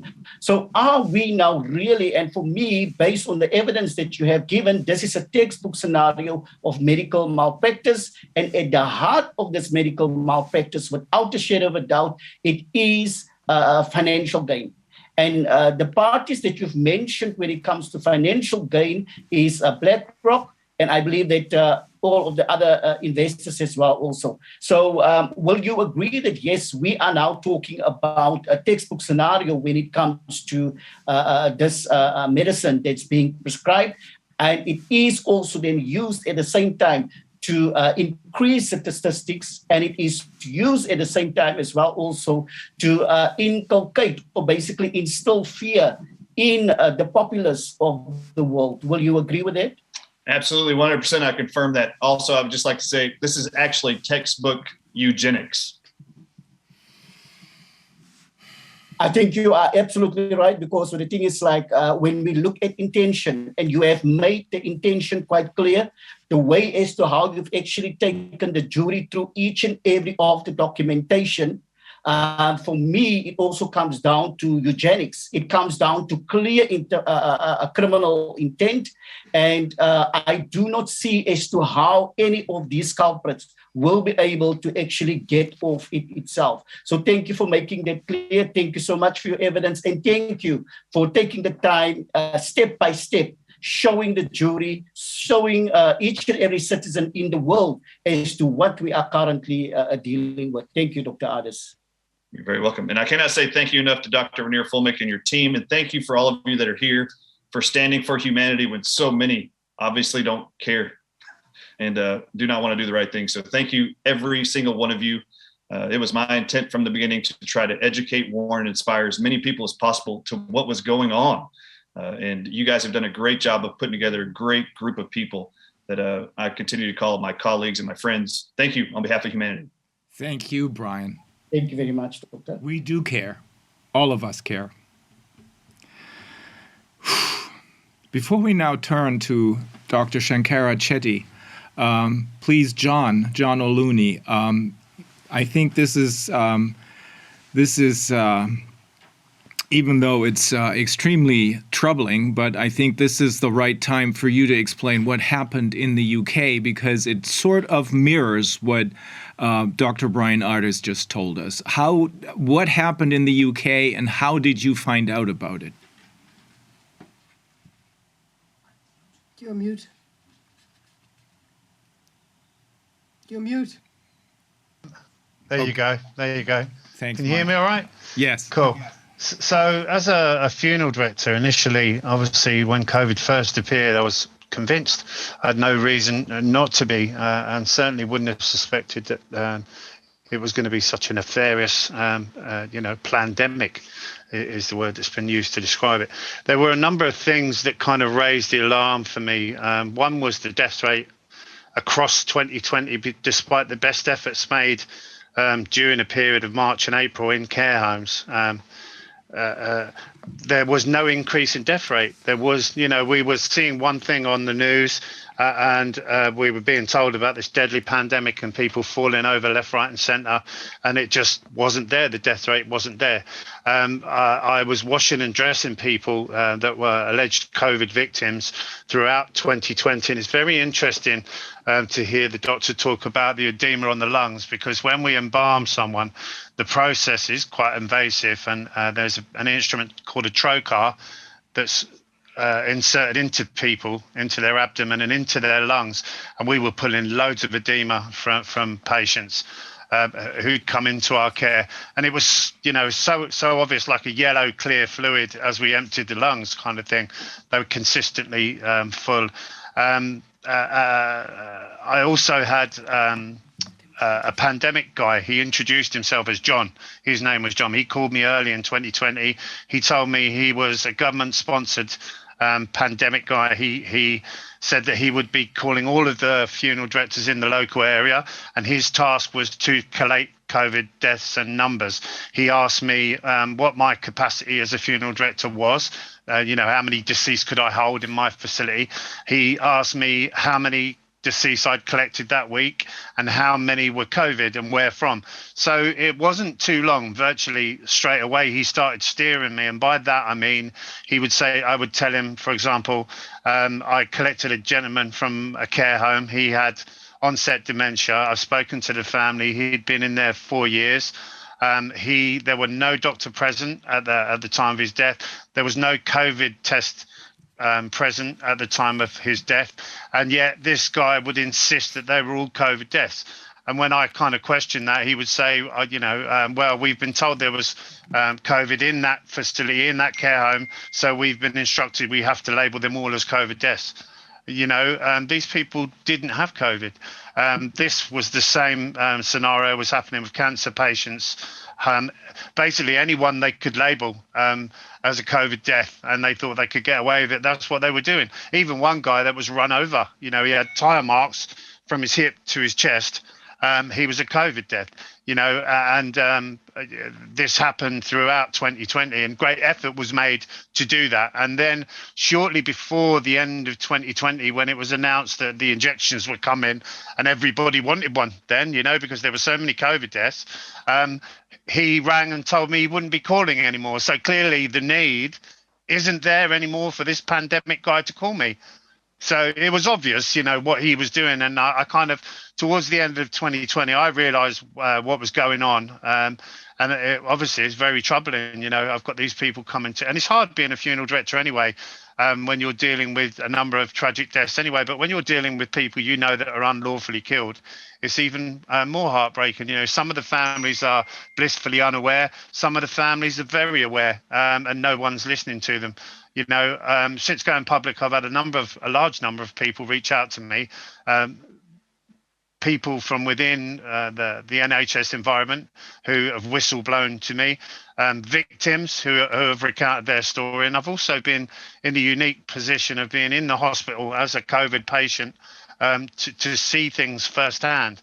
And I as ill as I was, I looked at that as an opportunity to get as much information and gather as much evidence as I could while I was in there. And it was very productive, I can tell you.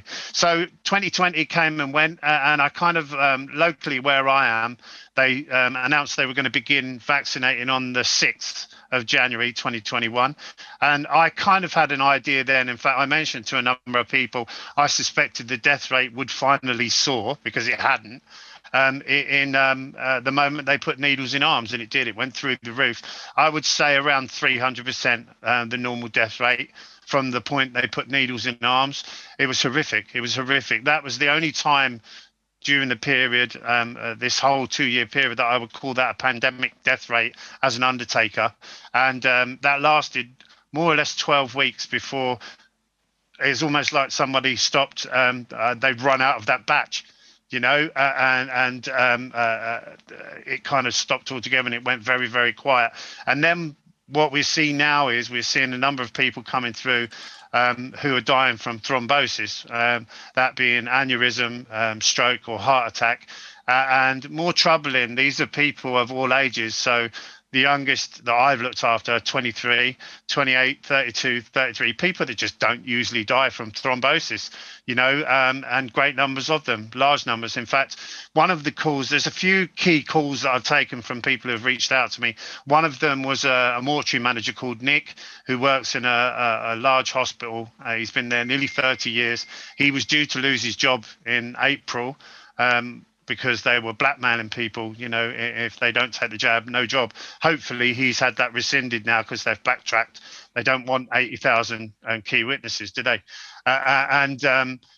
He said to me, he collates the numbers. Now I have to be careful because of GDPR, these laws they passed recently, there's only so much info I can keep. But as a mortuary manager, he collates this information, and he told me he's seen a 600% increase this year in thrombosis deaths exclusively in jab recipients. Now, that would very much collate with what I've seen. I've seen more thrombosis deaths this year. And I mean, when I worked for big players, like I worked for a cooperative funeral care, which has a 60% market share in the UK of the funeral industry, very big player. I rarely ever saw people in their 20s, coming into our care, even with those. I've seen more this year than I've ever seen. And they've all been sudden deaths. And, you kind of cast your mind to the look at the number of footballers, super fit sportsmen that have suddenly dropped down dead on national TV from heart problems. It's unprecedented, and nobody seems to want to acknowledge that. So I was so concerned that I actually wrote to the Chief Coroner of England, because my job as a funeral director is to raise concerns if I have concerns about a death or deaths as such. I CC'd in many of the people, some of them in this room, Dolores included, and kind of said, look, I know you're aware of these deaths, this large increase in thrombosis deaths. What's happening? I never got any reply. I left it 3 or 4 weeks and then emailed again and finally got a reply from the secretary that said, we follow government policy.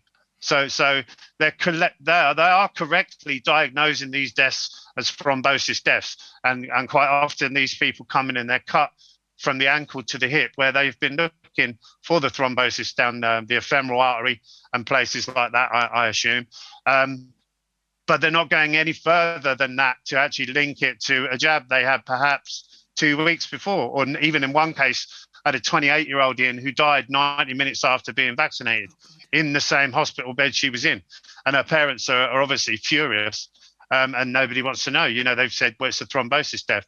Is it unheard of? No, but is it as common as is happening? And is it just after a gene therapy injection? No, it is. So the story with this girl is, and I can tell you her family won't mind me telling you, she was admitted into hospital for a minor procedure. They coerced her in there by telling her she was at great risk because there were COVID patients in there. And she reluctantly took a vaccine and died 90 minutes later in the hospital bed from thrombosis. So it's quite obvious what's killed that young girl. And indeed, she came in cut from ankle to hip where they've been searching for these thrombosis. So just before Christmas of 2022, just for this Christmas, I was taken ill, had a cold, it kind of developed. My missus had it as well. We both went to bed, because we felt that unwell, and I started getting a bit breathless. So I had an ambulance turn up. It consisted of 3 staff members, 2 big guys who were really nice, and a woman who began berating me almost instantly, saying how selfish I was. And this is a story that I've heard from multiple people where they do this. They start berating you for your choices medically. Anyway, they took me to hospital. I went to triage initially, and they did 3 lateral flow tests there and then. They all were negative. I was then transferred onto one of the wards where they, in the morning, this was early hours of the morning. In the morning, I had a consultant come round. He sat on the bed and he said, right, we're going to start you on remdesivir. And I kind of said, thank you, but no, thank you. And he, well, why, And I kind of said, well, because let's have a look at the clinical reasoning behind that then. And he stomped off. He didn't even want to engage with me on any level. He knew what I was talking about. I had a couple of staff members in there come over to me and quietly thank me for what I was doing. That's not exchanging pleasantries. These people know what's going on. That afternoon, I had a young lady approach my bedside. She sat on the edge of the bed. She offered me, she said, I'm, whatever her name was, from Oxford University. Okay, so this is unusual. This is not normal practice in a hospital. So she said, I'm here to offer you a couple of trial drugs. We're trying to save lives. I feel you might die without them. She told me that. One of them was baricitinib and the other one was tocilizumab.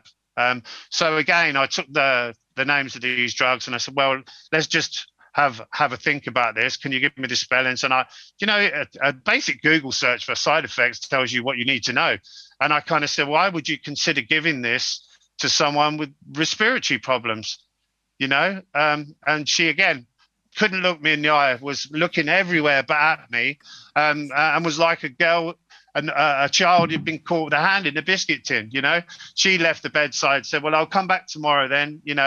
And the 2 guys that were opposite me were COVID patients, had both accepted these treatments, and I lay awake all night listening to these guys on CPAP, high pressure ventilation, coughing and spluttering, and every now and again, the nurse would come out and feed one of them morphine, which again, I felt was really, really wrong. I'm an undertaker, I'm not a doctor, but I'm sensible enough and educated enough to know that this is not treatment conducive to recovery. And I heard these guys coughing and spluttering and dying, and it became apparent then, I knew I had to get out because they knew who I was, and for them to offer me three of the most toxic drugs ever when my stats are reading 78%. You know, it was I'd been on a couple of days of antibiotics and steroids, and I'd recovered enough where I kind of tried to discharge myself.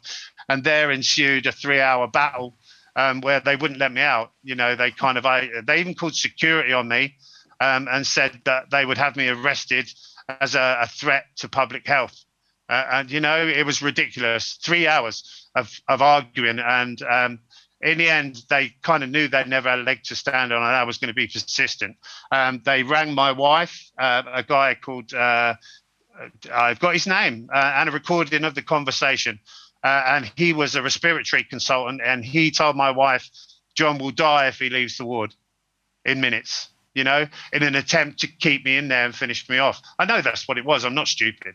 So it was really chilling. It was really chilling.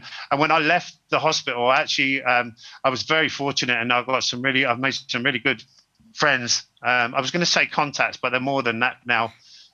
Friends, you know, and they came to the hospital. Mark Sexton came, and a guy called Dr. Chan, and they saved me. You know, they helped facilitate me being released from custody, you know, which is the reality of what it was. And, you know, I didn't need oxygen. They were giving me oxygen that I didn't need. They were desperately trying to get me to go on CPAP. Even in the ambulance on the way to the hospital, they were trying to ventilate me, persuade me ventilation was the way forward when I got to hospital. And I kind of said, no.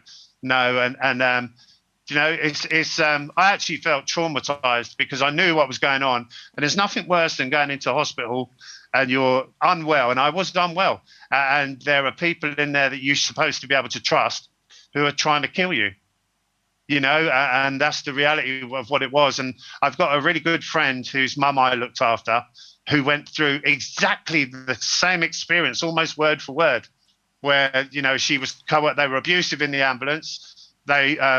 She had a negative test there. They were then trying to coerce her into take the same drugs, and she eventually released herself. And they're pretty quick to discharge you when they realize you're not going to take these drugs, you know. But with me, they tried to hold on to me. They were actually quite intimidating and aggressive, and it's only for the fact that I'm actually quite a strong character, and I'm well up on what these drugs do, and you know, what the aim is, that I survived, to be honest with you, because I like I say, I watched these two guys opposite me dying, who trusted them, and it was chilling. The whole thing was awful, to be honest with you, and I've certainly no desire to ever go back in there again. I can tell you, I'd rather die at home, I think.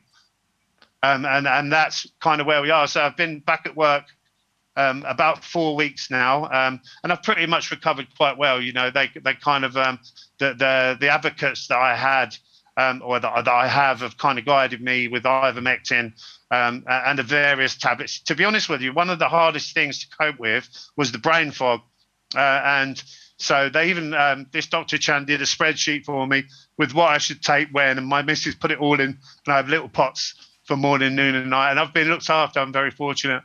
And I kind of, when I left the hospital, I had survivor's guilt, because it's very much like leaving a burning house. You know, there are people still in there who are going to die, and I couldn't do anything for them, and it's going to haunt me forever that I couldn't save them, you know. And that's kind of where I am. It sounds like a horror movie, what you're describing, but it's reality. It was a horror movie. It was awful. I definitely, I mean, I'm quite strong-willed, but I do feel that it did affect me mentally, the stress of it. And I stayed awake for 72 hours. I was too frightened to go to sleep, just in case one of them put something in me, you know. You'll never understand unless you're in that position and you're isolated, and they won't let any family in or advocates to support you. And then I had to fight for 3 hours, gasping for breath to get out, knowing that if I didn't, I would probably die. Yeah, it was awful. It was bloody awful. My God. From what you've seen, the conclusion that you can draw after hearing all this testimony, is it that you too believe that this is intentional mass murder that's being committed? 100%, definitely. Not at staff level. Some of the staff, and I looked at it as an opportunity while I was in there to gather evidence. So some of the staff have detached themselves. Other staff are aware of what's going on and they've bought into it, thinking it's right because they're doing what they're told to do. Other staff are broken. I mean, I've spoke to nurses who tell me they go into work to try and minimize the damage being done by the clinical decisions being made. They've cried down the phone. Do you know, I've spoken to one girl in particular, a girl called Michelle. She'd done 30 years as a nurse.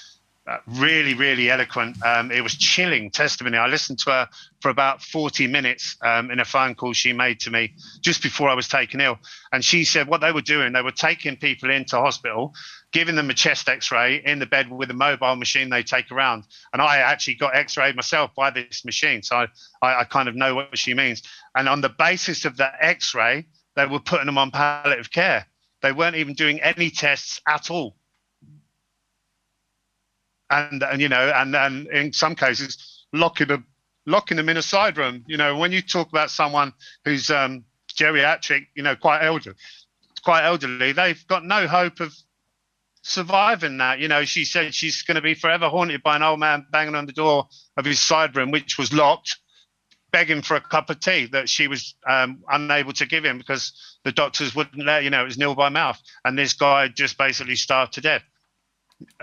And this, I've had countless people, it's not just one nurse, dozens of people have reached out to me because I've obviously quite well known. They've seen me as a focal point to reach out to, and it's heartbreaking. It's some of the stories you hear, some of the stories I've been told will live with me forever.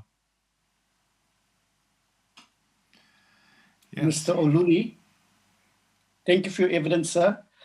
You've mentioned something quite interesting where you've made, in a sense, a separation, or you distinguished between that is staff that knows exactly as to what's going on. Yes. They are merely basically just following orders. Yes. And then you've mentioned there is staff that knows what is going on. And it is those individuals, in a sense, that basically pushes this narrative. So in the first group, it is, oh, well, this is what I need to do. I know it is wrong, but I just have to do it. I don't have a choice. Yes. So the question I want to pose to you, sir, seeing that we are talking about natural law, and in terms of a reference, substantive law for this grand jury, it all comes down to that each and every one of us, each and every human being, can differentiate between a right and wrong. Will you then not say that the only reason why we as humanity are actually still caught up in this eugenic trap, it's because we have staff members who know it is wrong, but they basically just go along? Will you actually agree with that statement? Is it then not now time for those staff members to actually say, you know what, I know it is wrong. I am not going to continue to do what I know it is wrong, because if they can get to that point, we will be able as humanity to come up against these forces that actually want to kill humanity. Don't you think it is now time? And I want to put you in reference as well also when it came to the Nuremberg trials. And one of the excuses used was that I was just following orders. So is it now not time for those specific staff members in whatever hospital in the world to say that it is time where we have to actually say, no, this is where we draw the line? 100%. And I think it's interesting you mentioned that, because I think many of them, 80 to 100,000 UK staff have told us that inadvertently, because they're on the very forefront of this deadly pandemic, and yet they'd rather throw away their careers than take the protection. Doesn't that just really coincide with what you've just said? They've told us without saying it. You know, they'd rather lose their jobs than take the protection, because they see firsthand what it's doing to the people that are dying in front of them. You know, why would you not want to take that protection? 80,000 NHS staff would have rather thrown away their career, to the point where the government backtracked because they knew they'd have 80,000 witnesses. We haven't got a Zoom room big enough. So what do you think there needs to happen? And I completely understand that you are now talking about the 80 to 100,000 that says, no, we are prepared to basically, and that is actually the ones that is on the right side of history. But then we have the ones that you've actually mentioned. They know it is wrong, but they continue to do what they are doing. What needs to happen to those ones? I think accountability. Once you start making people accountable and they're put into the courts, some of them will break and they'll start pointing fingers, because that's human nature and that's what people do, isn't it? And they'll perhaps very much in the same, history repeats itself, and very much like the Nuremberg trials, their only defense will be, I did what I was told to do. That's the reality. You know, times change, people don't. Mm-hmm. Thank you very much. You're most welcome. And thank you all as well. I feel privileged to be amongst you. Thank you, John. This was very powerful testimony. Thank you. It will move a lot of people. It will turn them in the right direction, I'm sure. Well, to be honest with you, my testimony is probably the most powerful evidence I have to offer. You can't do any better than that. Amen. Thank you. God bless you all. I'm going to have to go because I've got commitments. Sure. Thank you, everyone. And God bless you all. I'm sure we will win. Let's see if we can get justice. God bless. We will. Thank you very much, sir. Thank you very much. Now for the good news. There is good news in this. Dr. Shankara Chetty will tell us about this because, as we have learned, this is an illusion. We're not dealing with a corona pandemic, but we're dealing with a PCR test pandemic.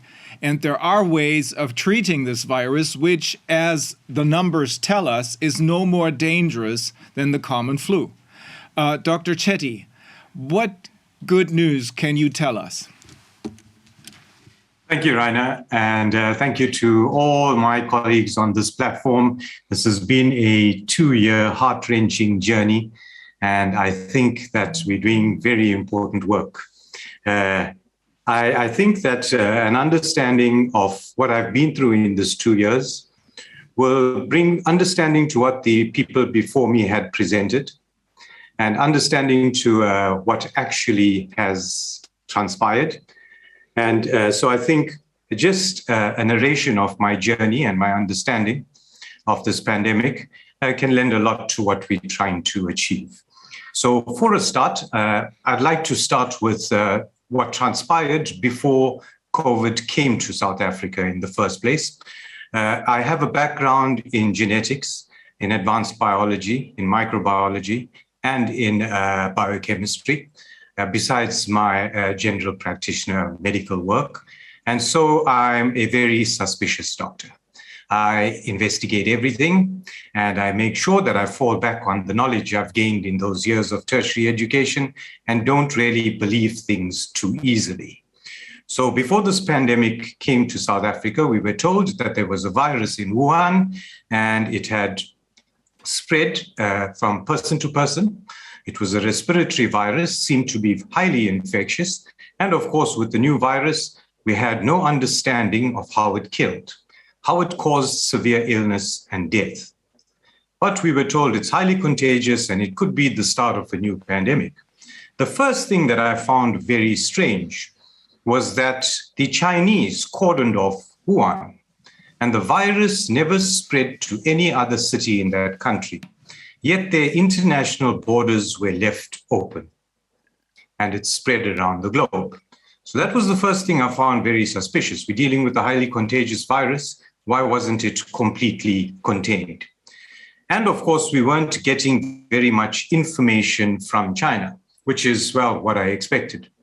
Now, as a doctor, I needed to plan. When this virus got to my country, I needed to be ready for it. The first thing I noticed that was problematic was this PCR test. They had developed a PCR test to test for the virus itself. Now, with my scientific background, I'm well aware that a PCR test is never used as a diagnostic tool. And so I wondered why this became a norm. As well, we started getting reports of asymptomatic spread, never before heard in medical science. So there were these unusual things coming out. And of course, a PCR test has absolutely no bearing on infectiousness. As the previous people that submitted have alluded to, a PCR test just tests fragments of a virus. It does not test for an infectious complete agent, and it does not tell whether someone is actually infected or infectious. The only thing that tells you that a virus exists is a culture, a cell culture of the virus that proves that the virus can grow, replicate, and spread.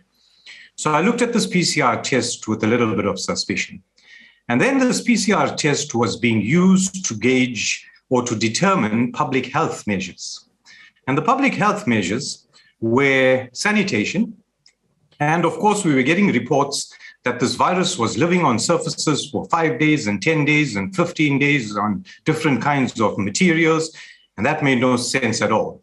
Viruses do not live that period of time. They require a host to replicate and spread. And there's absolutely no scientific evidence of viruses living on innate surfaces for that length of time. So I started to view this kind of information with a lot of suspicion. Of course, masking was controversial as well. As a doctor, I know that the masking has a limitation.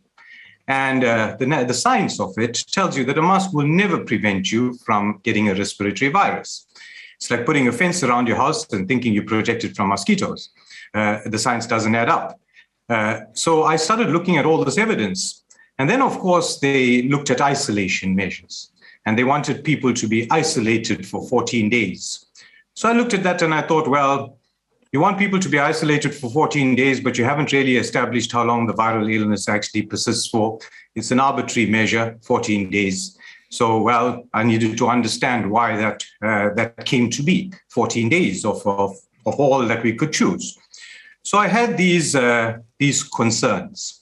As well, with my history in genetics, I was aware of the gain-of-function research being done at the time. I was aware of virology and, of course, genetic warfare, manipulation of viruses. I was aware of the research being done in the Wuhan lab with coronaviruses and around spike protein well before COVID actually came to be. So I had this background knowledge that we're dealing with the coronavirus, and it seems very strange and suspicious that now we have a pandemic following research, ongoing research into coronaviruses. So I had a healthy suspicion that this was a lab leak. Of course, taking that a little further, it might have been an engineered virus. So this was something that I had at the back of my mind from the start of this pandemic. And of course, the unusual things, the PCR test, the asymptomatic spread, the sanitation measures, lockdowns, isolation, all that kind of thing have made no scientific sense to me. Now, I was faced with a population that were terrified because they were told not to seek medical attention. They were told to stay away from their doctor, and we as doctors were told not to treat. There's no treatment for this, and we should just do telemedicine, and if a patient deteriorated, refer them to hospital. I'm not the kind of person to capitulate that easily. So with the knowledge that I had, I decided that I'm going to take this on. We needed information about this illness. And without that information about the pathology of this illness, we'll never solve the problem. Now, I knew once the virus got to Italy that I would get some information about its symptoms. And the things that came out that were unusual, that would allow me to diagnose this without having to use a PCR test, because as doctors, we should diagnose illnesses symptomatically. And so the symptoms that are unique to an illness would give you an indication that you're dealing with that kind of illness. And the symptoms that I found unusual were the loss of smell and taste, which doesn't routinely occur with respiratory viruses. And of course, the breathlessness that people were presenting with. And this breathlessness was of very sudden onset, required ventilation very quickly. So the dyspnea and the loss of smell and taste became my diagnostic tool to confirm whether a patient actually had a coronavirus infection or not. And I watched. I needed to get myself a toolbox in preparation for this. So when I looked at this, we're dealing with a respiratory virus. The first drug that came to mind was hydroxychloroquine. Hydroxychloroquine or plasmaquine is well known. It's been used for decades, and it has broad antiviral effect. So if I had to look at something that will curtail the spread of a virus, I would look at that as my mainstay treatment. Now, hydroxychloroquine is being used for many other illnesses like the treatment of rheumatoid arthritis and the rest. So I knew that I'm dealing with a very safe drug that I could ethically give to my patients and assess its efficacy. So I decided on getting stock of hydroxychloroquine. But very quickly, I noticed that I think it was the Lancet, that published an article about the toxicity of hydroxychloroquine and its cardiac manifestations. And I thought, this is nonsense. I've been treating patients with hydroxychloroquine for many years and in high doses in some, and I've never had a side effect with it. So I'm a doctor that tends to use medication from Noah's Ark because I trust the long-term efficacy and safety of those medications. So I bought up as much stock of hydroxychloroquine as I could, and subsequently, 2 days after I did that, the government here in South Africa pulled it from the shelves. So luckily, I had stock of it, and I had prepared for my patients. Patients came to see me very, very distraught that I might close and I might not be available to them. But I reassured all of them that I would brave this out, and I would make sure that I examine every one of them, and I needed to understand what we're actually dealing with. So when the first case of coronavirus was reported in South Africa, I decided that I will fall back on my education. I moved out of my home into isolation to protect my family. My home and my practice are on the same premises. I pitched a tent, a proper clinic tent outside my practice in the parking lot, because I trust ventilation and sunlight as the best ways to protect myself from this virus. I knew that if I sanitized my hands and kept my hands away from my face, I'd be reasonably well protected. And then I could see every patient. And that was my initial plan for the pandemic. But with the controversy around hydroxychloroquine, with the PCR test being used as a diagnostic tool, with the word that there's asymptomatic spread, I had a very healthy suspicion for what I was being told. And the so-called experts didn't seem to question this. There was no proof of all this. Yet we had government experts punting this narrative. So I started to see patients. From the first patient that walked into my practice, I made sure I examined him. The two things that I wanted to understand was one, the symptomatology. And of course, every patient that came in with a sudden loss of smell and taste, which is unusual, I suspected had a coronavirus infection. So I didn't want to do this PCR test. I didn't want to rely on this PCR test. I knew it was going to skew the numbers from the start. And I could see the worldwide pandemonium and fear that was being created. So when patients came to see me, I started to examine symptoms. And those that had loss of smell and taste, I assumed were coronavirus positive. I took the opportunity to test a few, and only those that had loss of smell and taste. And I found them to be positive. So I had confirmed that a loss of smell and taste was a symptom of coronavirus infection. And so I didn't feel the need to test every patient. If a family member had loss of smell and taste and I tested him and he was positive, and the rest of the family started an illness at around the same time and presented with the same kind of symptoms, I could safely assume that they had picked up the same infection and would treat them in very much the same way. Now, as a doctor, we are expected to come to a diagnosis with examining our patient. I was never taught to use testing as a diagnostic tool. Testing is only used if I have some confusion in my clinical diagnosis, and it is used to clarify. It is never used as a diagnostic tool. So I do not test patients to tell me what's wrong with them. That's bad medical practice. We don't go through years of training in clinical practice to use a swab to tell me what's wrong with the patient. So I started to see all these patients with COVID infections. The second thing that I was very interested in was the breathlessness. This was the thing that was causing people to die. But the first few patients that came in to see me had a common flu.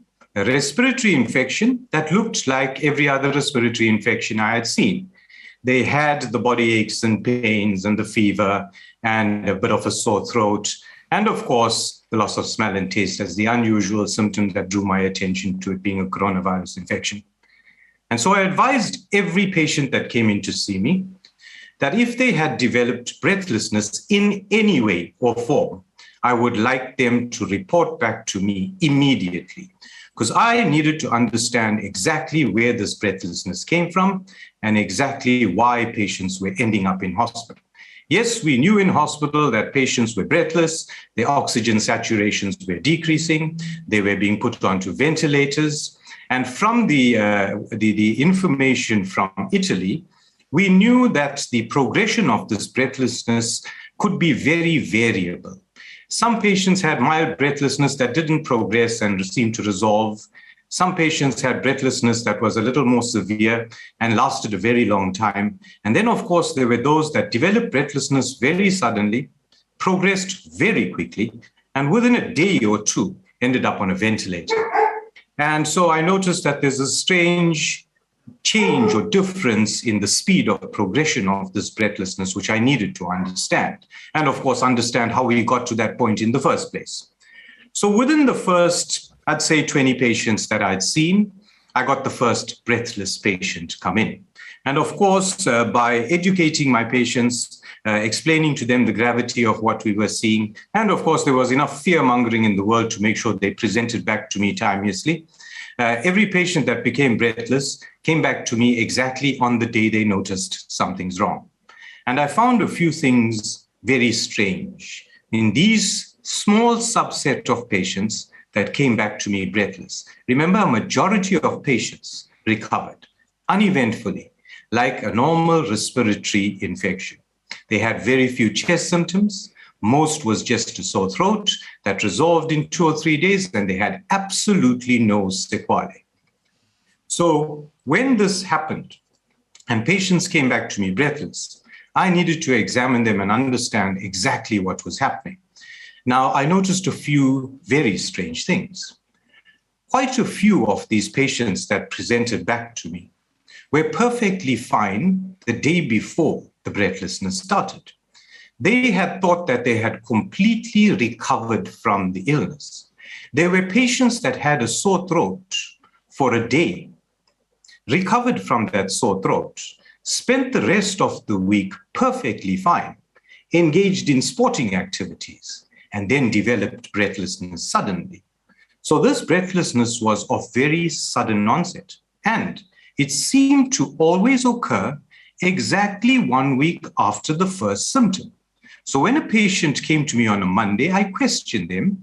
And if the sore throat started on that Monday, I documented that as the onset of symptoms. Now, we know that with viral infections, there are some viruses that run a very distinct course.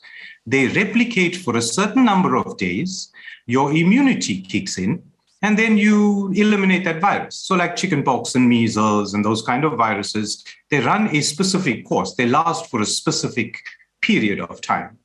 So when patients came back, and I noticed it was always on the 8th day, exactly 1 week after the onset of symptoms, I thought, well, I'm dealing with a virus that has this time frame to it. It exactly 8 days later starts to do something else. There's a new symptom presenting here, and it's not in every patient. It's in a very small subset of patients. And of course, I was seeing what I was told was happening in Italy. Some patients presented to me with a mild onset breathlessness on the 8th day, and some more moderate and some very severe.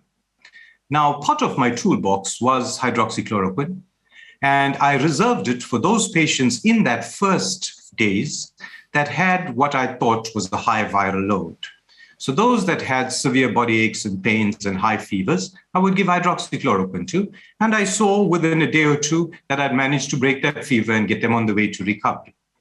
Now, every single patient that I have seen in that first phase showed signs of recovery by about the 5th or 6th day, some within a day or two, but a majority by the 5th or 6th day had signs of improvement, had their appetite back, were feeling a lot better. But that did not in any way influence what might transpire on that 8th day.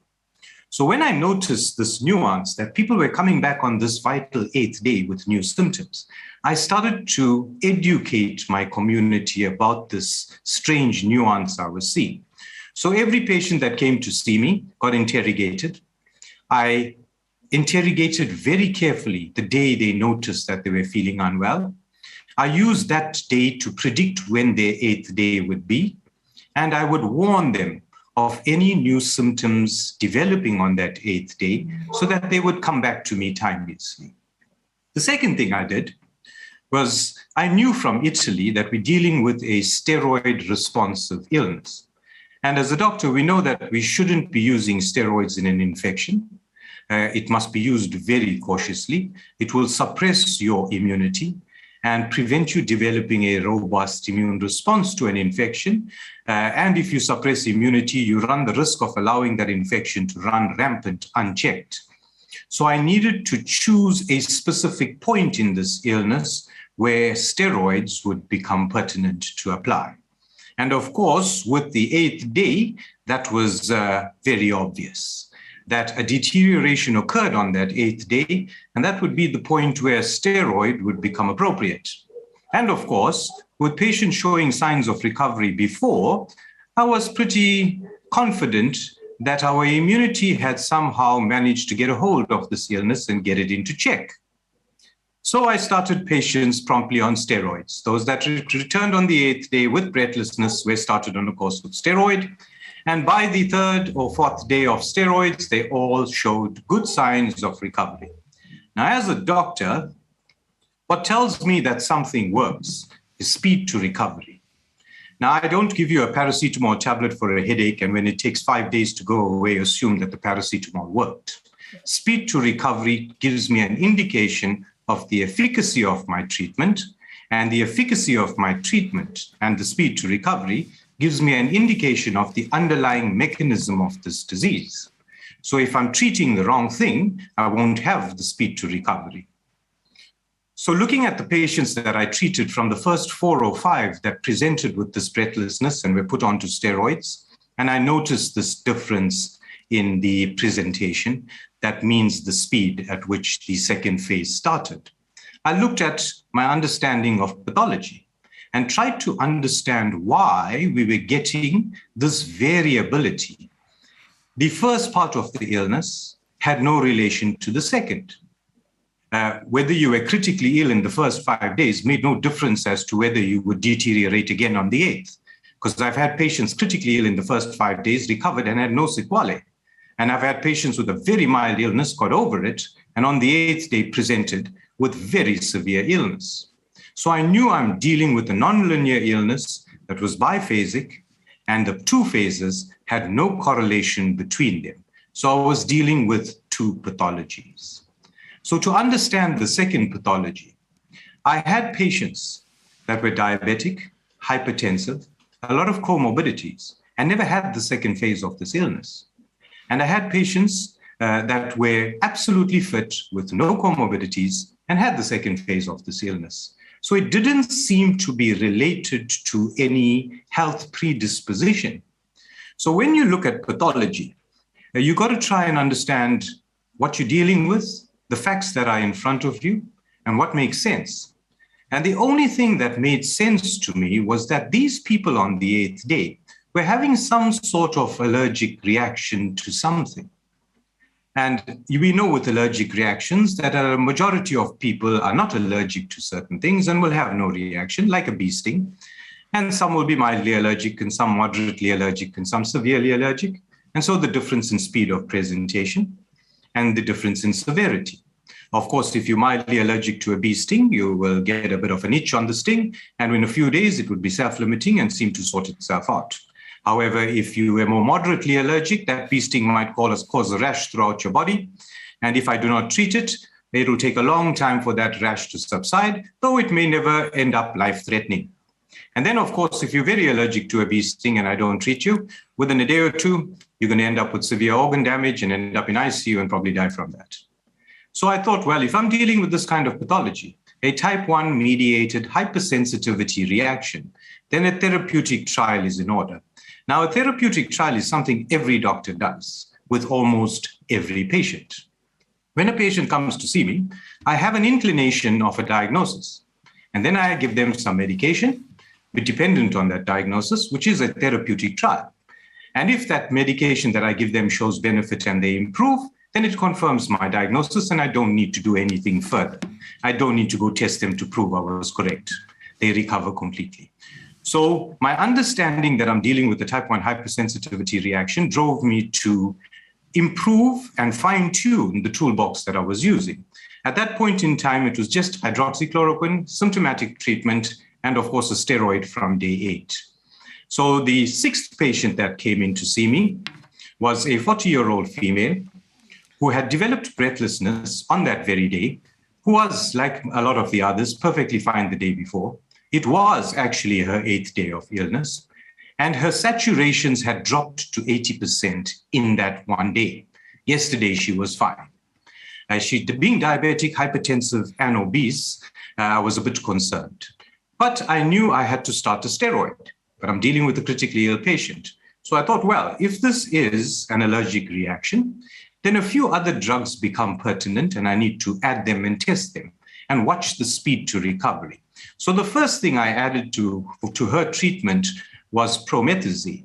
Now, promethazine is a drug, an antihistamine, an old generation antihistamine that is used to treat severe allergic reactions. It is an essential drug, World Health Organization approved, that every doctor should have in his emergency kit. So when a patient comes in with the bee sting, a steroid and promethazine are the drugs of choice. So I added a dose of promethazine to her treatment. To be cautious, I gave her a kiddies dose, a 10 milligram. Usually we use 25 milligrams 3 times a day in adults to 4 times a day.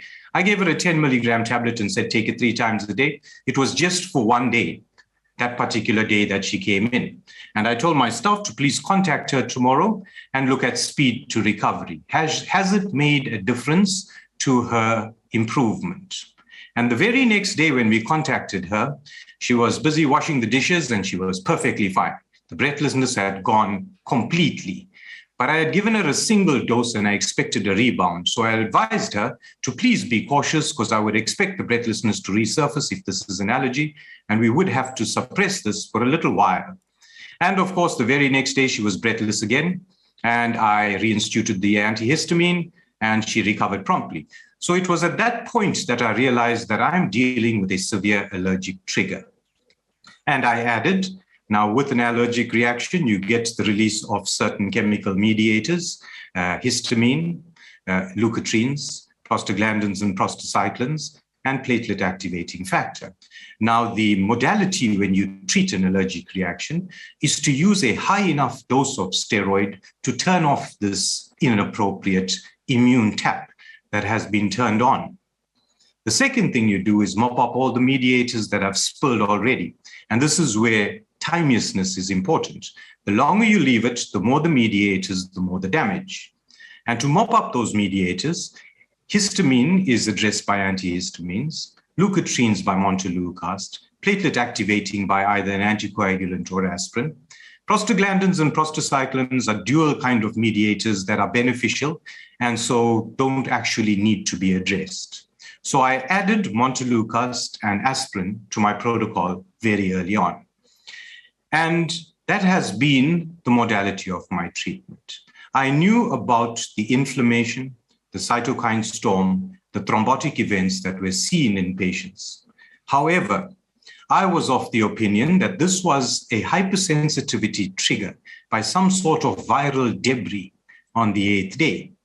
And that hypersensitivity trigger, left unchecked, would lead to hyperinflammation, like we saw in hospital settings. And if that hyperinflammation leading to a cytokine storm was not addressed appropriately, it would lead to thrombosis and so all the clots. And that has been my modality of treatment through the pandemic. The first thing with this kind of treatment that I found very strange was that the World Health Organization had put out this recommendation that we should isolate patients for 14 days. That I found to be the most disastrous kind of advice you could give anyone, especially if they were going to have a severe allergic reaction on the 8th day that couldn't be predicted. They needed to be told about this. And like a bee sting, if you had a bee sting and came to me on the 8th day and I said, well, there's nothing I can do about this, you wait at home and let's see what happens. By the time you realize that you are critically ill, you will have multi-system organ damage. And then you would present yourself to hospital. And when you presented yourself to hospital, the doctor in hospital is unaware you were stung with the bee, and he would have absolutely no idea where to start treating you. He would just be trying to keep you alive. And so I had remarkable recoveries from the start. I've had patients present to me with saturations of 70%, and on the first dose of treatment, had that 70% improve to 85% within an hour and an hour and a half. There's no other medication besides the antihistamine that has shown that speed to recovery. And because I managed to reverse the hypoxia so timeously in these patients, I didn't have the need for oxygen in my practice. Now, I'm well aware of the so-called experts and peers that are out there dictating what we should do. And it's the reason I've been a controversial doctor all my life. I don't tend to follow the rules, I tend to follow the science, and that makes me controversial. My staff noticed these remarkable improvements. They were well aware of the rural population dying at home and the mortality and morbidity of not getting treatment. We were also well aware of the patients dying in hospital. I was also well aware that remdesivir was being punted. I knew that remdesivir was toxic. I knew that it caused kidney failure, it caused cardiac issues. And I saw those things, like the presenters before me alluded to. None of my patients got into any kidney problems. None of my patients got into any cardiac problems. And of course, on clinical examination of these patients, it was not a COVID pneumonia I was dealing with. It was not progressive. Patients were perfectly fine the day before. When they came to me breathless, they were not acutely ill. They were tired, they were breathless, but from afar, they were perfectly fine. And when I examined them clinically, they had no crepitations. They had none of the symptoms that you would associate with the pneumonia, but they did have breathlessness. So I was under the impression that I am dealing with a hypersensitivity trigger on the 8th day in a subset of patients that are allergic to something in this virus. And that hypersensitivity was causing a hypersensitivity pneumonitis, which would develop at different speeds depending on your allergic propensity to the allergen. And so I treated it as such. And so my staff spoke to me about writing an article and giving this out to other doctors. Now, understanding that I had the suspicion from the start that we're dealing with a lab-made virus. And of course, we were told that there's a bat coronavirus that jumps species to human beings. Now, the one thing that would change on a virus that would make it jump species to a different host is its receptor. And spike protein being the receptor on this virus, spike protein was on my radar from the start as the possible allergen because it's new. We've been exposed to coronavirus previously and we've never seen this kind of pathology, allergy. And so when you're exposed to a new environment, there might be something that you were never exposed to in that new environment that you might be allergic to. So I was suspicious that spike protein, free spike protein, was the trigger on the 8th day causing these problems. So I published this article, hoping to educate doctors. Well, I wrote the article, hoping to educate doctors and patients and use this knowledge that I had found to save lives. And that is where the trouble started. I shared the article with all the hospitals in my area before it was published.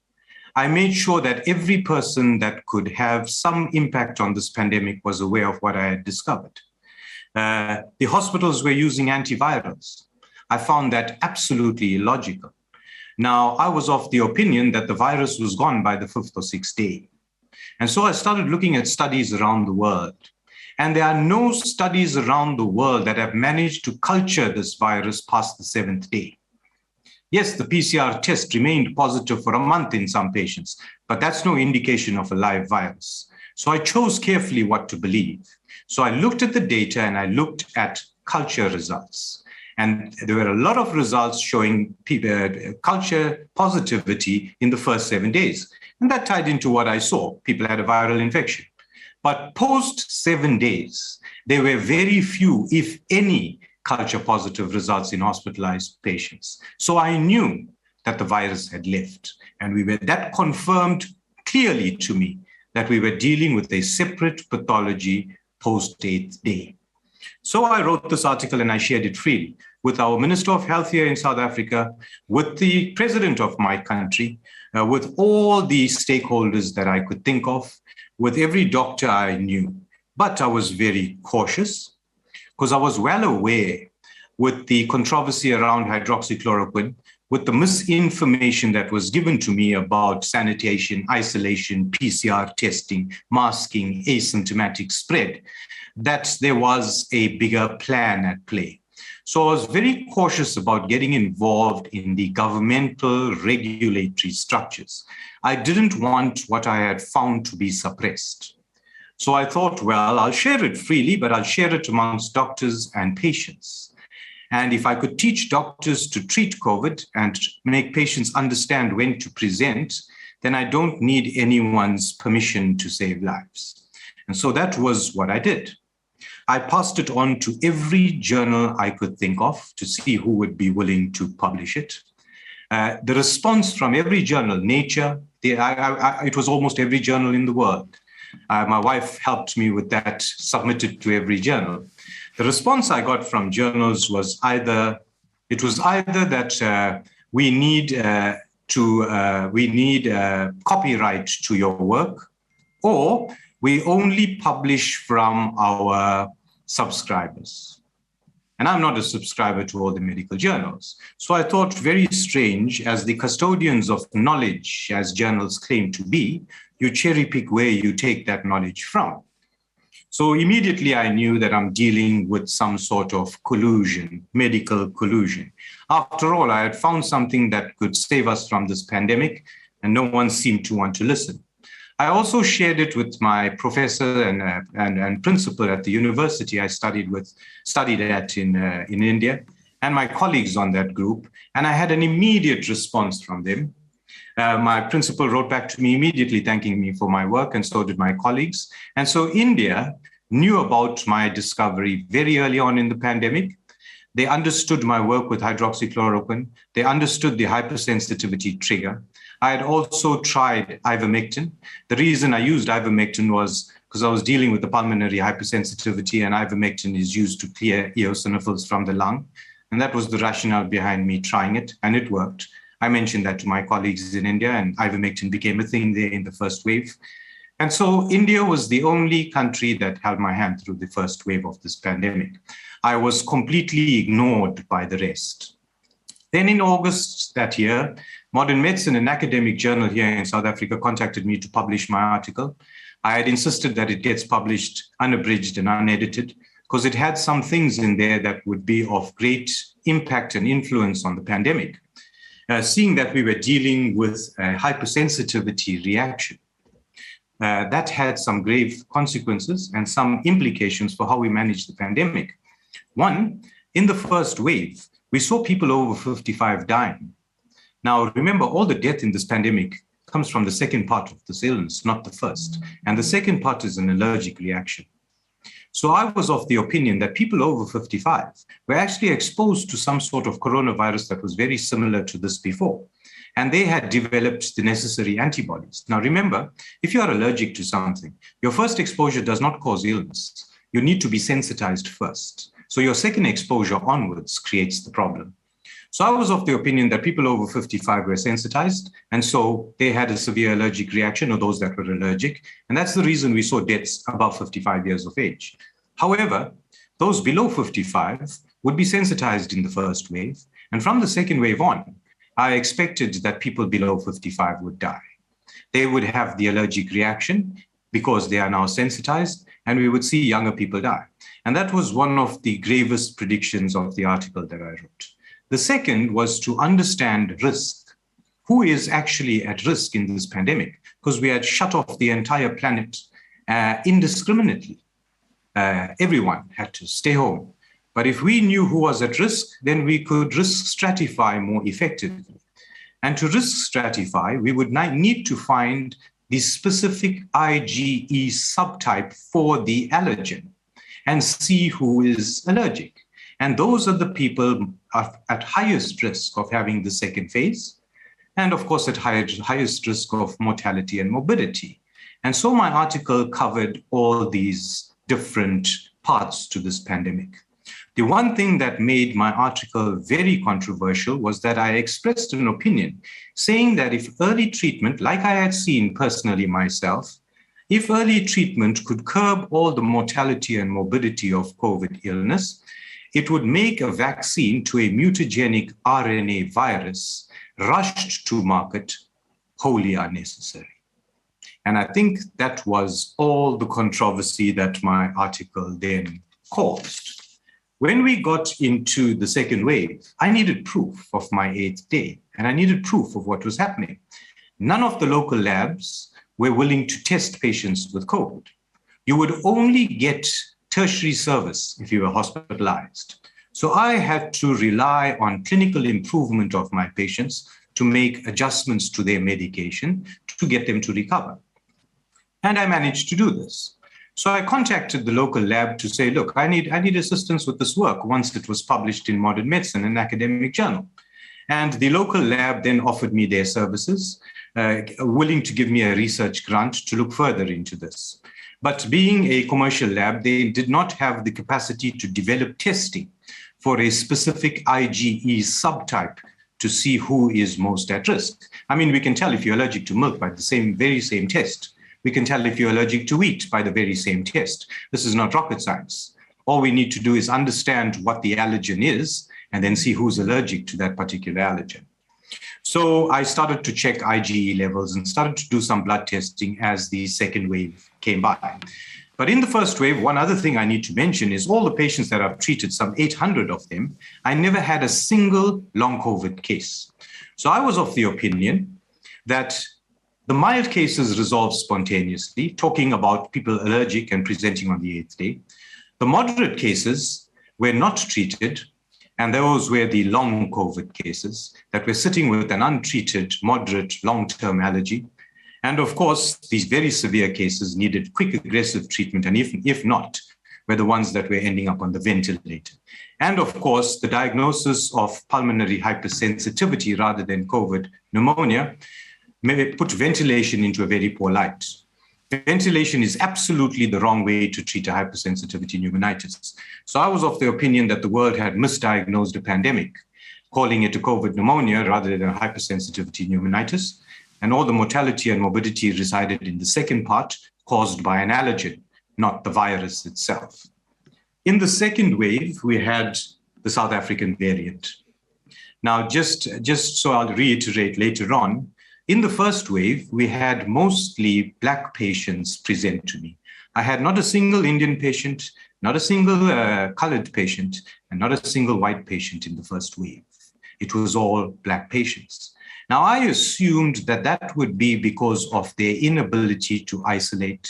They live in communities in close proximity, and I thought that was the reason I was seeing it spreading in that community.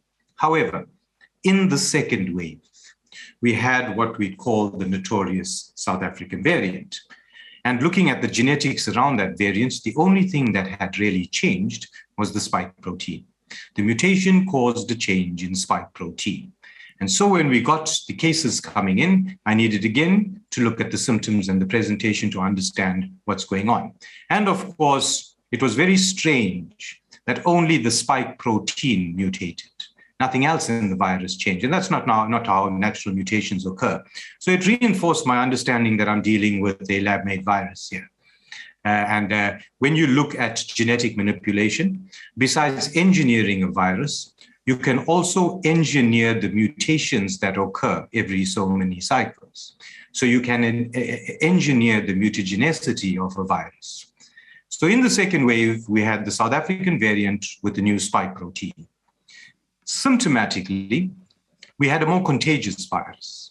It spread very quickly in families, in communities. And of course, that ties in with the change in spike protein, having a greater affinity for its host.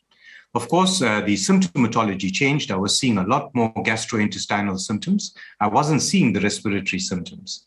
Patients were presenting with a very mild sore throat that went away in a day, but they had runny tummies, heartburn, reflux, a lot of gastrointestinal symptoms. And that told me that the change in spike protein had given it affinity for ACE receptors in the gut.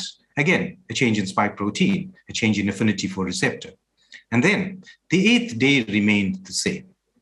Patients, there were a subset of patients who deteriorated on the 8th day, but that deterioration had changed. Now those patients that deteriorated on the 8th day presented with gastrointestinal symptoms, a re-emergence of gastrointestinal symptoms. So I knew that the 8th day was now an allergic reaction again, but not an allergic reaction triggered in your lungs like the first wave had done. This allergic reaction was triggered in your gut. But with progress, would lead to hyperinflammation, would lead to coagulation, and would eventually lead to breathlessness. So I was again seeing breathlessness, but no more on the 8th day. There was a worsening of symptoms, gastrointestinal symptoms on the 8th day, but the breathlessness took 2 or 3 days to develop, and that is a progression of allergy. I treated those patients in very much the same way, catching them on the 8th day, being quick and aggressive to treating them, and all of them resolved. But what the second wave drew to my attention or confirmed was my suspicion that spike protein was the culprit. Because on the 8th day in the second wave, I was seeing far more severe allergic reactions that required far more aggressive intervention to curb it. Now, speed to recovery again was the measure of what I needed to do. The dose of steroid that worked in the first wave was taking far longer to curb this in the second wave and needed to be increased. The longer that tap stayed open, the bigger the problem was going to be. And so in the second wave, I used a far higher dose of steroid, but the rest of my treatment remained almost the same. And of course, that implicated spike protein. Now, this was at the end of 2020 during the second wave, and it was at the point where vaccines were going to be rolled out to the world. Now, at this point, I had clarified that the primary pathogen of COVID illness was not coronavirus at all. Coronavirus was a vector. It caused a transient respiratory illness, and our immunity was strong enough to deal with it. But once our immunity dealt with the virus, the debris left behind from this 8th day caused an allergic reaction in those that were sensitive to spike protein. And so people that were allergic to spike protein would have this reaction. So spike protein became the primary pathogen of COVID illness. And spike protein was the reason for all the mortality and all the morbidity. I had not a single patient demise in the first 7 days of this illness. So spike protein now clearly was the pathogen I was dealing with. And of course, being a pathogen, it was causing allergy. Now, the vaccines that were being developed at the time, messenger RNA vaccines, were all designed to get your body to make spike protein. Now, spike protein being the primary pathogen of COVID illness, that was a dangerous game to be playing. We have many other parts of this virus that we could have chosen that were more stable, that could have been used to make a vaccine. For some reason, spike protein was chosen. So I hoped that my work would draw attention to the danger of using spike protein to make a vaccine. And so I brought this to people's attention. But again, I was ignored. So I knew that there is some ulterior motive at play. And so knowing that the vaccines will not be stopped, my research, understanding, and push became about looking at spike protein, not being distracted by the virus, and trying to understand what spike protein would do in the human body. Now, remember, when you have a coronavirus infection and you're exposed to free spike protein on the 8th day, it is a stat dose of spike protein, and it will only harm you if you're allergic to it. But if you're not, your body will clear it away. But if you are given a vaccine that gets your body to make spike protein, now you will be exposed to spike protein for a prolonged period. And so spike protein does not only now have an allergenic potential, it will now have a biologic effect on your body. To put that into perspective, a drug like penicillin, its biologic effect on your body is that it's an antibiotic. But for it to have that biologic effect, you need to take the full course. Now, if I had to give every person on this planet a single dose of penicillin, it will not have that biologic effect of an antibiotic. But if I gave every single person on this planet a single dose of penicillin, and then I denied them medical care for 14 days, every person that was severely allergic to penicillin would die of an allergic reaction. And that's what happened with COVID infection. People were denied treatment to a simple allergic reaction. But with the vaccine and being exposed to spike protein for a prolonged period, like being exposed to penicillin for a prolonged period, it starts to act as an antibiotic. So I needed to understand what a prolonged exposure to spike protein would do to the human body. And that has been the focus of my research and understanding ever since spike protein got implicated. In the third wave, we had very much the same happen again. We found that patients presented with symptoms. Again, gastroenteritis was gone. We saw patients coming in with sore throats again. The symptoms had changed, and of course, the spike protein had changed. On the 8th day, patients were not breathless. Patients were not having gastroenteritis, but they presented with an overwhelming sudden onset of fatigue. And so I started to advise patients about that symptom on the 8th day, and if it occurred, to present timeously. We saw that the allergic reaction in the third wave seemed to affect the vessels more than anything else, and patients were developing clots, emboli, and that seemed to be the trigger here. So it seemed like we were again having an allergic reaction on the 8th day, but the allergic reaction was focused on the circulatory system. And so again, the same treatment was instituted with the same results. Every patient that came in on the 8th day with an overwhelming sense of fatigue was started on the treatment protocol for a severe allergic reaction, and they all timeously improved.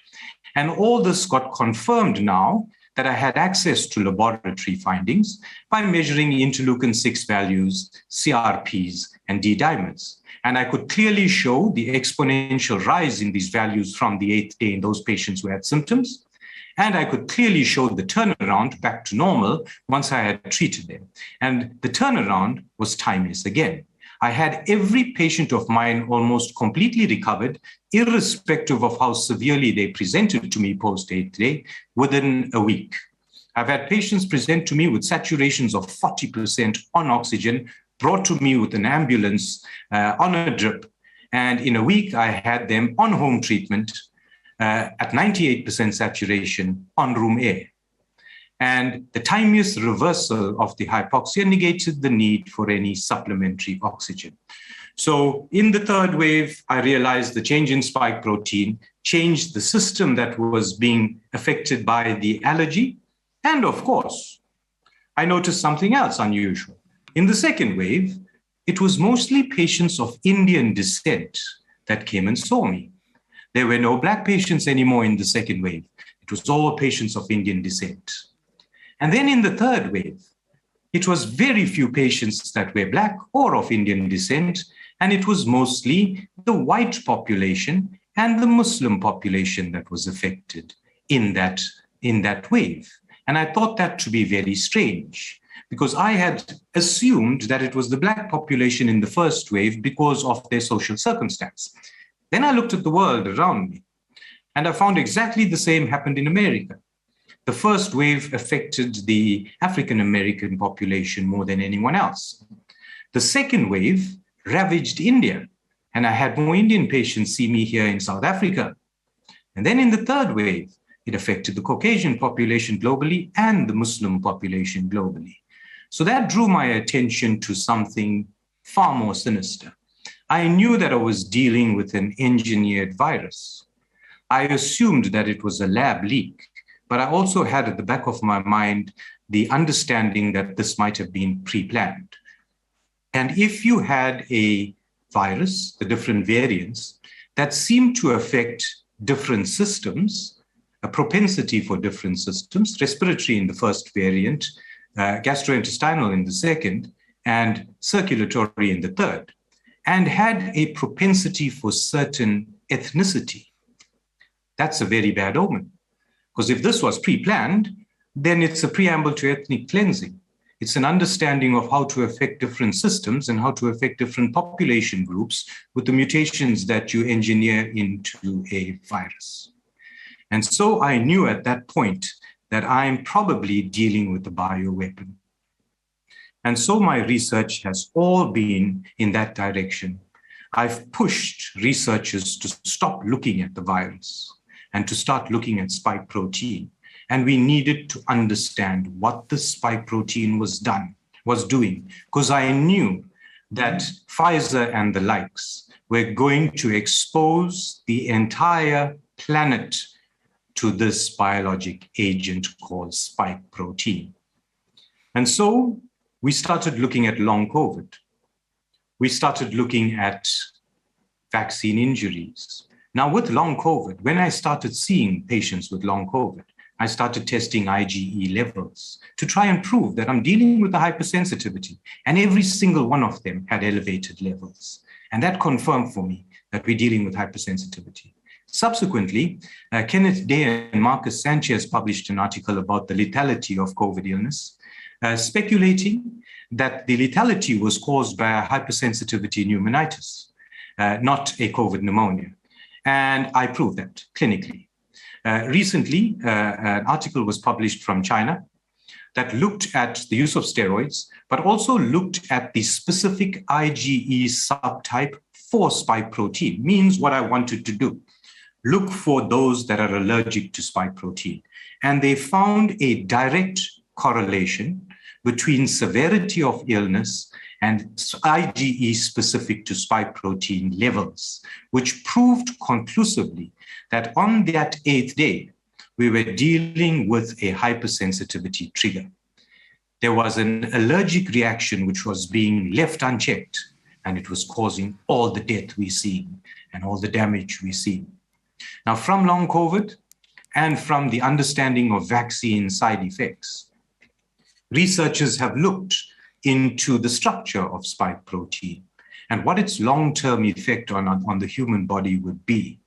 We know that it causes endothelial injury and will damage your blood vessels.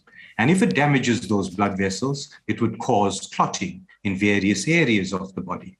And those people that are predisposed to vessel damage, like your diabetics, your hypertensives, are most at risk of having this damage become clinically significant. The second thing we noticed is that it causes an immune-mediated damage to the myocardium in the heart. And so we've seen the myocarditis in young children. We've seen the clots. We've noticed these things with the vaccine. The other thing that was discovered was that the vaccine, the spike protein, has similarities to other pathogenic proteins that we know of. One of them being the proteins made during HIV illness that actually causes immunosuppression.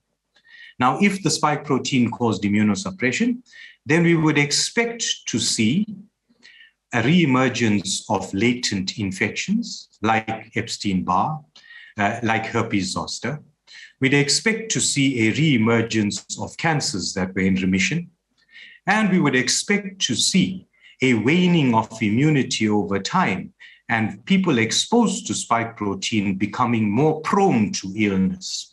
And we've seen that with the vaccines, and we've seen that with COVID. we've seen people that are vaccinated actually being more prone to developing severe illness. Now, the claim from the vaccine manufacturers that the vaccines prevent severe illness and death, I find that amazing that they could make that claim. They've refused to accept my work on the pathogenesis of COVID illness. I think simply because I have proven that spike protein is the primary pathogen. And if you accept that spike protein is the primary pathogen, that shows the vaccines in a very dangerous light. Now, if you don't accept what causes severe illness and death, how can you claim that your product can prevent it? So they have absolutely no pathologic evidence or pathophysiologic evidence of the working of their vaccine. We know that it's not a vaccine because it doesn't prevent infection and transmission. Now, it exposes you to spike protein. So clearly, if you're allergic to spike protein, the vaccine works as a desensitization tool. So we do desensitization for patients that are allergic to certain allergens. We expose them to mild doses of those allergens, and then they become more tolerant. So the vaccine is giving people that are prone to severe illness and death, by exposure to spike protein, which is the allergen, a little bit of tolerance for a limited period of time. And once that vaccine stops making spike protein, you become intolerant to it again, and it no more has the ability to prevent severe illness and death. And we've seen that globally. Then as well with spike protein, it is a membrane protein. And we've seen with the Japanese studies that it circulates throughout the body. Now, every tissue that is exposed to spike protein and starts to make spike protein will express it on its surface. It will be recognized as foreign, and that would trigger a host of autoimmune conditions, which we've seen as well. We've also seen that spike protein crosses the nucleus into the nucleus of a cell. It inhibits the BRCA protein, which is used to repair double-stranded DNA breaks. And so it will impact on your DNA's ability to repair itself. And that would cause an explosion in cancers, because cells that actually remain viable after DNA damage are most likely to become cancerous. And all this bears out with long COVID and the vaccine adverse side effects that we've seen, the increase in all-cause mortality that we've noticed globally since the vaccine. And if you look at the trend in that all-cause mortality, it is exactly what we predicted the vaccine would do. We're seeing the neuropathies, we're seeing the blood clots, we're seeing the myocarditis, we're seeing the emergence of latent infections, we're seeing the re-emergence of cancers, we're seeing Alzheimer's, dementia, neuropathies. We are seeing all these things. Now, when we come to Omicron started here in South Africa, and immediately everyone shut their borders. I thought that was absolutely unnecessary. It was almost a vaccine that we could use as a mild attenuated vaccine. But I was also suspicious that Omicron, with all the changes we saw in it, might be a new engineered vaccine, virus. Because now suddenly we had 30 new mutations in the spike protein. And like the previous guests have alluded to, that is not natural. So I had it at the back of my mind that this might be the Christmas present we all wanted, but there might be a sting in its tail. And so I watched Omicron very carefully. The only system that was not affected by COVID infection was the neurologic system. But we saw the neuropathy in the vaccine side effects. So I knew that spike protein had the potential to injure your nerves. And so I looked at Omicron in that light. And with Omicron, it became clearly evident that it was neurotoxic. A lot of the patients that I've seen have presented with neuropathy, burning of their hands and feet, strange sensations around their body, migraine-like headaches, pain radiating from their neck. It seemed to affect C6-7, brachial plexus kind of neuropathy. It seemed to affect T10 and 11 in your spine, which affects the diaphragm. And people had all these strange symptoms. Dr. Yes.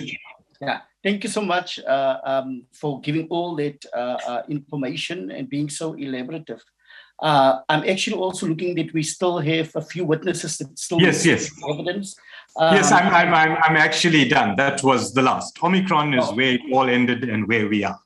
Okay, awesome. But as you are actually about to wrap up as well, also therapeutic trials, that's basically what you were talking about, modality of treatment and hypersensitivity.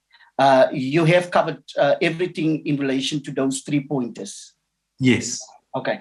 So what I want to ask you is that I have now, even the jury and the citizens of the world has seen that when it comes to SARS-CoV-2, it is not a death sentence without a shadow of a doubt. It can be treated. And you have very brilliantly set out as well also your treatment plan. So my question to you, what is currently happening all over the world in each and every country, will you agree with me that the government is actually practicing medicine on their population? And as a consequence of that, they are actually standing in the way of like doctors like yourself to give suitable life-saving treatments. Will you agree with that statement, sir? I will agree with it completely. Doctors are not left to make the decisions they are trained to make. And they are being made by people that are wholly untrained.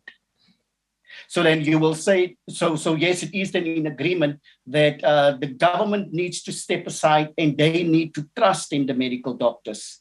I mean, can you then also then at the same time tell us what is your success rate percentage-wise? I've been through over 10,000 patients that I've seen myself, physically myself. I have not had a single death. I have not hospitalized a single patient, and I have not put a single patient on oxygen. There were 4 deaths in my practice, but 4 deaths were because of an overabundance of caution by family members who wanted those patients hospitalized. When those patients were put in hospital, the doctors there refused to collaborate with me.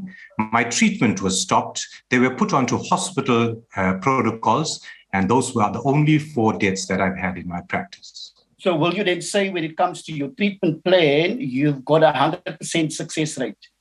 I would say that without a shadow of doubt. And I have doctors around the world that I've trained with the same protocol, and I've had exactly the same success.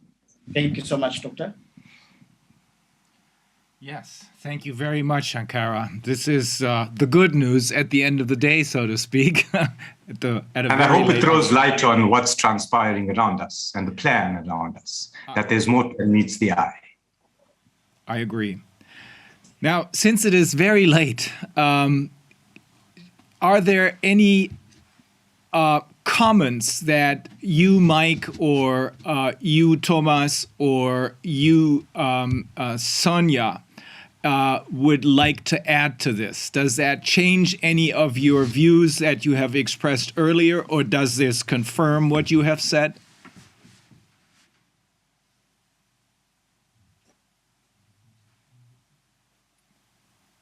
And Dolores, of course. So it seems like... Mike, you're muted. I think you were trying to say something. Yeah. Yes, I was just going to say, really, that I think in great detail, Dr. Chetty has illustrated some things I think they're worth saying. And I often say this to people, don't be scared of the virus. It's, it's a middling kind of virus. We now know that the infection fatality ratio, certainly the current strain, approximates flu.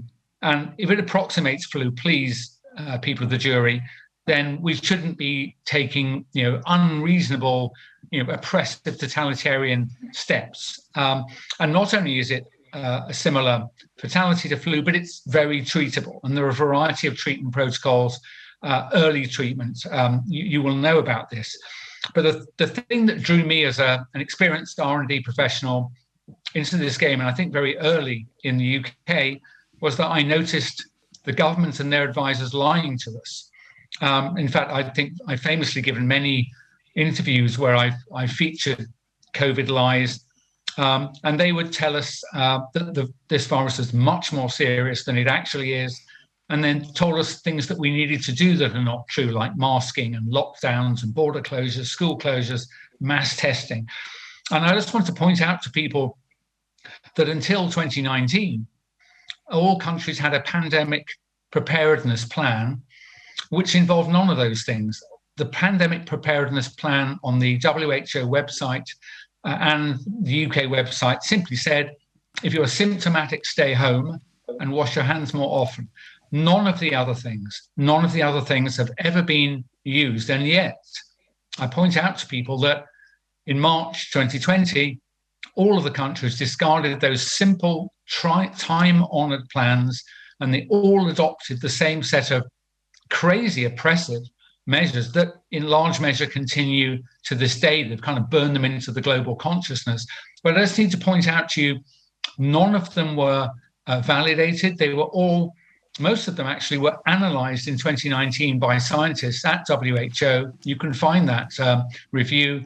And they showed that masks have been tested and had no impact whatsoever on respiratory virus transmission, and that school closures, border closures, business closures also didn't affect transmission. And that's because the only people who are good sources of transmission are symptomatic.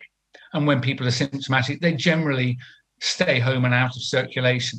So I point that out to people because the only conceivable way dozens and dozens of countries all at the same time would throw away the plans they've used for decades and adopt a set of crazy measures that don't work, and many of which were actually proven previously in the previous year not to work, were all adopted at once. I'm afraid the only way that could have happened is if you had a supranational plan to do that. And so don't be frightened of the virus, it's treatable. Do be frightened of the government's measures that aren't evidence and they're all doing it at the same time. So that's lies.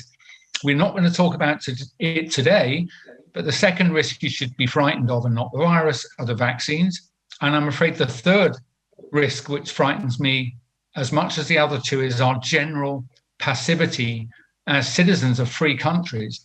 We're accepting these measures that we should not. And I'm glad to see people in Canada, in particular, saying they've had enough, rightly so. Until we all show that we've had enough, the people who have brought about the global lies that I mentioned early on, I think will keep pushing. They'll keep pushing. And if you just wait for it to pass, it will never pass. But just very briefly, I went excellent presentations earlier on PCR. And I really wanted just to point out a few things. One is that there are very many scores of respiratory viruses. People can have a variety of symptoms that can often be quite similar.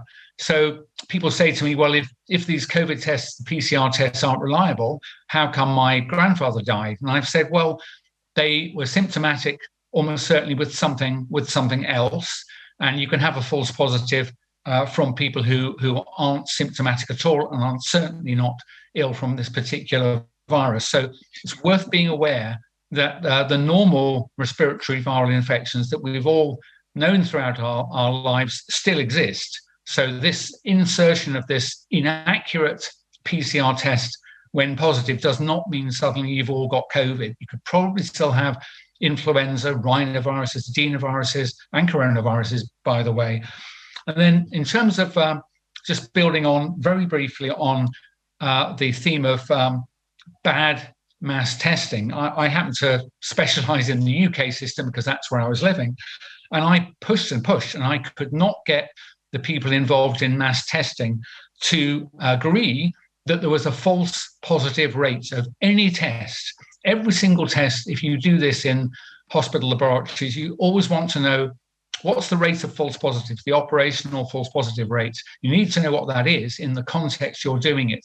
And some of the super labs in the UK doing very large numbers of tests, eventually hundreds of thousands of tests a day, they never conceded that there were any fraction of those tests that were positive that were false. And they would only declare the positive results as the number. So that's how many cases there were. And that means if you had a 1% false positive rate and you tested 1 million people, you get 10,000 cases. But actually, net of false positives is actually zero. So poor UK lab technique and the bulk labs, they were also recruiting, and this must be true around the world, they were recruiting people to perform those tests who were not properly trained as diagnosticians. They had usually a science degree. They didn't have to have ever worked in the lab. They were taught how to use pipettes. And as Professor Kamara said, if you've got poor pipetting technique, you can easily contaminate your work area, even if there was a small number of genuine positives in those clinical samples. Poor technique will contaminate your work area. And I think that's why they deliberately hired people who weren't very good at what they were doing and had to be shown what to do, almost knowing that that poor technique would increase the number of false positives.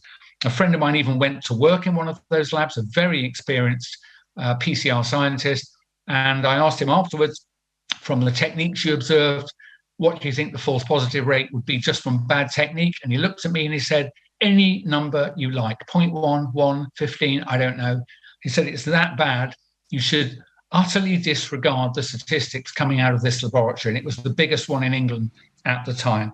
So probably haven't really got anything else to say, but I hope people will, if they listen to anything I've said in the past and will tie it back to today, that we're being lied to, that the measures that are being imposed are inappropriate, are damaging, to the economy, our society, and that we should be frightened of that and not the virus, which is very treatable. Because if we don't eventually, peacefully but en masse rise up and throw off this oppressive regime, I just don't think we'll ever recover our freedom. Thank you. Thank you, Mike. I think this will have a great impact on a lot of people. As this is a jury of the people, we do believe that this will have an impact in the sense that they will start to rise up, because that seems to be the only solution to what we're facing currently. After everything I've heard today, we have to appeal to the people, to the jury of the people, to stop this. Now, as it's a very late hour already, I would like to ask you, Thomas, to save your conclusion for after the vaccination session, because that is another important thing. And after that, I think it'll make even more sense than tonight to summarize what we are witnessing according to what we've heard tonight in particular. Is that okay with you, Thomas? Yes, okay. I will be there. Okay. Thank you very much. Now, unless there's anything else that we need to ask our experts, I would suggest that we adjourn this hearing until next Saturday, when we will continue with the vaccinations. Is that okay with everyone? That's in order with me. Thank you very much.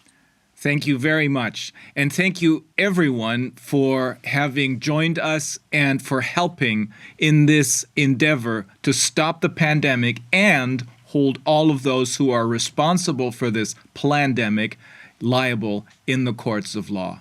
Thank you very, very much. Thank you. Thank you very much. Thank you. Thank you very much. Thank you very much. Thank you. Thank you all. Thank you. We will see you all next Saturday. Thank you, Dolores. Thank you. Bye-bye. Bye, everyone.